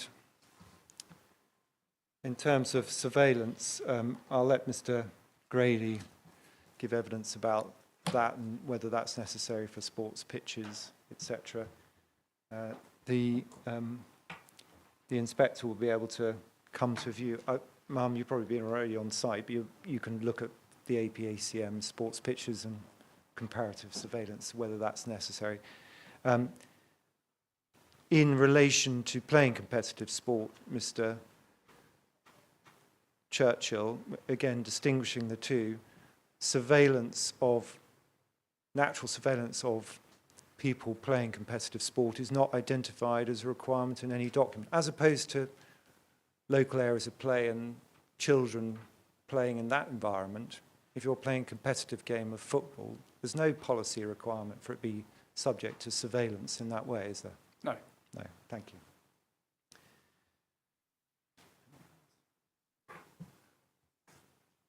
Right, that concludes that last topic. I hope it's self-evident, Ma'am, that paragraph 134, which I've already asked Mr. Churchill about, we don't agree with his planning balance, but rather than take you to task for what we've struck off the list or the changes in the harms, we can agree, Mr. Churchill, that your balance assessment would necessarily change if the harms and benefits are rather different to the ones you put in. Well, I accept that you'll take a different view on these things. No, you would need to take a different view if you were to do the exercise again, recognising the harms and benefits we've been through. Yeah, well, I mean, if we go through, I mean, as I've said numerous times, the majority of the matters we've talked about, I consider to be not necessary absent the appeal proposals, and I'm not required to consider them as part of that wider balance in the context of the more significant issues that I have assessed. No, sorry. 134. Letter D, scale of development and impact on the character of Cliffe, significant harm. We discussed that. You agree that that's no more than a repeat of the sustainable transport point at G. Yeah, no, I think so you've got two significant harms for the same point. And we also agreed it wasn't, well, I mean, we had all sorts of agreements on residential amenity not being no objective harm. So rather than go through that exercise with you, when the inspector comes to read it, she's going to have to read it in light of those things you've now agreed in terms of harm and benefits. Yeah, of course. Right. Well, I'm not proposing to go through that exercise now, but I'll make submissions about it in due course. Thank you very much. Those are all my questions. Thank you. Thank you very much, Mr. Strawn. Thank you very much, Mr. Churchill. So I had some questions, but I checked them while we broke for lunch, and between Mr. Dufault and Mr. Strawn, they've actually been covered, so there's nothing additional from me. Thank you. Thank you, Madam. Just very few questions from me, Mr. Churchill. Can you just, I want to take you back to one of the, I think it was the penultimate point that we dealt with, which was noise and amenity for residents in terms of the sports ground, and your paragraph 125. Do you recall that? Just to see if that is an issue between the parties. Do you have the statement of common ground to hand? Yes. Somewhere.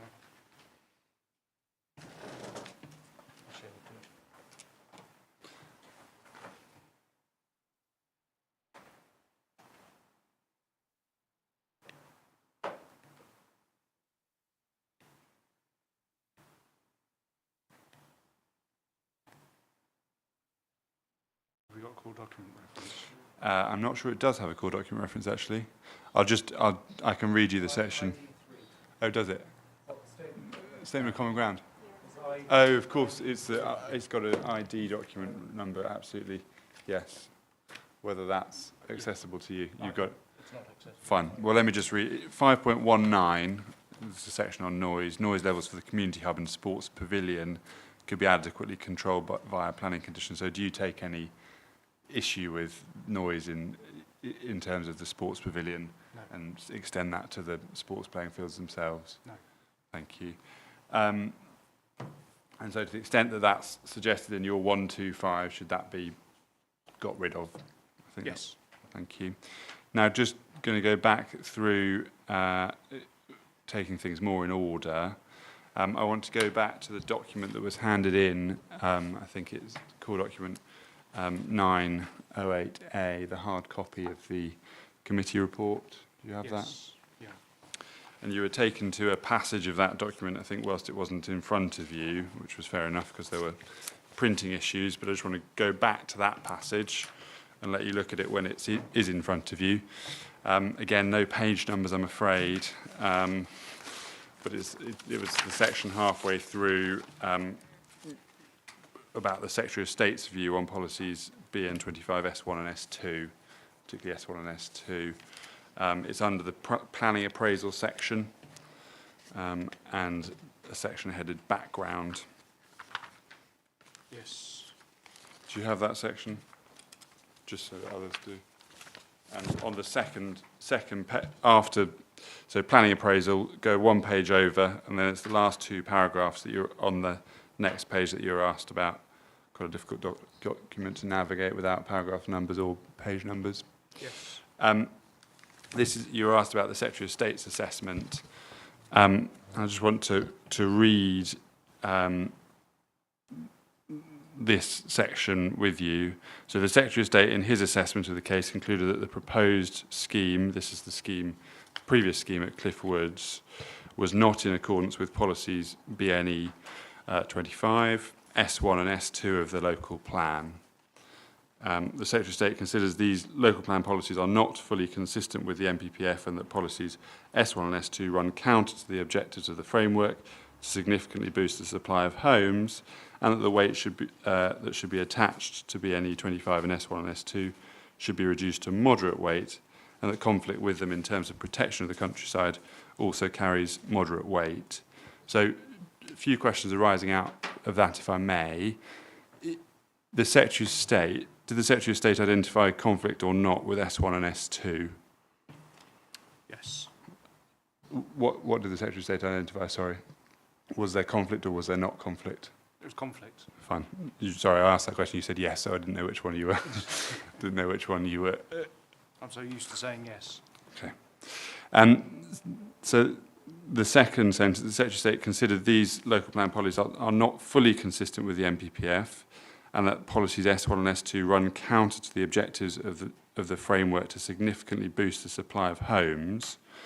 Is that an assessment, the counter to the framework, because they run contrary to the objective of significantly boosting the supply of homes? Is that something that you agree or disagree with?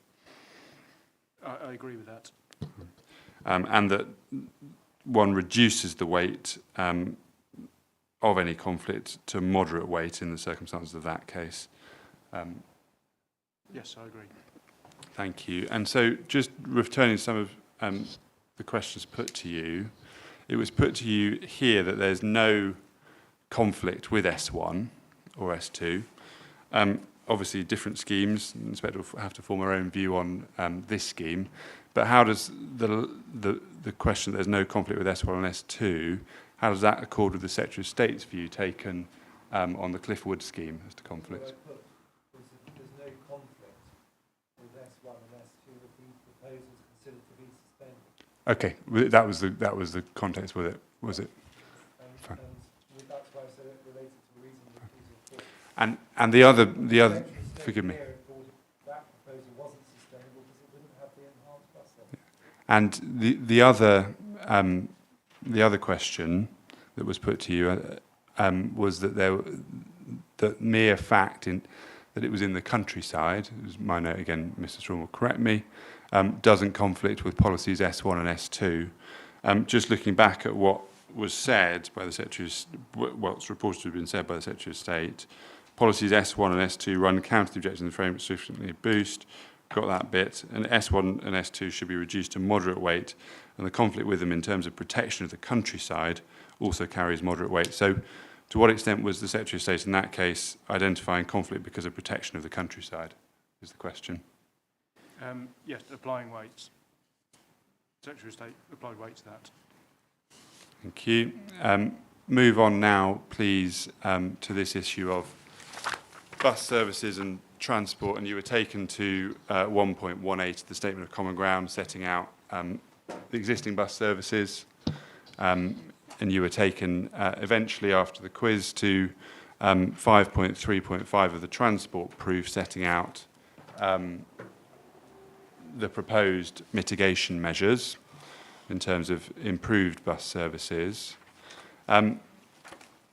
And you were asked whether 103 was the only part of your proof that dealt with this issue of location and choice of transport modes in terms of mitigation measures, and I think you said yes to that. In relation to bus services, yes. Yeah. You do. Can I just ask you 114, which you were taken to afterwards, which discusses the travel plan framework? Yes. And then you go on to say, except that the transport measures offered by the appellant are what would be expected of them for any normal application of this nature. In the context of Cliffe, I don't think they overcome the inherent locational problems of the proposed development. I'll just ask what you meant by that section, please.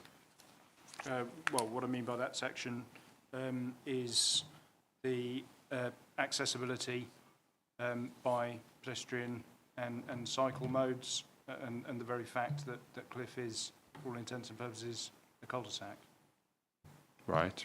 And then 110 and 111, please. This is where you talk about consistency of the proposals with the framework, or part of where you talk about it in terms of paragraph 105 of the framework and 111. 105, dealing with 105 at paragraph 110, you say that the proper interpretation of 105 of the framework to be that significant development should be focused on locations which are or can be made sustainable, and that is the active management of patterns of growth, which means that some locations will be unacceptable for significant development if they do not limit the need to travel or offer genuine choice of transport modes. Then you go on to say, whilst it notes that the opportunities to maximise sustainable transport solutions will vary between urban and rural areas, the location development in a rural area undermines the ability to offer a genuine choice of transport modes. Development of this scale and in this location will be both counterintuitive and completely against the object and purpose of this whole section of the framework. The paragraph does not promote development of a significant scale growth in rural areas that are incapable of providing or promoting sustainable transport. This would clearly be perverse. As such, I consider that the framework requires significant development to be focused on locations which are or can be made sustainable without exception. The fact that Cliffe is highly car dependent and this will not improve with the development appeal site but get worse in terms of absolute numbers of trips is clearly contrary to the requirement of the framework. So can I just ask your assessment, going back through what we've discussed in terms of the framework, what is your assessment in terms of conflict or compliance with the sustainable transport policies in the framework, please? Well, I believe it conflicts with the aim and purpose of the sustainable transport policies of the framework. Thank you. And then just finally, I think there was discussion in terms of the amenity point, and you made very clear, as I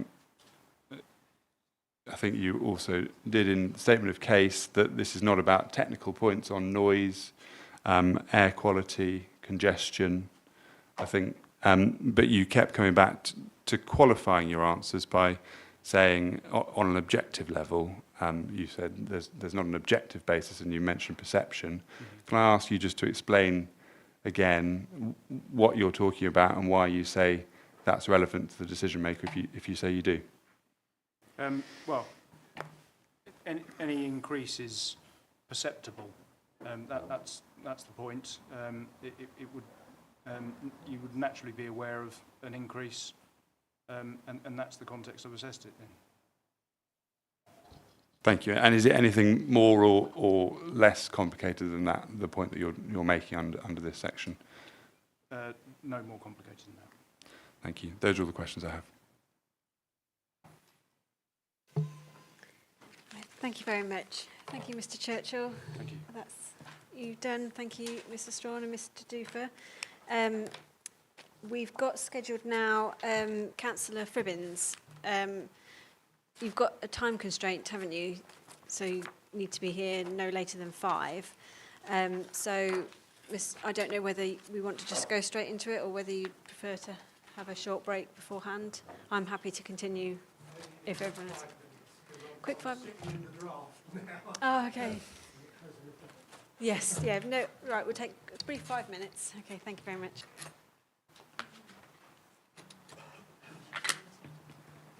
Thank you.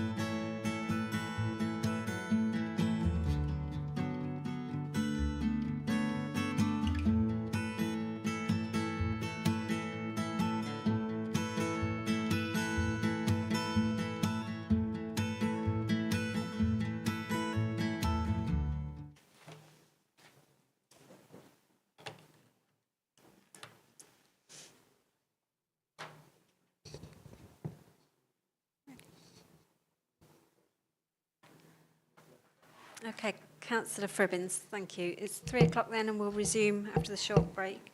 We've got your evidence in chief, Councillor Fribbins, so if you're happy to proceed, I'll hand over to you. Thank you. Thank you, Madam.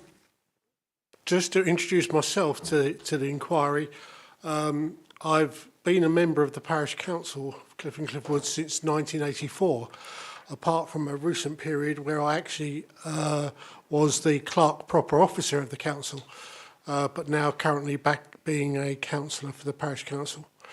I have advised and do tend to advise the Parish Council on planning matters, and currently as the chair of the planning committee of the Parish Council.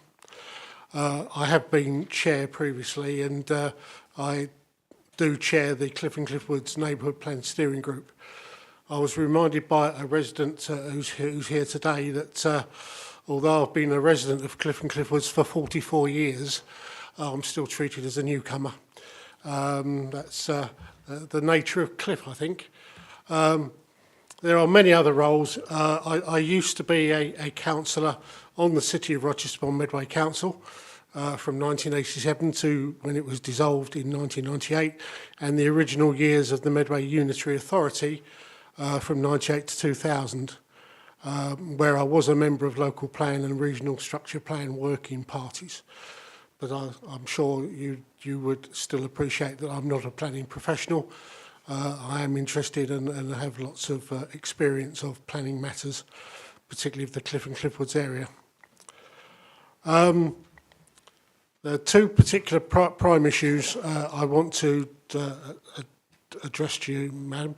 One is concern about the actual process. I'm sure I'll be told by professionals we need to get used to it and that this is the way things work. But if I was to turn to just the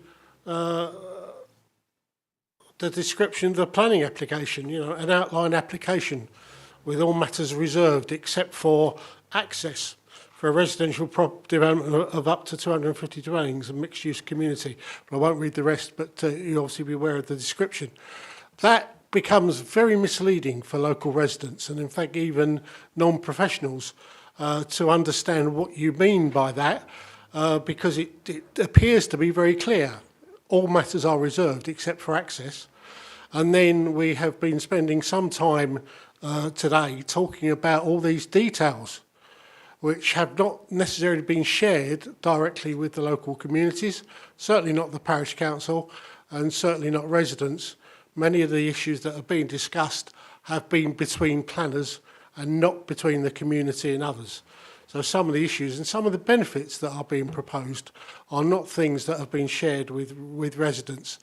I think they are expected to find it amongst the sometimes 100+ documents of a planning portal list of documents, including all the responses you get from local residents.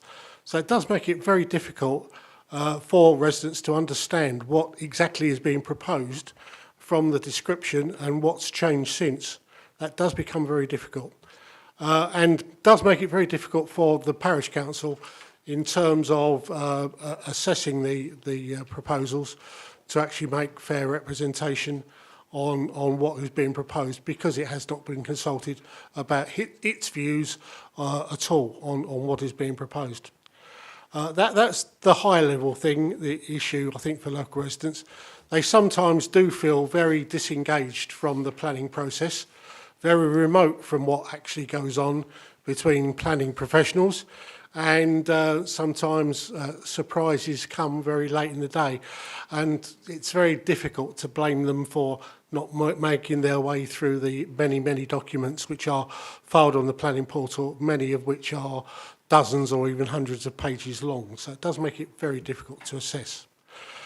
Turning to the neighbourhood plan, part of the disengagement with the planning process was the desire to develop a neighbourhood plan for the Cliffe and Cliffe Woods area. This is the first in the Medway Unitary Authority area, and that has caused its own problems, I believe, for Medway as well as local communities as well. Putting a neighbourhood plan together has been a very long process. It was first adopted in 2015 as an area, and it's taken quite a while to develop, with lots of consultation taking place, with local residents and obviously statutory bodies, leading to the submission of the submission version to the local authority on the 1st of September 2021. I remember that date because I think I'm still scarred with it because it was so long ago. It took from 2021, September, right through till about August, September of 2022 before it even was submitted to examination in public, examination by the inspector. And then obviously the response came back and we recommended, subject to the recognition of some particular minor issues, that we would proceed to referendum, which obviously has now taken place. Obviously, we now are awaiting Medway Council because, again, it's had elections very recently, the same day as the referendum, as it happens, and they will be meeting next week to establish their committees, and we believe we'll be adopting the neighbourhood plan formally as required after a very strong referendum result in favour. I did try to find, I do have a copy of this document, but it's very difficult to find, but I'll quote just the relevant details anyway. This is the fact check purposes only, but the report of the examination into the neighbourhood plan by Christopher Lockhart Mummery KC, the independent examiner, and reported back in January 2023. And in summary, it talks about his appointment and the neighbourhood area being designated, and the consultation statement which set out the consultation that was undertaken, which he was pleased with. He did not hold a hearing, but does conclude, and I'll quote from him, I conclude that overall the plan is well researched, well evidenced and clearly laid out and written. If made, the plan will become a key part of the statutory development plan. Goes on to say, the high quality of the plan has resulted in a very limited number of instances where I've recommended modifications. End of quote. And those modifications were accepted by the Parish Council and Medway Council and were adopted. So those changes were made, the referendum was carried out. Now, I'll diverge slightly. During this time of developing neighbourhood plan, earlier today there was quotes about the planning application that was approved eventually for, trying to think of the description of the site, but the what we used to call the Gladman application, which went to called in by the minister, who refused it, and actually went to the High Court as well. We were involved in that process from the beginning. Of course, although it was actually rejected on two grounds, one was public transport, the other was a policy of people over wind, which then fell away and became not an applicable concern, which left just the public transport and bus provision. Just one particular point on that application which did particularly concern residents, although this was approved obviously by Medway Council. Some examples of the 106 agreements, they refer to a sum towards nursery school provision in Cliffe Woods, but also or Temple Mill Primary School, which is well outside the neighbourhood plan area and would only be reachable by car. Further contribution towards Temple Mill, contribution towards 100 of Who Academy, which is the secondary provision in the area. So although that is outside the parish area and the neighbourhood plan area, that obviously there is no particular alternative currently. A large contribution to a community healthy living centre in Who Isle of Grain, which again would only be reachable by car. Contribution towards sports centre provision on Who Peninsula, not specified and not particularly in the neighbourhood plan parish council area. They included a contribution to Great Lions Heritage Park. We're a lot nearer it here than we would be in Cliffe and Cliffe Woods. It's just over the road.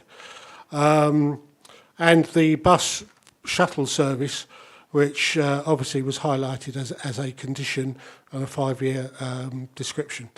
My concern about any bus provision, public transport provision, that relies on the bus is that residents are well aware of the congestion, quite often right through the day in getting from Cliffe and Cliffe Woods to Strood and Strood Station.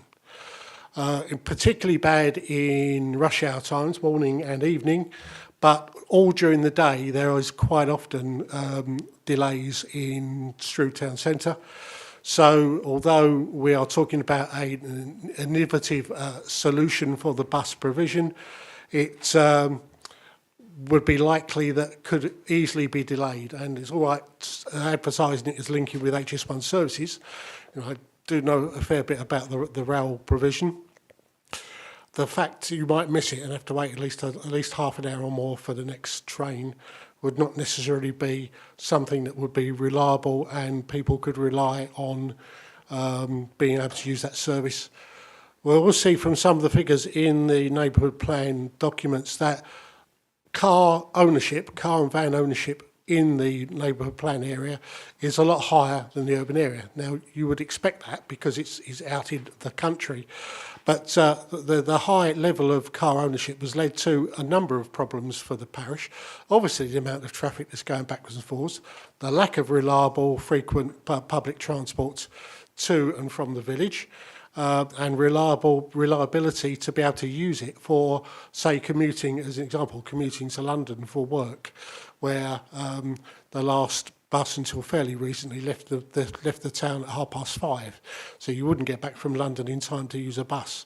So quite often there were additional car journeys or even kiss and go, as they call it in the trade, where people would have to drive to pick their spouse or other up from the railway station. So bus provision has not been reliable, and people have not relied on it and tended to use cars. Now, overnight, in the evening, obviously, even with enhanced provision, the bus services do still finish about 7:30. An extra bus has been put on very recently, but obviously that does not allow any travel for social into town because there would be no return bus. So again, you rely on the car. And if you've got the car, whether it be electric powered or petrol, you've still got the vehicle parked on the road. We have got into some detail in the neighbourhood plan about our concerns about the car parking in our villages, because we are now finding with the ownership that many people have got multiple vehicles and end up parking in the street as well as the any garage space they may still have. So that is something that we have covered in policy in the neighbourhood plan and covered also in our design codes. Our car parking standards are by design stricter than those that would apply in the urban area because of those constraints, which are very evident with a whole series of dozens of photographs of our roads being choked now by cars. We were tempted to put in the common picture we see of Reed Street in Cliffe of a horse and cart in the distance coming down the road. Now a similar picture would be full of cars parked on both sides with difficulties for an ambulance or fire engine to get down. So we would not want that to be evidenced in any new development should that happen. So as far as the neighbourhood plan is concerned, this was an opportunity to take some control locally in planning matters for our parish area.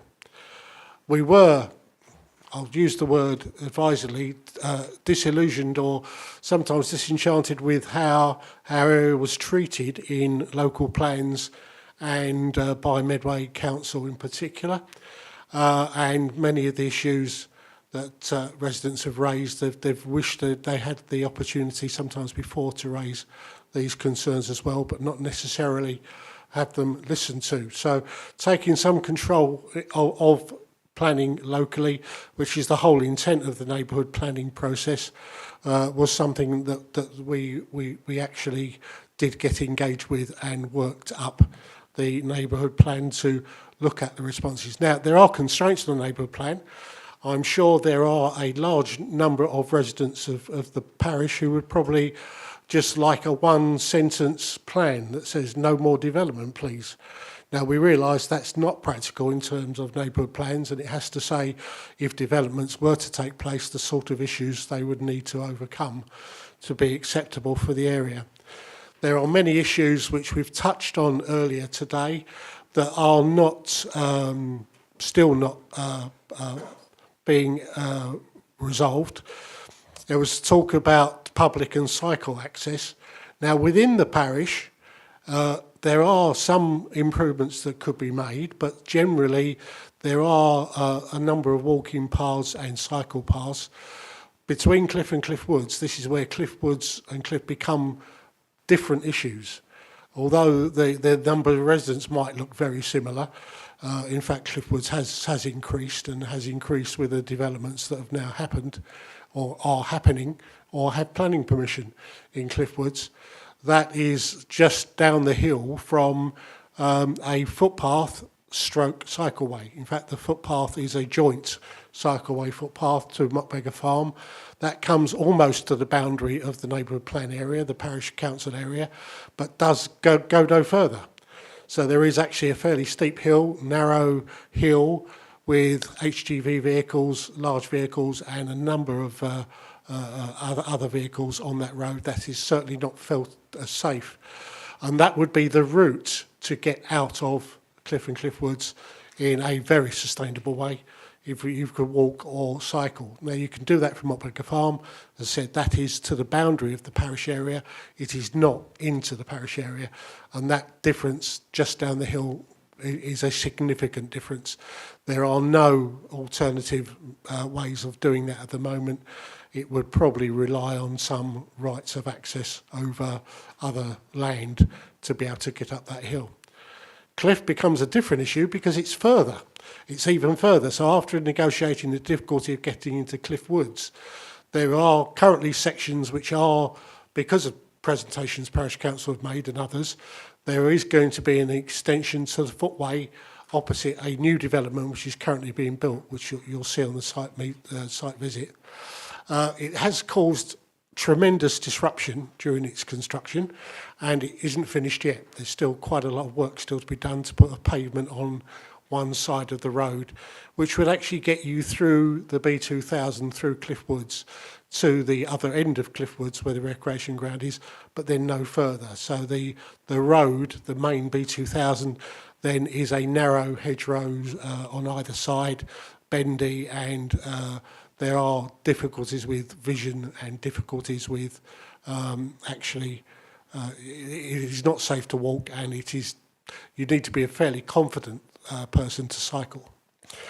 There's nothing until you get, no path really until you get right into Cliffe Village at the roundabout, and although there are proposals suggested for overcoming that, we understand obviously they are reserved matters, and I don't know how firm they are as far as reliability is concerned, as far as the residents are concerned.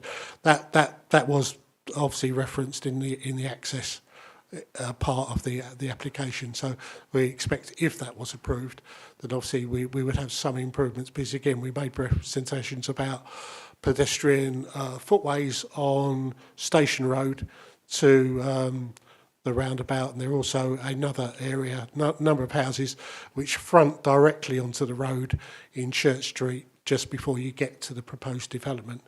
So I mean, it's a historic village location with its village, might say quaint, but certainly village atmosphere.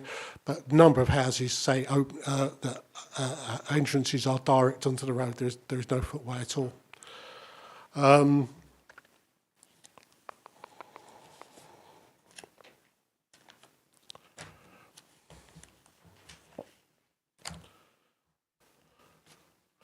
We could go into detail, maybe questioned on the details. Our concern about the application in outline manner, it does revolve around how we can respond to it. There are a number of policies which in our neighbourhood plan which we would see would be affected by the development when it was complete. And to be able to support the development, we would have to be sure that the development in its totality actually conformed to the policies in the neighbourhood plan. That we can't do at this stage, or certainly feel we cannot do until those things become not an outline planning permission, but a detailed application with details which are more able to be discussed and a decision made. It becomes very difficult to do that when we are looking at an outline stage. I think possibly, if I admitted I was not a planning professional, but I think in the case of this application, I would probably have gone to the applicants and asked them to withdraw the application as it is and go for a more detailed application that could be considered. But obviously that is not what is in front of you today or at this inquiry. But that would have given locals more of an opportunity, and the parish council particularly, to look at exactly what is proposed and what is fixed, and maybe what can be amended before it gets to the planning committee. I won't go into the details of all the policies. I say they may come up later on, but they are evidenced and supported by the examination by the inspector, and now become part of our local planning policy. It will be new for Medway Council. Just having a neighbourhood plan in the area is new. So it did take a very long time for Medway Council to come round to getting this in front of an inspector, the neighbourhood plan, which was slightly frustrating because we are a part of Kent and there are many neighbourhood plans which have been adopted around the county. So I'm sure there was advice and assistance they could have sought from other areas, but that wasn't the case. And we do tend to find that in a number of instances, unfortunately, with Medway Council, that they can sometimes be a bit insular, and sometimes they haven't got the resources. I know there was a question earlier, or a statement made that the officers weren't here. I'm well aware of Medway Council's officers are under increased pressure from the number of applications that are happening in the area, and staffing issues and financial issues, something that the Medway Council obviously now has to get the grip off since the May elections, but will not be easy to address. They do have those sorts of issues. So I'm just checking, Madam, that I haven't got any particular issues I wish to bring to your attention. I think in outline I've covered the majority of it. Say that it is an urban area with a village feel, which certainly came through on consultation about the neighbourhood plan. One key policy which isn't affected by this application, but I mention it as one of those key policies, was the separation of Cliffe and Cliffe Woods, and to ensure that those two did not combine. And so far, Medway seem to be sticking to that policy. There was a question again about why the neighbourhood plan was not given more due weight when it came to planning applications. I think they were in a very difficult position as Medway Council because it wasn't adopted. It was on its way through, but hadn't actually been formally adopted. So it did not carry the weight of additional planning policy. And although there are some references to it, there was no reference to the parish council or the neighbourhood plan steering group about the application or potential application of its policies should it be approved, because they didn't know until the referendum takes place. You are not sure that that policy is going to be adopted, and it is difficult to presume, I would understand in planning terms, that it is going to happen, because some things don't. So although we knew the direction of travel, we knew we were going to be adopting the neighbourhood plan, we know that it was something that still had a risk that it might not make it across the line. In fact, having the referendum on the same day as the elections did cause its own confusion for some local residents when they ended up with 2 ballot papers. But that became clear because the neighbourhood plan steering group had to put out information to residents about what the neighbourhood plan was all about. And so it was an overwhelming vote in favour of that neighbourhood plan with 171 noes but 1,152 yeses for the neighbourhood plan. It certainly seeks to maintain the village feel of the area, understanding that some developments might happen. There are some key infrastructure improvements we would like to see. As mentioned before, we find a lot of things internally could be achieved internally within the neighbourhood plan area, but we are missing out on the vital connections which link us up with the rest of the Medway towns, or, for an example, a Higham station. Although that's nearest geographically station, it doesn't have an HS1 service, it just has local trains, but is the local train station. There are no practical ways of accessing that from Cliffe or Cliffe Woods, except by car. There is a bus service which is not particularly mentioned very often in the papers. There's a 417 bus route which runs from Cliffe through to Higham and off to Gravesend, but that is very infrequent. It's much less frequent than the Arriva bus services into Strood. In fact, it's regularly 2 or 3 hourly service, so it's hardly there. I believe initially it was part of the service that was put in to replace the pre-beaching cuts of the rail service, which used to run to Gravesend, but that was stopped in about 1964. So it's pre-beaching when we had a rail connection from Higham. The station location is still there, but no station. It's a freight-only line between Cliffe and Cliffe Woods, although Medway Council have been trying to see whether they could get Housing Infrastructure Fund money to reopen that railway for passenger services to Who, but that appears stalled at the moment for a number of reasons, technical and financial. So that's stalled at the moment. We've seen no infrastructure improvements of that nature proposed for the Cliffe and Cliffe Woods area. I know Mr Strong was mentioning about the fact that the neighbourhood plan did not designate specifically any new housing land, but I'll just explain by saying that when the neighbourhood plan started, the active local plan in process was the 2003 local plan. Now, Medway Council had 2 attempts to update that plan. Both were withdrawn at the very last point of being examined by an inspector, left us with the 3rd attempt, which has now been running for many years, and at the moment it appears to be going backwards rather than forwards, and they are now going back a consultation phase, and they've put in a request for people to put forward land for consideration. The strategic land availability assessment did look at land in Cliffe and Cliffe Woods, and particularly this Tremport land, and did mark it as unacceptable. It was actually scoped out of the strategic land assessment because of its constraints. That obviously doesn't form part, but only information to the local plan, not necessarily part of the local plan.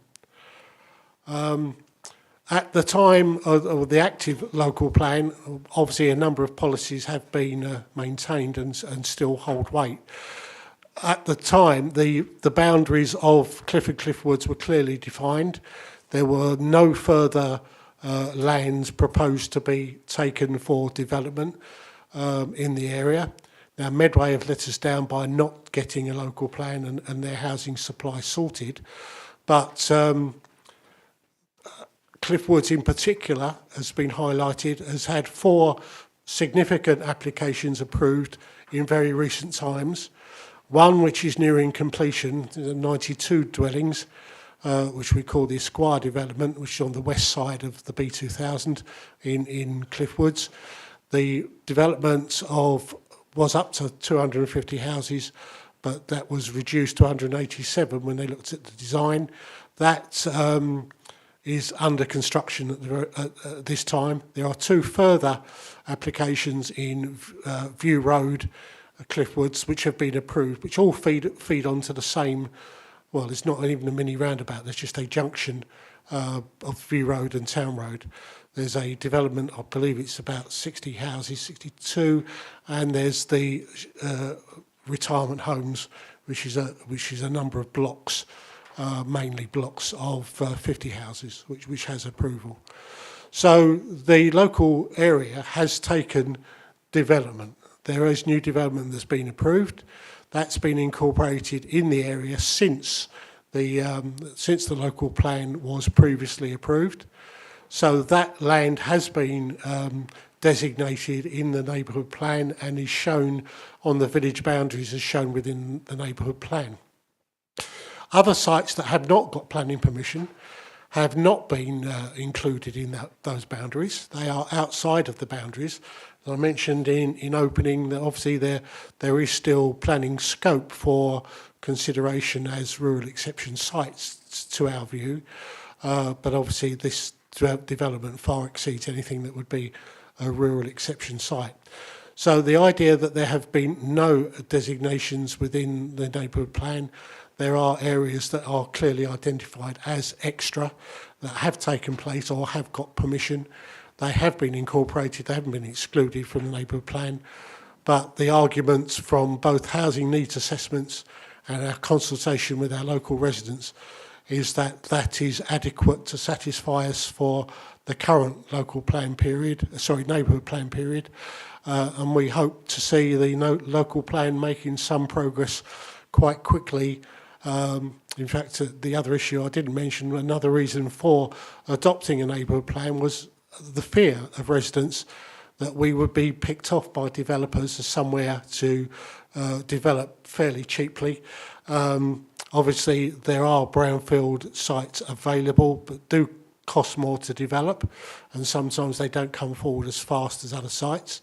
I'll accept what was said earlier and common ground that there is not sufficient brownfield land to build all those houses, but it does not mean there should not be a sequential approach to development, and that some of these areas are prioritised and developed in advance of picking more greenfield areas. There are considerable ones in Cliffe and Cliffe Woods, again with no infrastructure. There are a very large number, and obviously very heavily contested by local residents on the Hoo Peninsula in particular, and they have their battles to fight on that land. Other proposals which have not seen the light of day because of changes in planning designation of lands. There was a large development that was due to take place at Lodge Hill, which is just across the hill from Cliffe Woods. That was removed. There was going to be a 5,000 house, 5,000 hotels and office space development.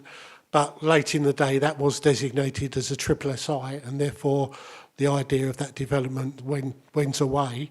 And now any development proposed for that site has been significantly reduced. And some would say maybe not practical as it was. It was old army barracks and army land. So the worry at that time was they would be looking at alternative sites for that development, and we were concerned that Cliffe and Cliffe Woods may be chosen, and may be chosen without the full infrastructure and the connectivity that the area needs. So I do have lots of experience of the area, and in the past, some significant improvements have been made to the B2000 up to the boundary, almost the boundary of Cliffe and Cliffe Woods, where the road was widened, straightened, and a footpath stroke cycleway was added. But that stopped, and we've found nowadays our experience of local plans and developments is that these developments have cost, the prices have gone up and up and up, and that they've not become financially viable for developers, and they haven't come forward with anything like the infrastructure improvements that we used to see in past local plans. I mean, again, some decades ago, but we used to see improvements to our roads and other improvements, which we don't see now.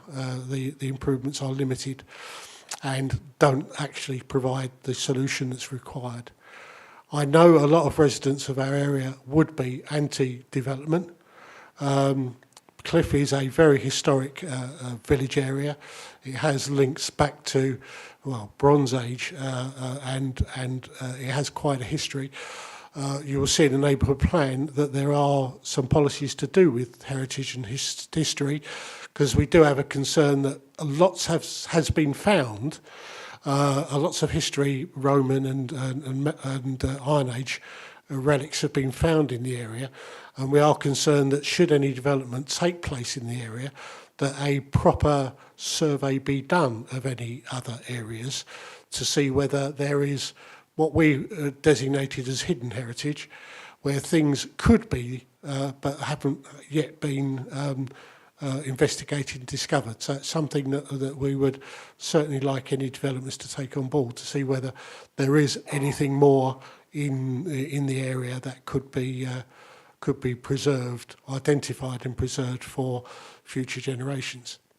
So the neighbourhood plan has, as it has, cannot take a negative view to developments happening in the area. It has concentrated on what things we would expect a development to provide, and some of those wider area improvements which would be required. And for those reasons, certainly the parish council view and our local residents' view, that the Tremple application, as currently stated, as outlined, and even the details which have since been discussed, do not meet the neighbourhood plan requirements for development in the area.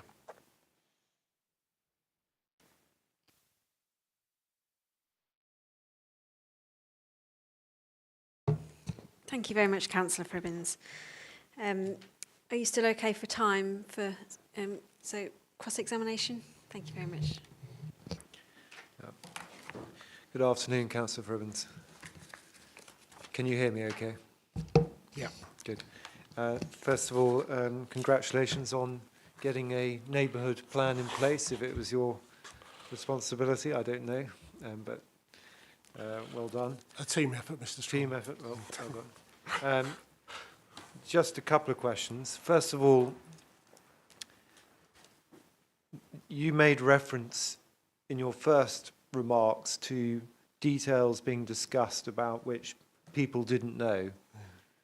And all of my questions to Mr. Churchill are based on documents before the inquiry relating to the planning application and the proofs of evidence. I'm not aware of referring to anything that wasn't already in the documentation material. So I was slightly surprised to hear that comment. Can you be more specific? Well, because I accept what you're saying, but I did qualify it by saying when you are looking at a planning portal list of documents, that can be dozens of documents, and knowing what document applies to what. And then you open the document and it's again best part of 100 pages long. It's very off-putting for particularly local residents to understand what's going on with an application. Less excuse maybe for parish councils and councillors to understand, although they are lay people and aren't professional planners and do struggle with the amount of paperwork that is generated. That's typical of large-scale development, so yes. I do understand. But so that was the qualification around that. Thank you. But could you be more specific? What was it that I was discussing with Mr. Churchill which local residents weren't aware of? We were talking about the development and the open spaces, the designed in play areas with equipment and without equipment, right. and walkways and facing onto paths and things like that, which I'm sure residents have had a consultation presented before the planning application went in. The appellant may well be aware that obviously early on discussions were for a slightly different, well, I wouldn't say slightly different scheme because it was double the size of the current scheme, but initial consultations was around a very much larger development proposal, which changed when it became the outline application. Yeah. So the reduction to 250. So that's an example of some of the things. Okay, no, it's just helpful to know because I understand your point that some people may find it more daunting than others to look at documents, but you were being specific. So your concern is, or residents have expressed views to you that they weren't aware of the open space arrangements, the local areas of play, and all those things that I was discussing with Mr. Churchill about the amenity. Is that right? Correct. Yes. Okay. The same go to the bus services that are on offer, which Mr. Churchill didn't yes. appear to know about? Yeah, there was two particular issues with bus services. One is experience.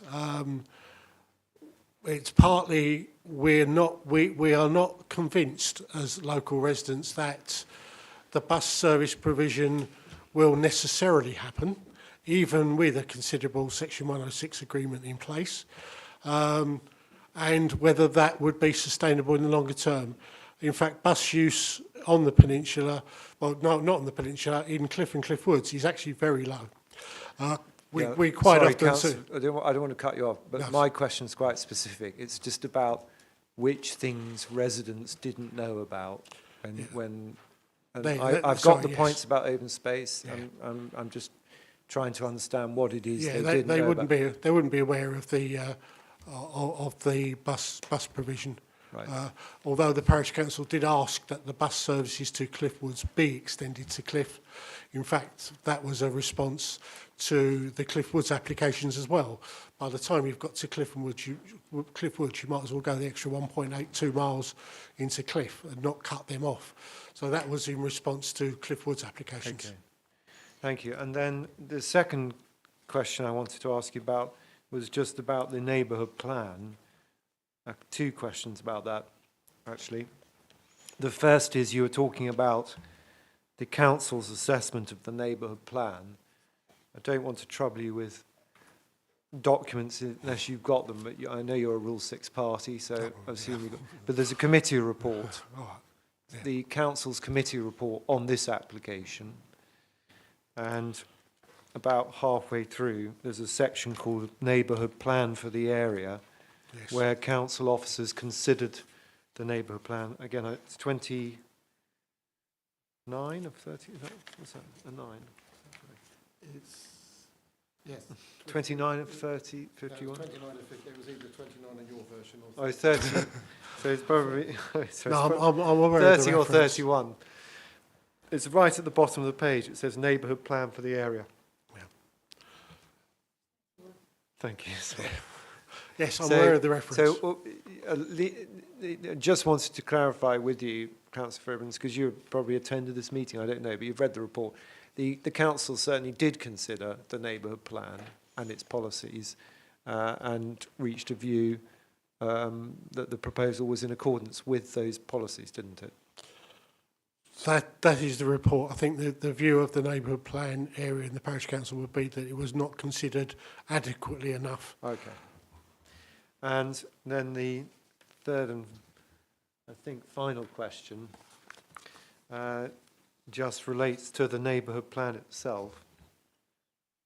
And as you point out, it's been examined by Mr. Lockhart Mummery, who's considered it to be sound. And in so doing, he would have identified or considered that the neighbourhood plan has a policy H1, and policy H1 deals with housing on greenfield sites. Page 18. And it says major development proposals for housing on greenfield sites in the neighbourhood plan area will be encouraged to contribute to sustainable development by including uses other than housing that are appropriate to the size and location of the sites where they don't conflict with other policies in the plan. Sorry, Madam, it's page 18. So just a couple of questions on that. First of all, this is a policy it's a policy anticipating major development proposals on greenfield sites, isn't it? Thank you very much for raising that, because there is something I didn't particularly add, but obviously that policy refers to a encouragement of mixed uses on the site, and particularly the community facilities in an area and lack of community facilities. Yeah. In fact, in some of the early consultations about the 500 development scheme, I raised personally the issue about the community facilities in the area and was disappointed in the response from the developer that they didn't feel a significant retail development was practical because we're in a cul-de-sac and haven't got the footfall that would encourage people to necessarily use that.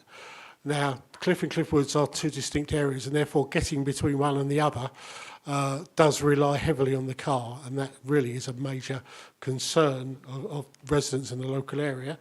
And the proposal that came forward talks about a community facility, the community hub, but totally indistinct, no idea of what that community facility might be, obviously open to discussion, but raised concern, particularly about the neighbouring, very close Memorial Hall, and the idea that this might compete in some way with the Memorial Hall facilities, whereas such a development would be much better concentrated on the existing facility rather than a new community hub facility to make that more viable rather than something else which may compete or may take customer away. Yeah.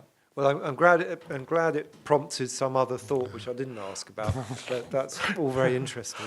But you didn't actually answer my question. Do you want me to? You may not even. You may not even remember it because your answer was so long. You're answering something else. But do you want me to have another go and see if you can answer it? Yeah, remind me, please. Okay. So policy H1, housing on green. Feedback. Housing on greenfield sites. It's major development proposals on housing will be encouraged to contribute to sustainable development by providing uses other than housing. I've asked others about this proposal, the community hub, and we've got the council's view on that. I'm not asking about that. I'm asking you, or just getting you to confirm, this policy, which has been examined and found sound, is contemplating major development proposals for housing on greenfield sites. Yes, it does, but it does include that wording which you mentioned by including uses other than housing, which are appropriate to the size and location of sites and do not conflict with other policies in the plan. Yes. So it is qualified. It's not just we expect development to happen on greenfield sites. No. It should bring other things. I've got that, and the inspector will know what this proposal includes by way of an additional use and public open space, etc. But that was I think the third and final question. Thank you very much, Councillor. Thank you very much, Mr. Strawn. If you just give me a moment, I'll just check that my questions have been dealt with. I think they have.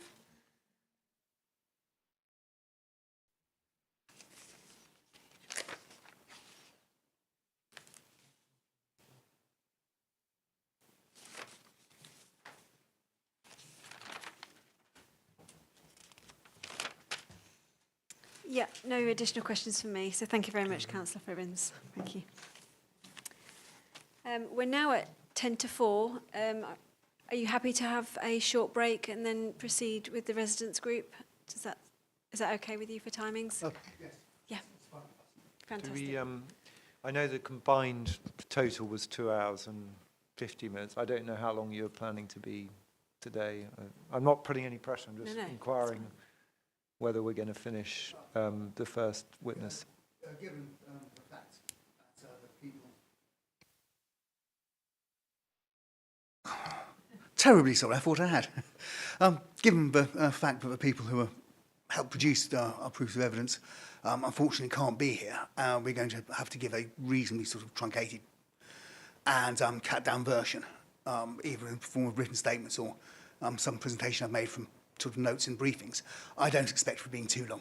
I mean, it would clearly depend on the questions you have for us, but... And have we still got some people attending tomorrow to continue your evidence tomorrow? Yes, very much so. We have... So we can make a start today. You're happy to do that? And absolutely, yes. Yeah. None of the timings have changed as far as we're concerned. Okay, thank you very much. Okay, so it's now 10 to 4. Should we take 15 minutes? Is 15 minutes enough for everyone? and we'll be back at 4:05. Just before we take a break, Yes, of course. with your permission, I'd like to introduce a further document. It's a appeal decision that came to light on the 5th of May this year, and it was regarding the third proof of evidence on the consultation. The technical issues aren't really important. It's just really one paragraph on the general policy and weight given to the consultation of the local residents.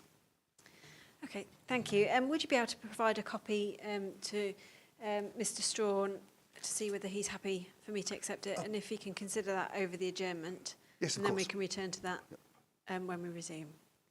Okay, thank you. Thank you very much. Thank you. So we're adjourned until 5 past. Does that give you, does that give you enough time to look at the document? Yes, I think it does. Okay. Unless So- it's a 100-page appeal. Well, if you need more, My speed reading might be challenged. we can add to it. All right. Thank you very much. Thank you.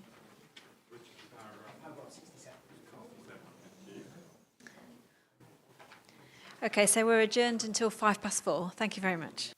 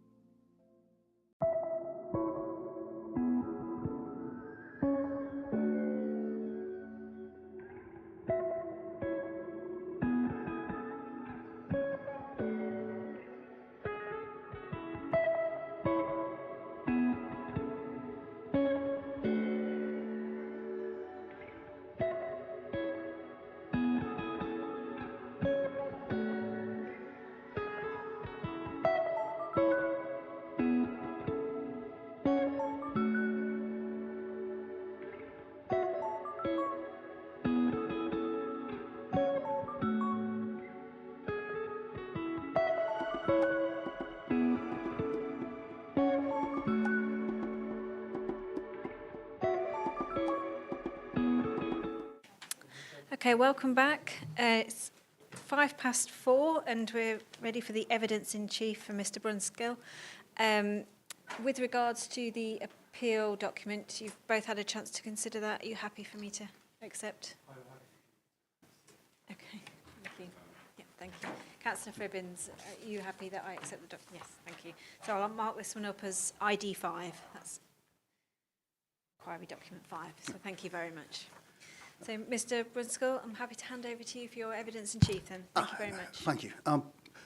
What I'd like to do is start by having Helen Smith read out the pre-approved statements from Tim Smith on points 2 and 5, the agricultural land assessment and the transport assessment.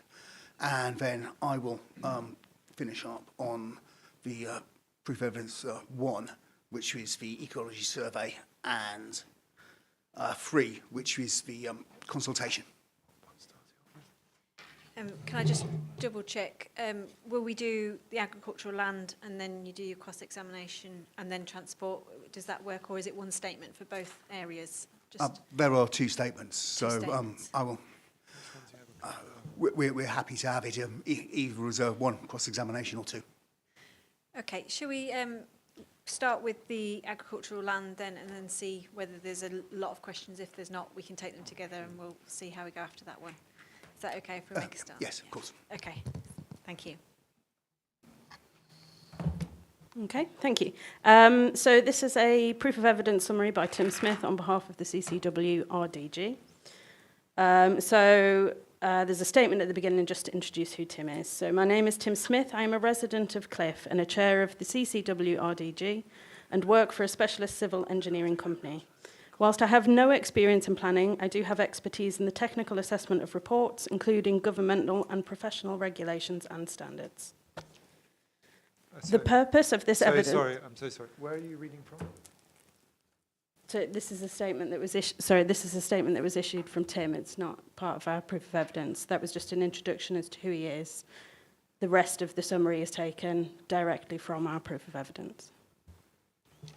I think because he's not able to attend, he's written down what he was going to say. Right. So in terms of introducing himself as per the proof of evidence, it's not actually in there. That's fine. I'm sorry. I want to be clear who's giving the evidence. If it's evidence from Mr. Smith, then obviously he's not here, and I'll treat it as a written statement. If it's evidence coming from you, then I will listen to it and maybe ask you questions if I had any. But I just wanted that. I wasn't sorry. It just threw me as to who was actually giving the evidence. So the author of this POE is Tim Smith. Right, and this is the one on... the agricultural land assessment. Right, so I'll have to treat it as... Yeah, I understand. Thank you. Sorry. Okay. I meant to stop you. So I can submit these statements as well if you'd like to see it alongside the POEs afterwards. Yeah. Okay, so the purpose of this evidence is to highlight the issues identified with the agricultural land assessment submitted by the appellant and the impacts those issues have on the appellant's reports with regards to local and national planning policy. The Agricultural Land Classification and Soil Resources Report by Reading Agricultural Group has a significant omission from the methodology used to determine the soil grading. Irrigation has not been considered within the methodology, but should, as per page 27 of Appendix 1, which is the MAFF Agricultural Land Classification of England and Wales. Irrigation is and has been present on site of all 3 agricultural land areas of the proposed development.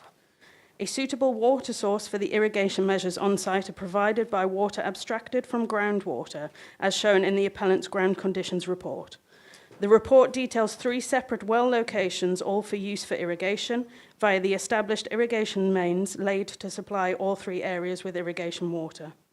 The Agricultural Land Classification and Soil Resources Report has limited information with regards to the testing of the soils and indicates that droughtiness is the limiting factor when assessing the soil classification. It should be noted that a large number of the sites classified by Reading Agricultural Consultants as 3A were only a few percentage points below the Grade 2 threshold, and with irrigation applied would result in an upgrading of the ALC classification. In order to explain this better, I will refer to the letter issued by Soil Environmental Services, who undertook an assessment of the Reading Agricultural Consultants Report, which is an appendices 2 to PUE. So I'm just going to read that letter now, or at least some of it. So this is from Soil Environment Services, which is from Dr. Robin Davies, who has a PhD in soil science. It says, I have reviewed the Agricultural Land Classification and Soil Resources Report undertaken for Tremport Investment Limited by Reading Agricultural Consultants and dated November 2021, with specific reference to the main issues of irrigation at the site in question. The report has a major significant error and cannot be relied upon for planning purposes to inform of the current ALC grade at the site. Irrigation has not been considered within the ALC assessment, and hence the ALC grades reported are 1 grade below the correct grading. Hence the land grade, which is limited by droughtiness and reported as 3A, should be grade 2, and areas reported as 2 should be grade 1. This will place all the land in the middle to upper, best and most versatile category. A general site survey undertaken for Tremport Investment Limited detailed in section 3.31 that groundwater is extracted for irrigation at the site, and hence, as per the MAF guidance, this confirms that irrigation is the current practice for agriculture at the site. The ALC grades therefore reported by Reading Agriculture Consultants are not correct, as irrigation has not been considered or even mentioned in the report. The land is grade 2 and 1, not 3A and 2. Development on such high-grade land is generally not permitted. So that's the end of the consultant report, and I'm going back to the summary now. At the minimum, the ALC should be 12% grade 1 and 88% grade 2, presenting a significant upgrade to the agricultural versatility of the land. The grading is much more in keeping with the commonly accepted grading for the region as per Natural England's ALC maps, the local planning authority strategic land availability assessments, and even claims used on local land sales. All grades of agricultural land from 1 to 3A are classed as best and most versatile land, being that they can provide high crop yields for a variety of crops. The NPPF paragraph 174B and 175 notes that best and most versatile land should be given special consideration, and where possible, B&V land should be preserved. Medway Local Plan BNE 48 also exists to protect B&V land, especially that of high grades from being permanently lost to development except under exceptional circumstances.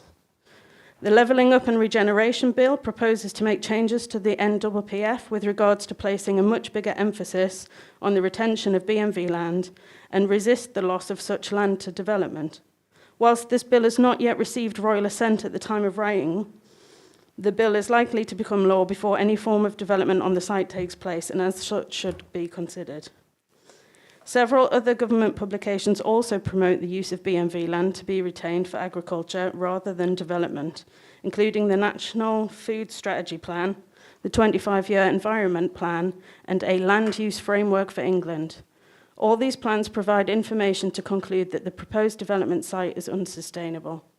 And finally, in connection with the contents of our ecology POE presented later today, alongside the loss of agricultural land, the same land also provides habitat for several red list bird species, including house martins, swifts, and swallows. The agricultural field setting or farmland habitat areas for feeding and provides nest building materials, especially for those of the house martin, who need to access fresh mud for their nests.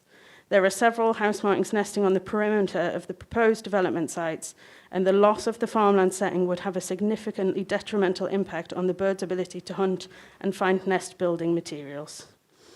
And so it is clear that there has been a serious omission in the appellant's reporting of land classifications, which could have far-reaching consequences with regards to the impacts of this planning application. It is the opinion of a professional soil scientist and land classification expert that the agricultural land classification report conducted by Reading Agricultural Consultants contains a major and significant error. Development on the best and most versatile agricultural land is not sustainable and should be preserved as per National Planning Policy Framework and the Medway Local Plan, etc. Thank you for considering this evidence. Thank you very much. And you're happy to provide that in writing? Yes, Yeah, yes, so the that's appellant can consider that. Thank you.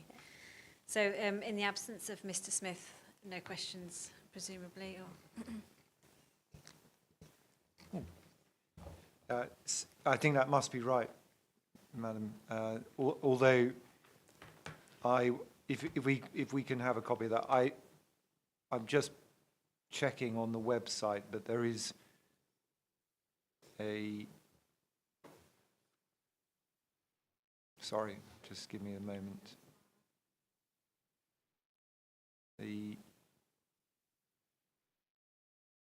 This issue was already responded to during the course of the planning application process. And I'm just going to try and find the reference for you. It was in September 2022. And we'll see if we can locate the document, but the short point I would have put to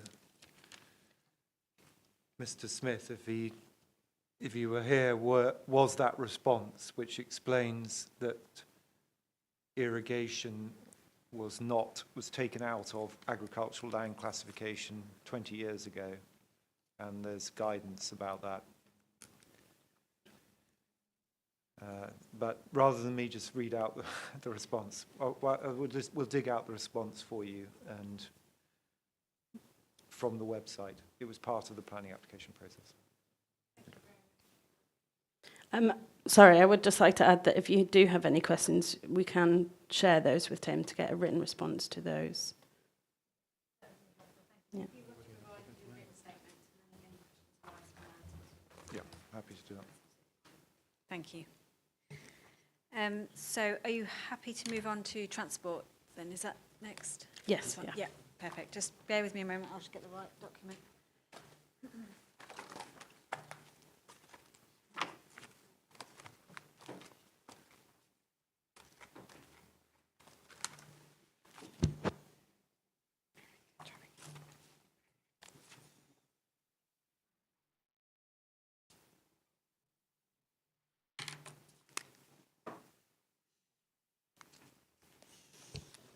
Okay, I've got them. Thank you very much. This is traffic impact.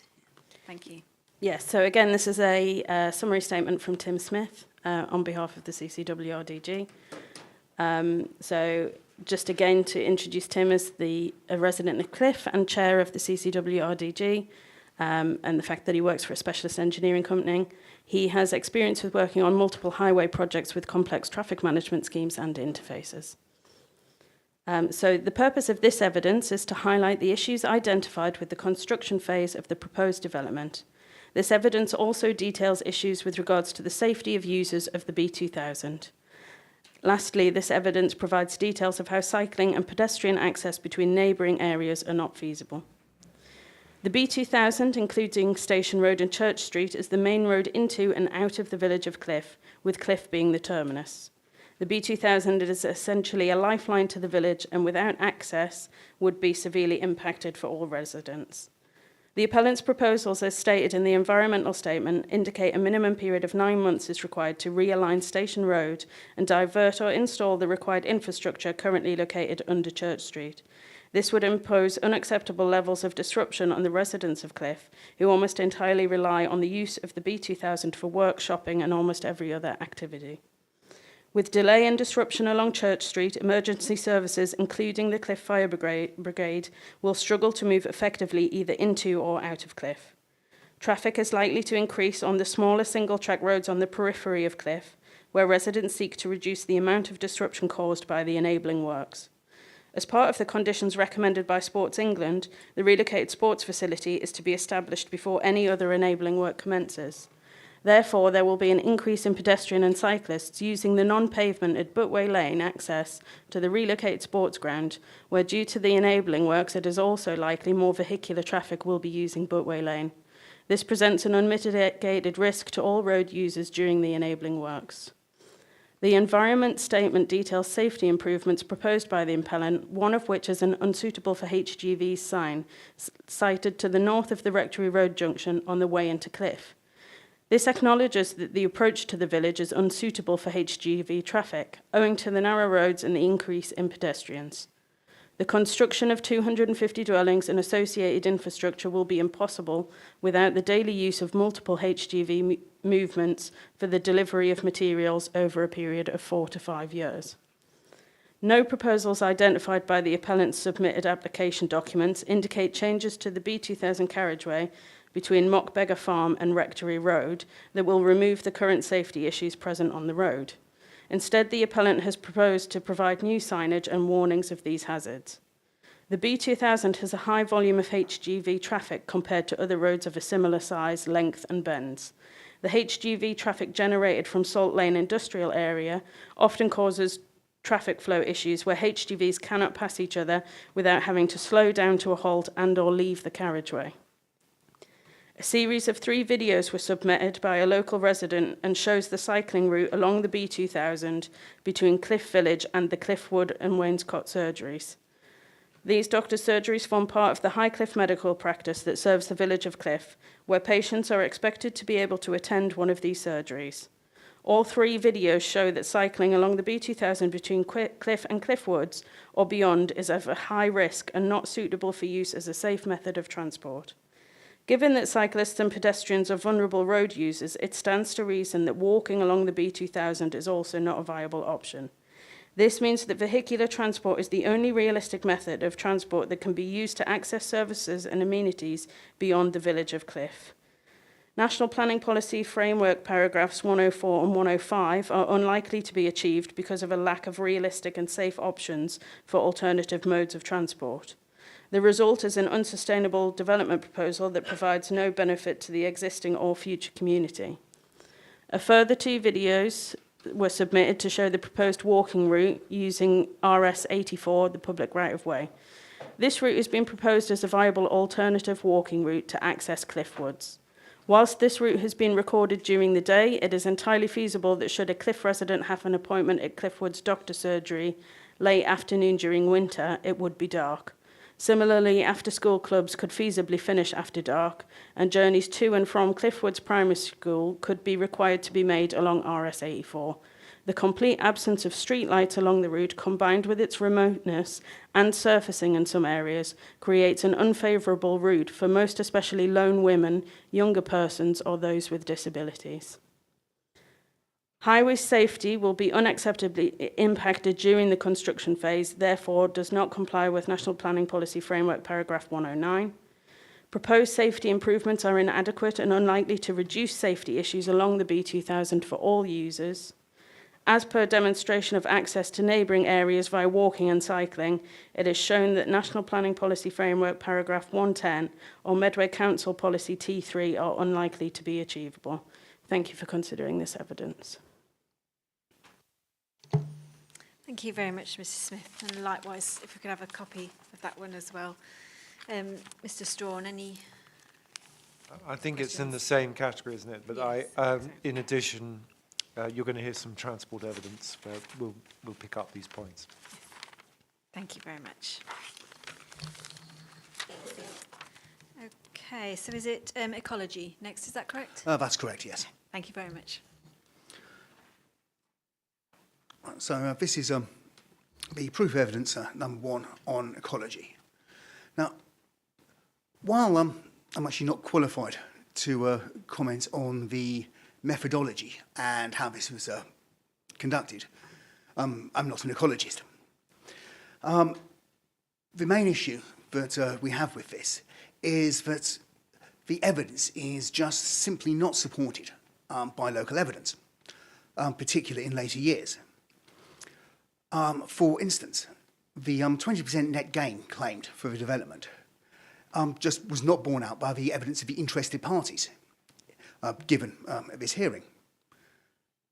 For instance, Colin Elliott mentioned that he had house martins nesting in his house, but they did not return and have not returned after several years when he had some building work done and their nests were disrupted. Their nesting site was disrupted, I should say. And this 20% net gain is not borne out because the proposals are replacing open replacing fields with open spaces. And the RSB statutory response points out that the semi-natural ground and reserve should be produced in a certain way to direct people, particularly dog walkers, away from that area, so there's little access and little disruption to birds and wildlife. Onto the report itself, looking over this, we noticed a number of internal inconsistencies. There were 3 reports, one in 2015, one in 2019, and one in 21. The one in 2015 had little to no data on birds, but some on bats. The 2019 had 6 house martins on a summary tables breeding pairs in May, and then in June, 2 single occupying nests, but no birds sighted. The maps and the actual sightings don't bear this out.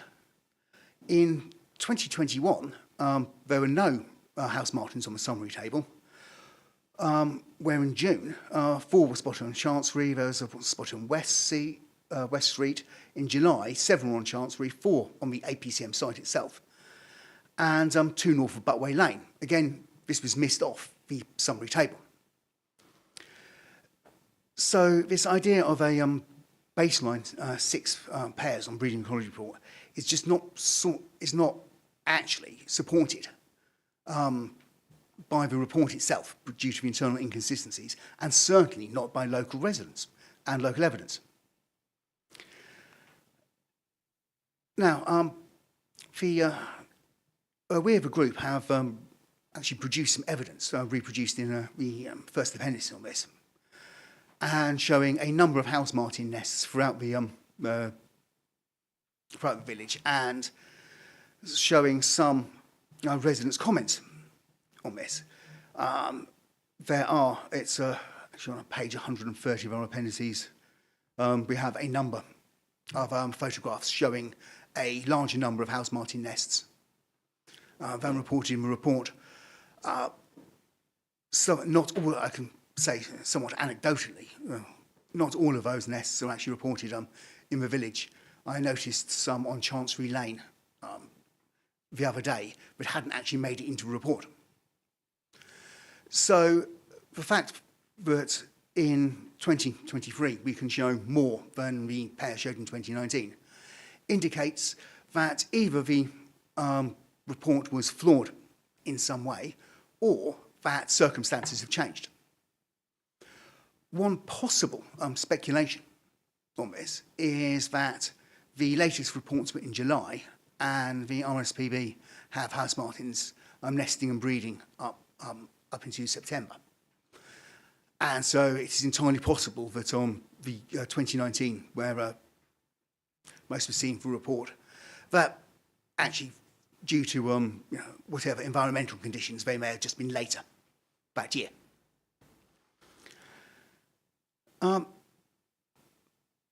There seems to be an issue with the reports onto bats as well. Essentially, that bats were noted, but the roosts were not investigated as deeply as necessary. And without investigation, you can't support the idea of a negative, that their bats aren't roosting there. There was also a mention of badgers in 2021. And again, this is just simply not borne out by local residents' sightings and evidence. What also has to be considered is the wider impact. In particular, the Kent County Council report of July 22 noted that there'd be a loss of hedgerows and disruption to the environment from lighting.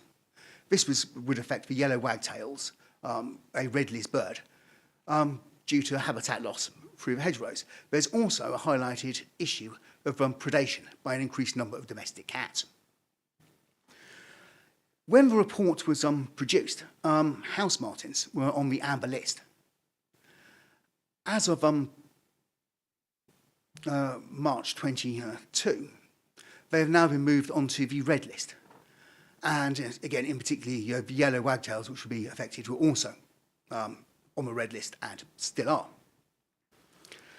So this is just not sustainable under the National Planning Policy, paragraphs 174, 179 and 180, enhancing the actual habitat. What's going to be happening is we're going to be losing a particular type of habitat, but it is supporting red list birds and potentially gaining a set of wider spaces or different spaces that, as borne out by local evidence, the birds simply may never return to.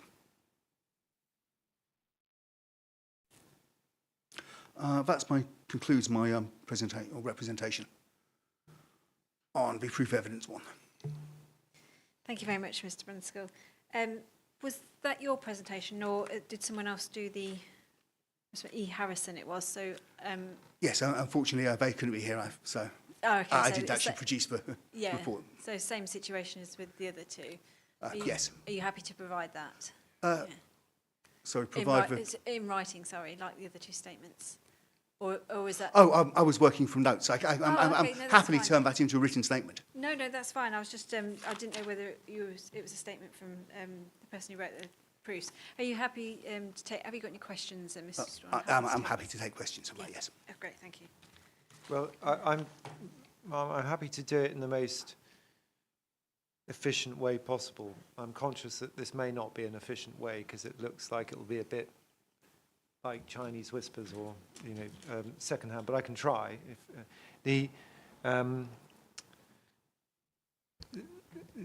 I'll dig out the references for you because these points have been addressed. But perhaps we can just agree a couple of things. I think, first of all, the clue to the house martin is in the name, isn't it, Mr. Brunskill?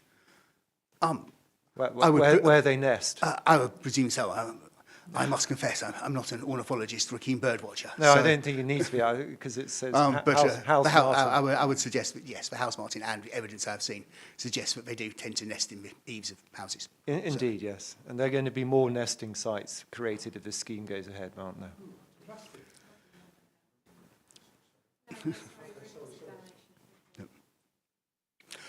There'll be certainly more houses. Yes. Whether that translates to nesting sites or not,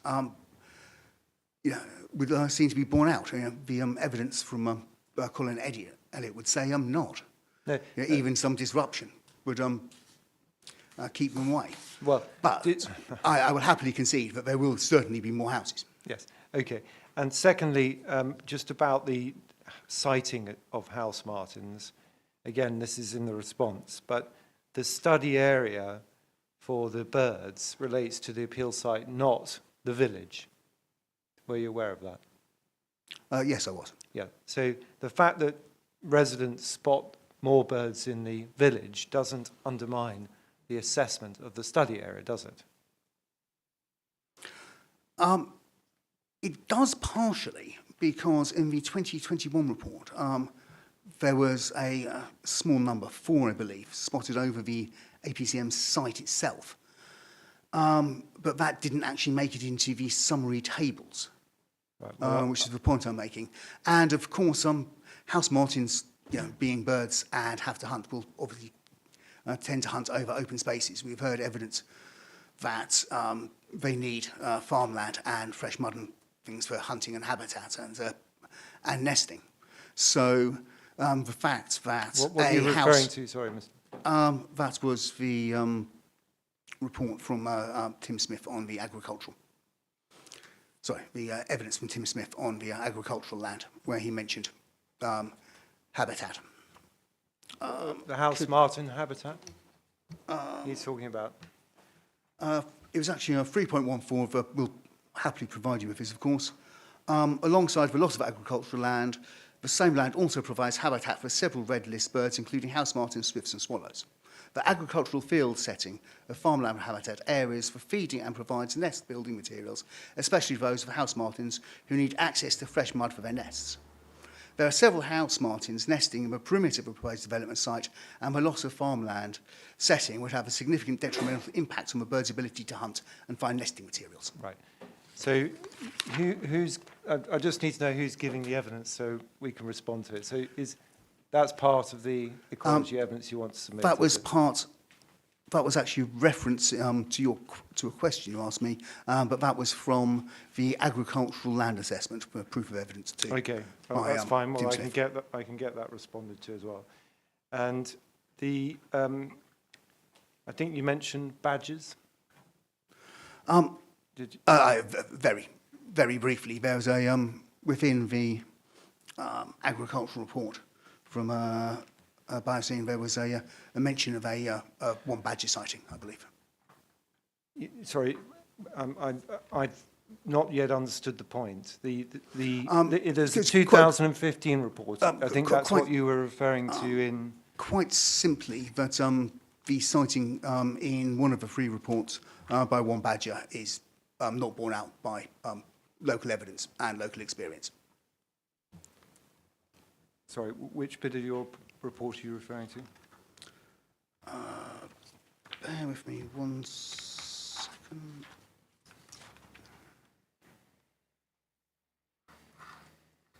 I've got 3.6 is the only material I've got about badgers.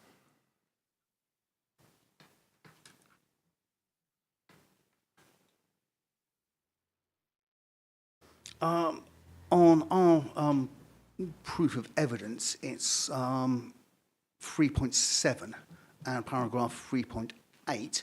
That's about bats, isn't it? No, that's on my one. It's What have you got? the one I have in front of me is badgers. So bats is on 3.9. Oh, it appears I'm working from slightly the wrong copy there. My apologies. Well, I've only got one paragraph on badgers. Yes. It says that on page Page 3 of the paragraph 2.19. Yes. That document is referring to a 2015 survey which related to a much larger site, didn't it? I presume so. Yeah. It was claim no identifying a badger activity outside the appeal site. Yes, I believe so. Yeah. And in relation to badgers and their protection, I mean, if you don't know, then don't hesitate to say, what is it that's protected? Is it the badger set and the animal, or their foraging habitat? Do you know? I couldn't say with any certainty. Right. Well, okay. I believe it's a set, but I will Yes. Well, stand to be corrected.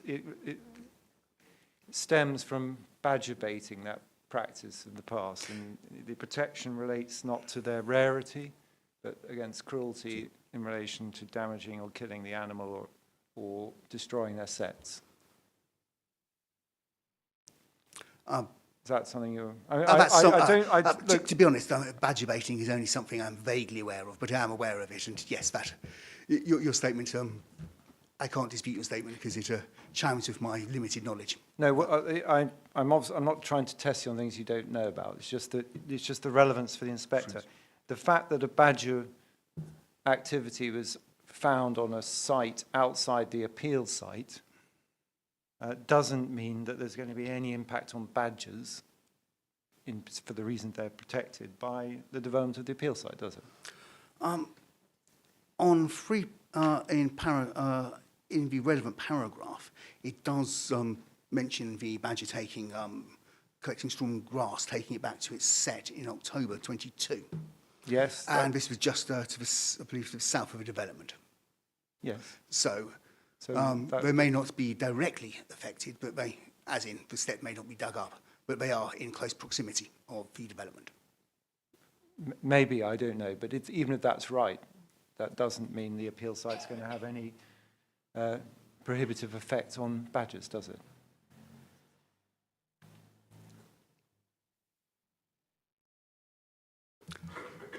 I don't feel actually qualified to answer that question. Okay, well, that's fair. And then the bat survey, there was a wider study area it looked at. The only building in question, so far as the inspector is concerned, is that's proposed for demolition as building B2, as it's known, but effectively the pavilion. Oh, yes, the White Pavilion. Sorry? The White Pavilion, I believe it's referred to. The pavilion building. Oh, I can't demolish the proposed. Yes, the Pavilion building.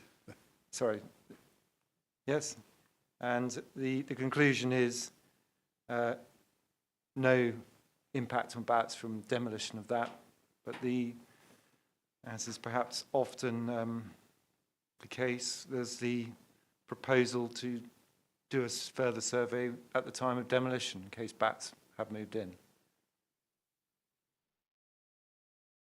Sounds sensible, doesn't it? Well, yes, clearly. I mean, one of the things which we're suggesting is there need to be further surveys on this. So, yes. All right.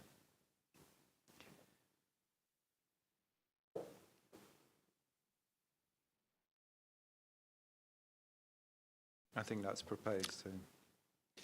Right. I think probably in those circumstances, rather than, as I said, I thought it might be an unsatisfactory way of doing it, but I think we will take on board what you have said from the agricultural land and provide any written response to you. Okay, thank you very much, Mr. Brunskill and Mr. Strawn. So that leaves us with the consultation. Are you happy to continue? Yes, I am. Yep, fantastic. Thank you very much. This is relating to our proof of evidence 3 and the consultation support. Consultation.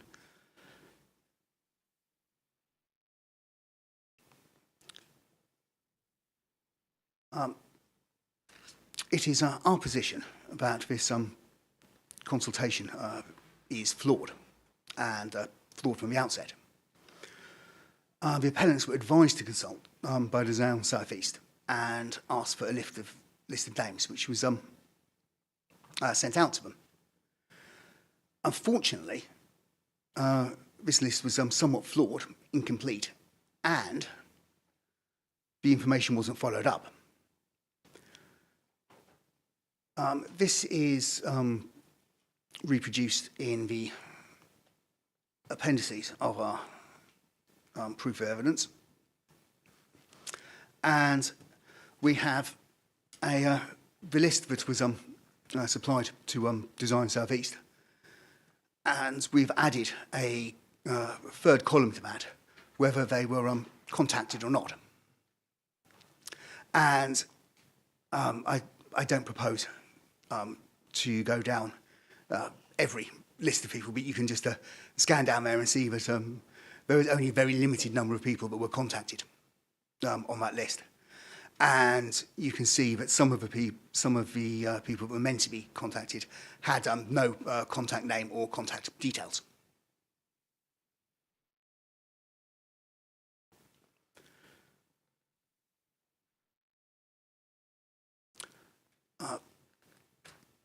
This led to a online consultation with a number of the parish councillors and interested parties, and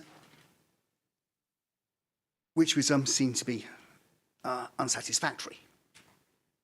In fact, Design South East, working on behalf of the appellants, asked for extra consultations to be taken place, given the unsatisfactory nature of this consultation. Now, as borne out by the interested parties and the evidence of the other Rule 6 party, there does seem to be some confusion about the exact nature of this site. And this is one of the reasons for this is due to the lack of consultation itself, or lack of effective consultation. Consultation of the local residents' interested parties is key to giving the planning process and maintaining confidence in the planning process and legitimacy. This is why I sought to introduce the appeal earlier by SRJ Bird relating to the land in Childgrove, Oxfordshire. And if I could direct yourselves to paragraph 67 of that report. The first sentence, harm arising from conflict with the development plan, in particular the overreaching strategy on location of development, is fundamentally entwined with public confidence in the planning system. And the last sentence of that, thus, decisions, particularly appeal decisions, have a significant potential to reduce and fatally harm public confidence in the development plan process. The limited consultation that was conducted with the interested parties and residents of Cliffe Village has led, as has been evidenced, to an amount of confusion and some, I would say, justified apprehension about the development, particularly as this development is largely contained to reserved matters. Sorry, this appeal is largely contained to reserved matters.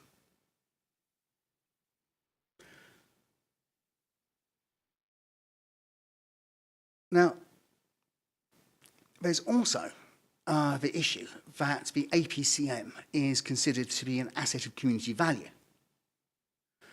And regarding British Standard 8300, this should have had a direct consultation on. This was simply not carried out. And this is also borne out by the National Planning Policy Framework, paragraphs 73, 126 and 132. Now, this lack of effective consultation has actually led the appellant to suggest that the Cliffe and Cliffe Woods Residents Development Group has been spreading panic and turning people's minds against the development. Unfortunately, without any consultation or way of gauging the developments, gauging the residents' reaction to this, that's a statement that just simply can't be borne out. And we would say that any resistance to this is quite simply residents who know the area and can see the flaws in this proposal, or see the potential flaws in this proposal, I should say. And therefore, reasonably minded people are going to come to reasonable conclusions about this, and any similarity in the evidence simply does not support the application that we have, the insinuation that we have somehow turned people's minds against the development. There's just simply not the evidence for that due to the lack of consultation.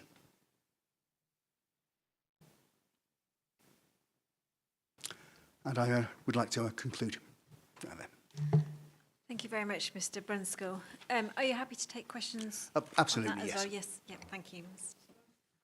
Yes, Dr. Brunskill.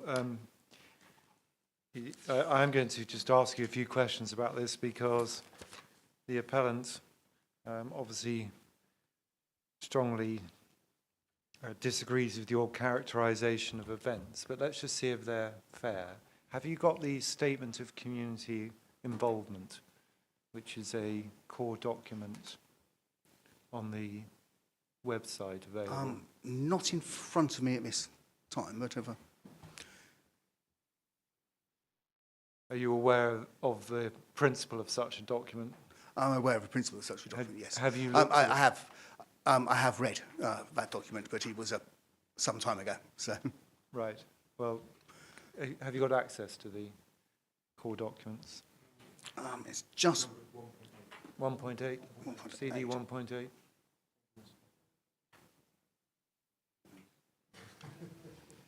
Sorry.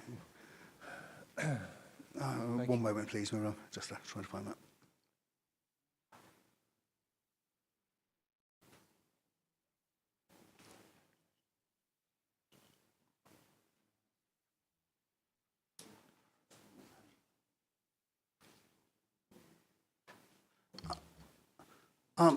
Unfortunately, I haven't downloaded that document. It's going to take me a little while to get to the online one, but I'm happy to be reminded.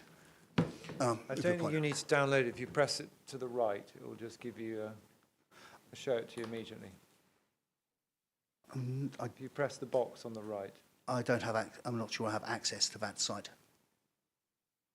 Or, more to the point, I don't have that up on my computer at this precise moment in time. Can you just give it to me? Yes, of course. Thank you very much. Yes, I have. Right now. This is a statement of community involvement which reports what's happened by way of community involvement, engagement. Yes? Yes. You appear to criticise the way in which Design South East carried out its consultation as an independent body on behalf of... No. I criticised the fact that they were supplied with a number of names and a list that they couldn't necessarily work from and people weren't contacted from. Right. Which is slightly different from actually criticising their process. I also noted that they had asked for further consultations to take place because they were unhappy with the process that had happened. Can you just, in this document, please, go to page 22, paragraph 3.20.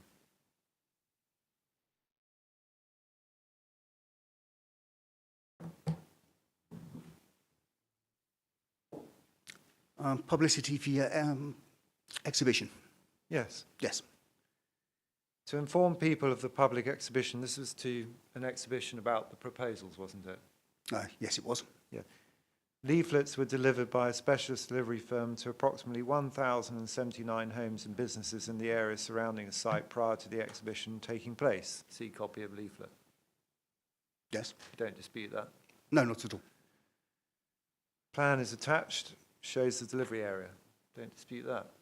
No, not at all. And detail agreed with the council.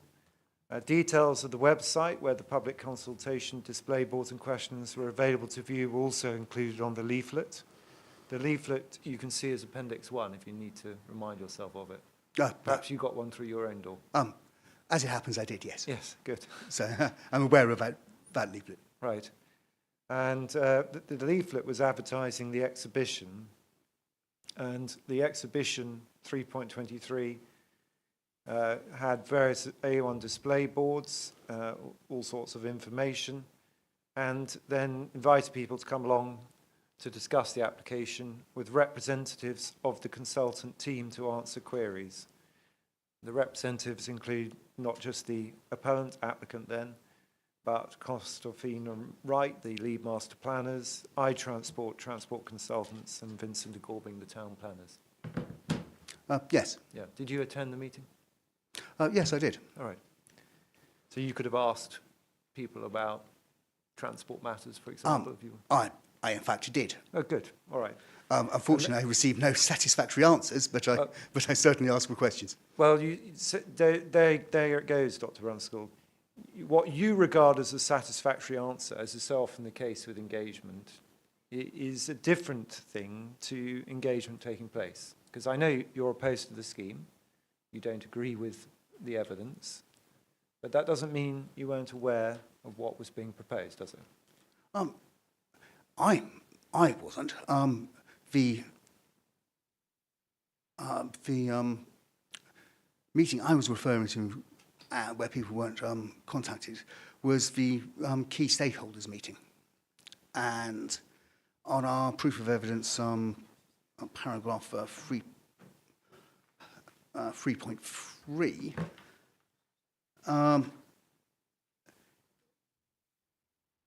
We have a fact that of over 80 people representing some vocally local community groups were invited to personal email. But only a few of them could actually were actually contacted and could turn up to that meeting, which consisted mainly, I believe, of some of the parish councillors. Right. Well, I think there's a response from Design South East rejecting your criticisms, but even if they were right, here you have an open public exhibition advertised, even yourself received it, to anyone who wanted to attend, to come and see the proposals and engage with the appellant and its consultants, correct? We could engage with the representatives of the appellants. Unfortunately, on asking some of the questions of Design South East, they simply weren't in a position to provide some answers. Well, and I was told that it was more of a by way of a presentation rather than a consultation. You're talking about Design South East? Who are you talking about now? Sorry, was it not Design South East who ran the exhibition? Yeah, but sorry, no. I've just given you who ran the consultation, the public exhibition. I've just told you who was there. In fact, you told me you spoke to them. Yes, and representatives of the consultant team, 324. Did you turn up? Yes, and when I spoke to them, I said, given unsatisfactory answers and told that they weren't in a position to give answers at that point. Well, okay, so, I haven't got any details of that, Dr. Runsell. You're making a general point about, I don't think you were criticising this exhibition, you just weren't referring to it. No, I wasn't criticising that exhibition. Right. But just for the purposes of what we're about, public confidence in the planning process, here we have a public exhibition held for the local community at large, well advertised. You yourself came along to come and understand what the proposals were about. Correct? Correct. Right. And we also have, don't we, feedback 4.1. People were able to provide questionnaires, responses. And in fact, we had 4.2, 90 questionnaires were returned.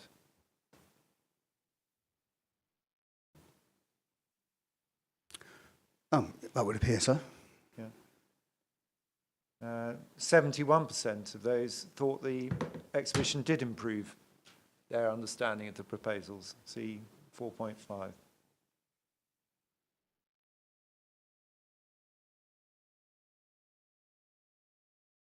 Sorry, madam, have you got that? There's a pie chart. 30% thought they didn't, but 71% thought it did. Maybe you're one of the in the minority, Dr. Brunskill, but 71% people were, their knowledge was improved.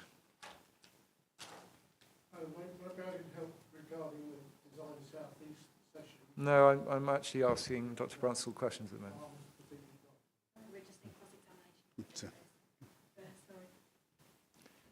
So just going back to, and I'm just dealing with I'm dealing with the criticism about, as I understand it, residents not knowing what the appeal proposals are about because... No, I was dealing with the, I made no evidence, so I made no reference to this exhibition. I was criticising, or I was raising evidence towards the Design South East consultation with the stakeholders as per our proof of evidence. Well, I did say that there was some evidence borne out in this hearing that some of the residents were confused to the exact details on this. Okay, well, that may be the case. I don't know. We've heard some about Councillor Fribbins about that. But just dealing with the process of statements of the community engagement, you've got criticisms of the Design South East process. They themselves were requested further consultations. Well, so. There is further consultation that's gone on. What's your problem? I mean, as a community event, it's difficult to see how it could have been done better.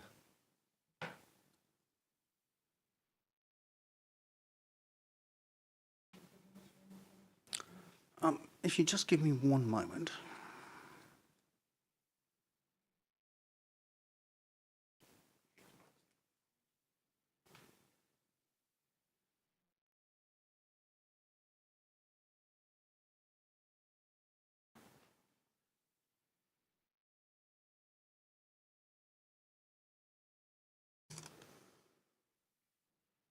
Right,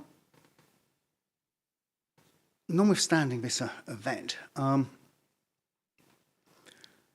the emails produced in our Appendix 2, I believe, from Helen Goodwin, highlight the omission of a wider community voice from Design South East. And she explained in emails that by omitting this output, the process may not be a true representation of a voice or its views, leading to flawed design plans being produced by the appellant for community to consider. Yeah, I know you just... That was dated on the 28th of the 2nd, 23, so sometime after this exhibition. I know that's what's being said, Dr. Ruskell, but I'm just testing whether there's any basis for it. Because after those workshops, there was a public consultation event, widely publicised to everyone in the community. You knew about it. You could have told anyone else who you thought didn't know about it, but it seems very widely publicised and actually comparatively well attended so far as these events go, where people were able to come and A, see what the scheme was about, and B, respond. Can't get much better than that, can you, Dr. Clearly there was an exhibition. Yes, but what I was seeking to highlight was the fact that Design South East were unhappy with the consultation process, or certainly unhappy enough to seek further consultations. Well, and that they were proposing to carry out a further series of workshops and community engagement. Sorry, where are you reading from? I was what are actually you looking at the email dated Monday, the 28th of February, from Helen Goodwin to South East, and that's on page 14 of our proof of evidence. Which bit are you reading from? That was the bottom of page 14. The appendices. On the appendices of our proof of evidence. Yes. Thank you for your emails and inquiries.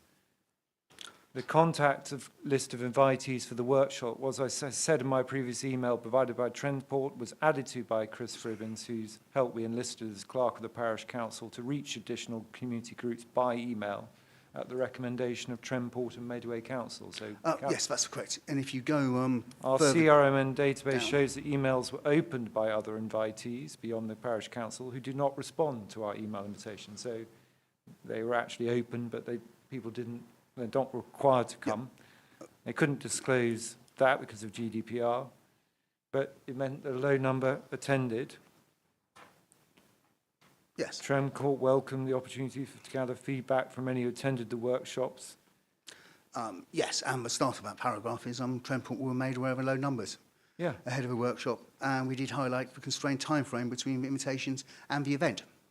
Our understanding is that because of his timescale for submission at Appellant Trentport, and then forward. I mean, this is not a firm or a consultation process that Design South East are entirely happy with. Well, just carry on. It should be noted our proposal Transport was to carry out a series of workshops and engagement events, both in person and online, over a longer period of time. Only the first of these events, the online workshops, was commissioned. This was a discrete event, and as we understand it, was just one part of a wider process of non-statutory, emphasise because it's not obligatory, engagement by Trentport. Yes. And that's right, because we've just seen that in addition to the workshop, Trentport commissioned and held a public exhibition, leafleted to thousands of people, or over 1,000 people, to be more accurate, which was attended by, I think, over 200 people.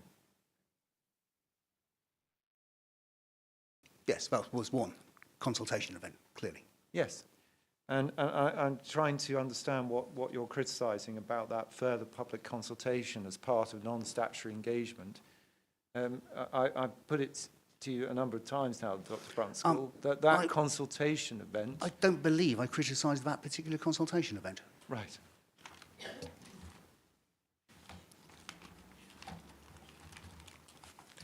And just finally then on the... well, two other points. The Inspector Baird's decision, paragraph 67, just to be clear, Inspector Baird's, they're not dealing with consultation. He's dealing with a proposal that was seeking planning permission contrary to a newly adopted local plan and a newly adopted neighbourhood plan, which the proposal conflicted with. Nothing to do with consultation, was it? I did seek to bring that in as a wider policy point, which after citing an explanation before the break, you accepted. I did state I was not trying to rely on the facts of this decision in itself. It's not the facts, it's the principle. Just to be... Okay, this is a decision, paragraph 67, it's dealing with... I believe you're a lawyer, Dr. Brunskill. Academic. Yes. Well, you can be an academic and with a lawyer. With specialisation in intellectual property and personality rights. Great. So let's just apply... I know absolutely nothing apart from this process about planning law. No, I'm asking you just to apply a lawyer's mind to what the words say on the page. Paragraph 67. He's identifying conflict in terms of a planning system being genuinely plan-led. The local plan was recently adopted, the neighbourhood plan recently adopted, and a decision, particularly appeal decision, had the potential to reduce and fatally harm public confidence. That was in consequence of a proposal that was in conflict, directly in conflict with a newly adopted development plan and a newly adopted local plan and a newly adopted neighbourhood plan. Well, I was That's right, isn't it? That was. I mean, I was. Yeah. That is. I was giving a presentation on this particularly point of proof evidence about consultation. I mean, if we want to widen it to a newly adopted neighbourhood plan and confidence in the public planning system, I'm sure we can, given the facts of this actual appeal. Well, I've already asked about that and whether there's any conflict with the neighbourhood plan, so I'm not sure you're giving evidence on that, Dr. Brunskill. No, I'm not. Right. So this was to do with consultation. This doesn't have any bearing on the issue of consultation, does it? It has a bearing on the wider applications of public confidence with the planning system, as I stated earlier. I'm happy to debate that with you, but in the interest of time. Well, just finally, just as an example of the importance of understanding what's being proposed, this goes for CCWRDG as well as to say the petition that was commissioned from local residents that Mr. Wyatt has introduced. Yes? I don't know if you're signatory to this. Yes, I am. Yeah.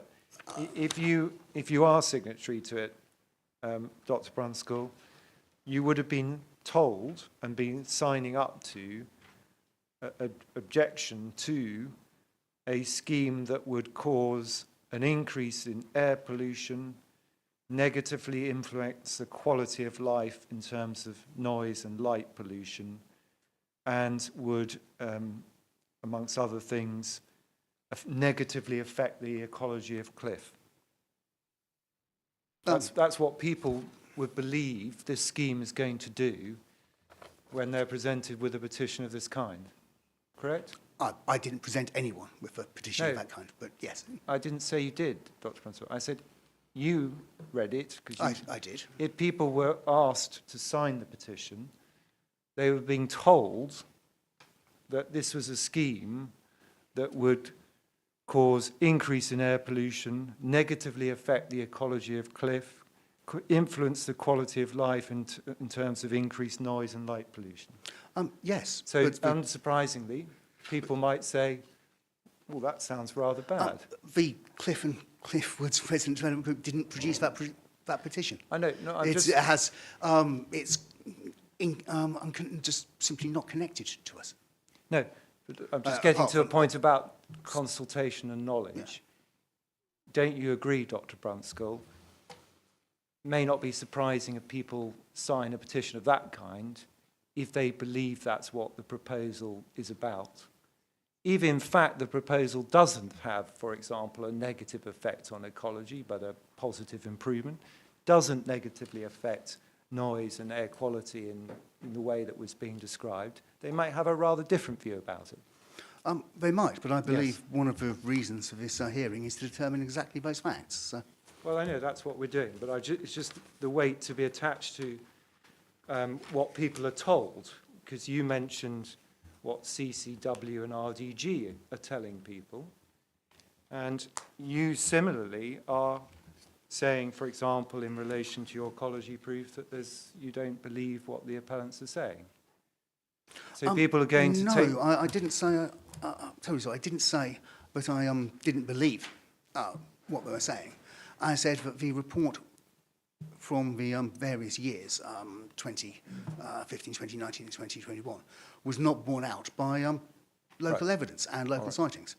I stated at the start that I have no ability to question their actual methodology of a survey because I'm not an ornithologist. Understood. Thank you very much, Dr. Brunskill. Thank you.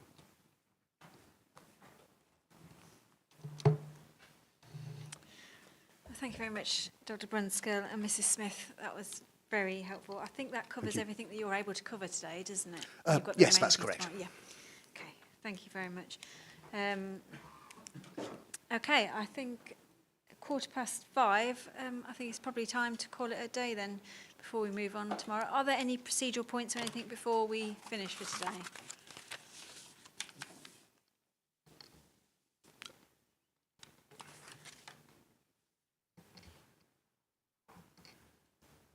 No, nothing. Well, only looking ahead to tomorrow. Yes. I think we were going to have a conditions and 106 session, if time permitted. Yes. It looks like time will permit. The only thing that hasn't yet occurred was, I think, the council's senior planning officer was going to speak to Mr. Edwards just to take forward those discussions. So maybe that can happen now, or a suitable break tomorrow. Yes, I mean, looking at the rough timetable I've got, obviously we've got the evidence from the residence design group to finish tomorrow. And then we've got, let's have a look. And then I've got your witness on design scheduled. Yes. Is that correct? Yes. And then I've got the roundtable session, probably roughly around 3 to 4 tomorrow, depending on how we go with the witnesses. So it'll be later on in the afternoon, so there is time to discuss. Yes. Great. Yes. Would that give you enough time to talk to the council? Yes, I on think that yeah. might even happen now. If that's, Oh, fair enough. Fine. There we go. But yeah, there is time. So I've got it scheduled for later on tomorrow afternoon. And then I've got a site visit Friday morning, which we can discuss tomorrow, but with no actual evidence on Friday. Is that correct? I think that's right. Yeah. Yes. And your design witnesses as far as we can get tomorrow for availability reasons. Nothing's Yes, changed. that's I'm right. afraid. And we've got the rest on Tuesday. And So we'll have so to get while through we're on Tuesday. discussing it, obviously we've got quite a heavy day Tuesday with the traffic and transport, sports and recreation and planning witnesses still to go. Wednesday, we're looking at virtual due to availability. Is it possible to hear the planning witness Wednesday morning, if necessary, virtually? I'm just aware that we've heard other witnesses in person, whether something to think about possibly with regards to Tuesday, because we've got quite a lot to get through at this stage. We need to, I think, Mr. Strawn, you need to be away early afternoon, don't you? Is that on Wednesday? That was Wednesday. Yes, I would move it if I could. I've got to No, go that's to fine. the House of Lords. I had a vague recollection that Wednesday afternoon was Yes. tricky, so yeah, that's fine. Okay. I'm appearing as a witness.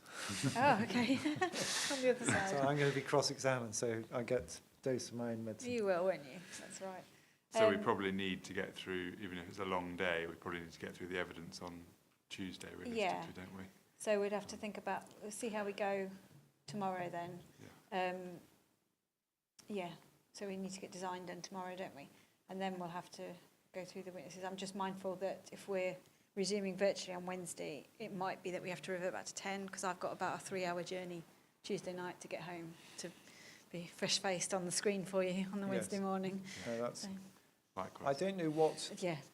I'm just airing this possibility. Maybe it's unattractive, but some people don't mind having closing submissions in writing. In writing, yeah. It's just one It's something to possibility. think It rather about, depends yeah. on...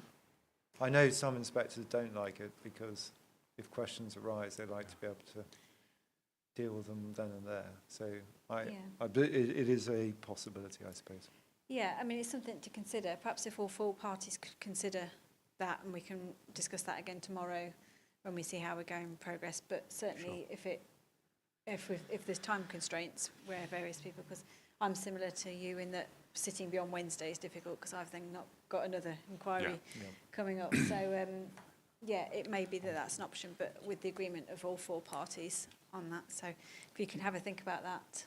Yes. And overnight, that's fine. And But did you? The only other thing was, I don't know how well we're doing for tomorrow, but we may be doing very well. I don't know whether you wanted to do the site visit tomorrow rather than on Friday. I mean, it's possible. At the minute, if we start at 9:30, is everyone okay to start that half an hour earlier? Yeah, because it's your witnesses, isn't it? And then I've got, based on the timings that I've been given so far, I've done another sort of hour and a half for the remaining witnesses for your group. I don't know whether you need that long, which takes us to sort of 11ish. And then we've got an hour for evidence in chief for the design witness, 45 minutes cross-examination by the council, 30 minutes cross-examination by the resident design group and Councillor Fribbins. And I was going to speak to Mr. Defer after this, because in light of some of the answers today, it struck me I'm not holding him to this, but the design evidence could be rather shorter. Absolutely, and I think my cross-examination will be short. Should be significantly less than 45 minutes. Okay, yeah. We'll see. Yeah, so possibly. I mean, I've put down an hour for roundtable sessions on conditions in section 106. I mean, what my intention was, what I usually do is I go through each condition in turn. If I've got questions, I ask them. I open it up for comments from all the parties. So we can normally get through them fairly logically, fairly quickly. And again, I've got the evidence with regards to section 106, so it would just be a case of question. It would be an hour at most. So it's potential. I mean, I know both all 6 parties wanted the site visit to be accompanied. Is that correct? Yes. Yeah, which I can hear you. Which is fine by me. So it just depends on people's availabilities tomorrow afternoon. Councillor Fribbins, I've just realised it's 5:20. Do you need to get your car? Oh, sorry. You could have got up and left. It's not school.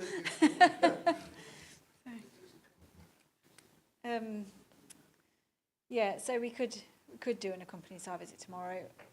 We've got the route as well, so it'd just be a case of someone available from each party, if that's... We've got it on email. we've got someone available. I don't know Yeah. if anyone else does, but I'm sure, certainly tomorrow, I'm sure we can be available. Yeah. Probably with Mr. Churchill, so.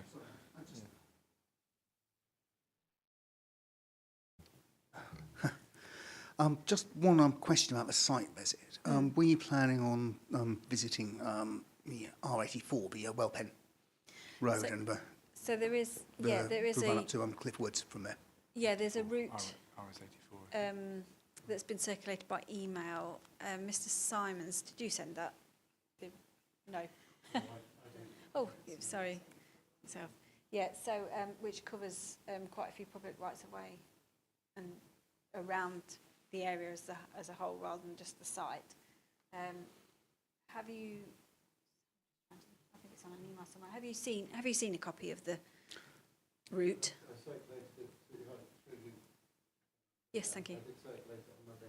Oh, no, right. Mm. There's only sort of an indicative plan just showing Yeah. roughly where things were. It can be extended. Yeah, did that include RS84, which would be the pedestrian route you're Yeah, so RS84 was on it. We didn't go all the way down to Cliff Woods, but we can walk up and down. Yeah, that. just an indication. Yeah. But if there's one person from each party, then it will evolve, I'm sure. Yes, yeah. So if I've got someone from each group, like you say, then obviously the purpose is to point out physical features and things like that, rather than discuss the case. But then you can make sure that I've seen everything that you'd like me to see whilst I'm there. So it can, we're not stuck rigidly to the route. It's just, like you say, a guide to get us started. So thank you. well, maybe you want to keep it under review tomorrow. Yeah, I think that would be helpful. I think we did make this clear. We'd be perfectly happy for you to do it unaccompanied, Yes. because you can see everything from either public rights of way or from the land itself, which we obviously consent to you going on. So if people want to think about that further, then that's another option. But Yes. we're also happy to do it accompanied. Yeah, I mean, my position is if any of the parties want me to go accompanied, then I will do it You will, accompanied. fine. So that's fine. Madam, I think we're relaxed either way. Yeah. We can be available if necessary. Okay, fantastic. So we'll resume tomorrow at 9:30 then with the remaining evidence from Dr. Brunskill. And then I think tomorrow we'll just check in at the end of each piece and see how we're going for timings and things, but possibly a site visit. So Yeah. I'll bring my boots just in case. All right, so it's now 7:25 and time to adjourn for the day. Thank you very much all for your attendance and for your contributions today. It's been really helpful. Thank you, Madam. Thank you very much. Inquiries adjourned.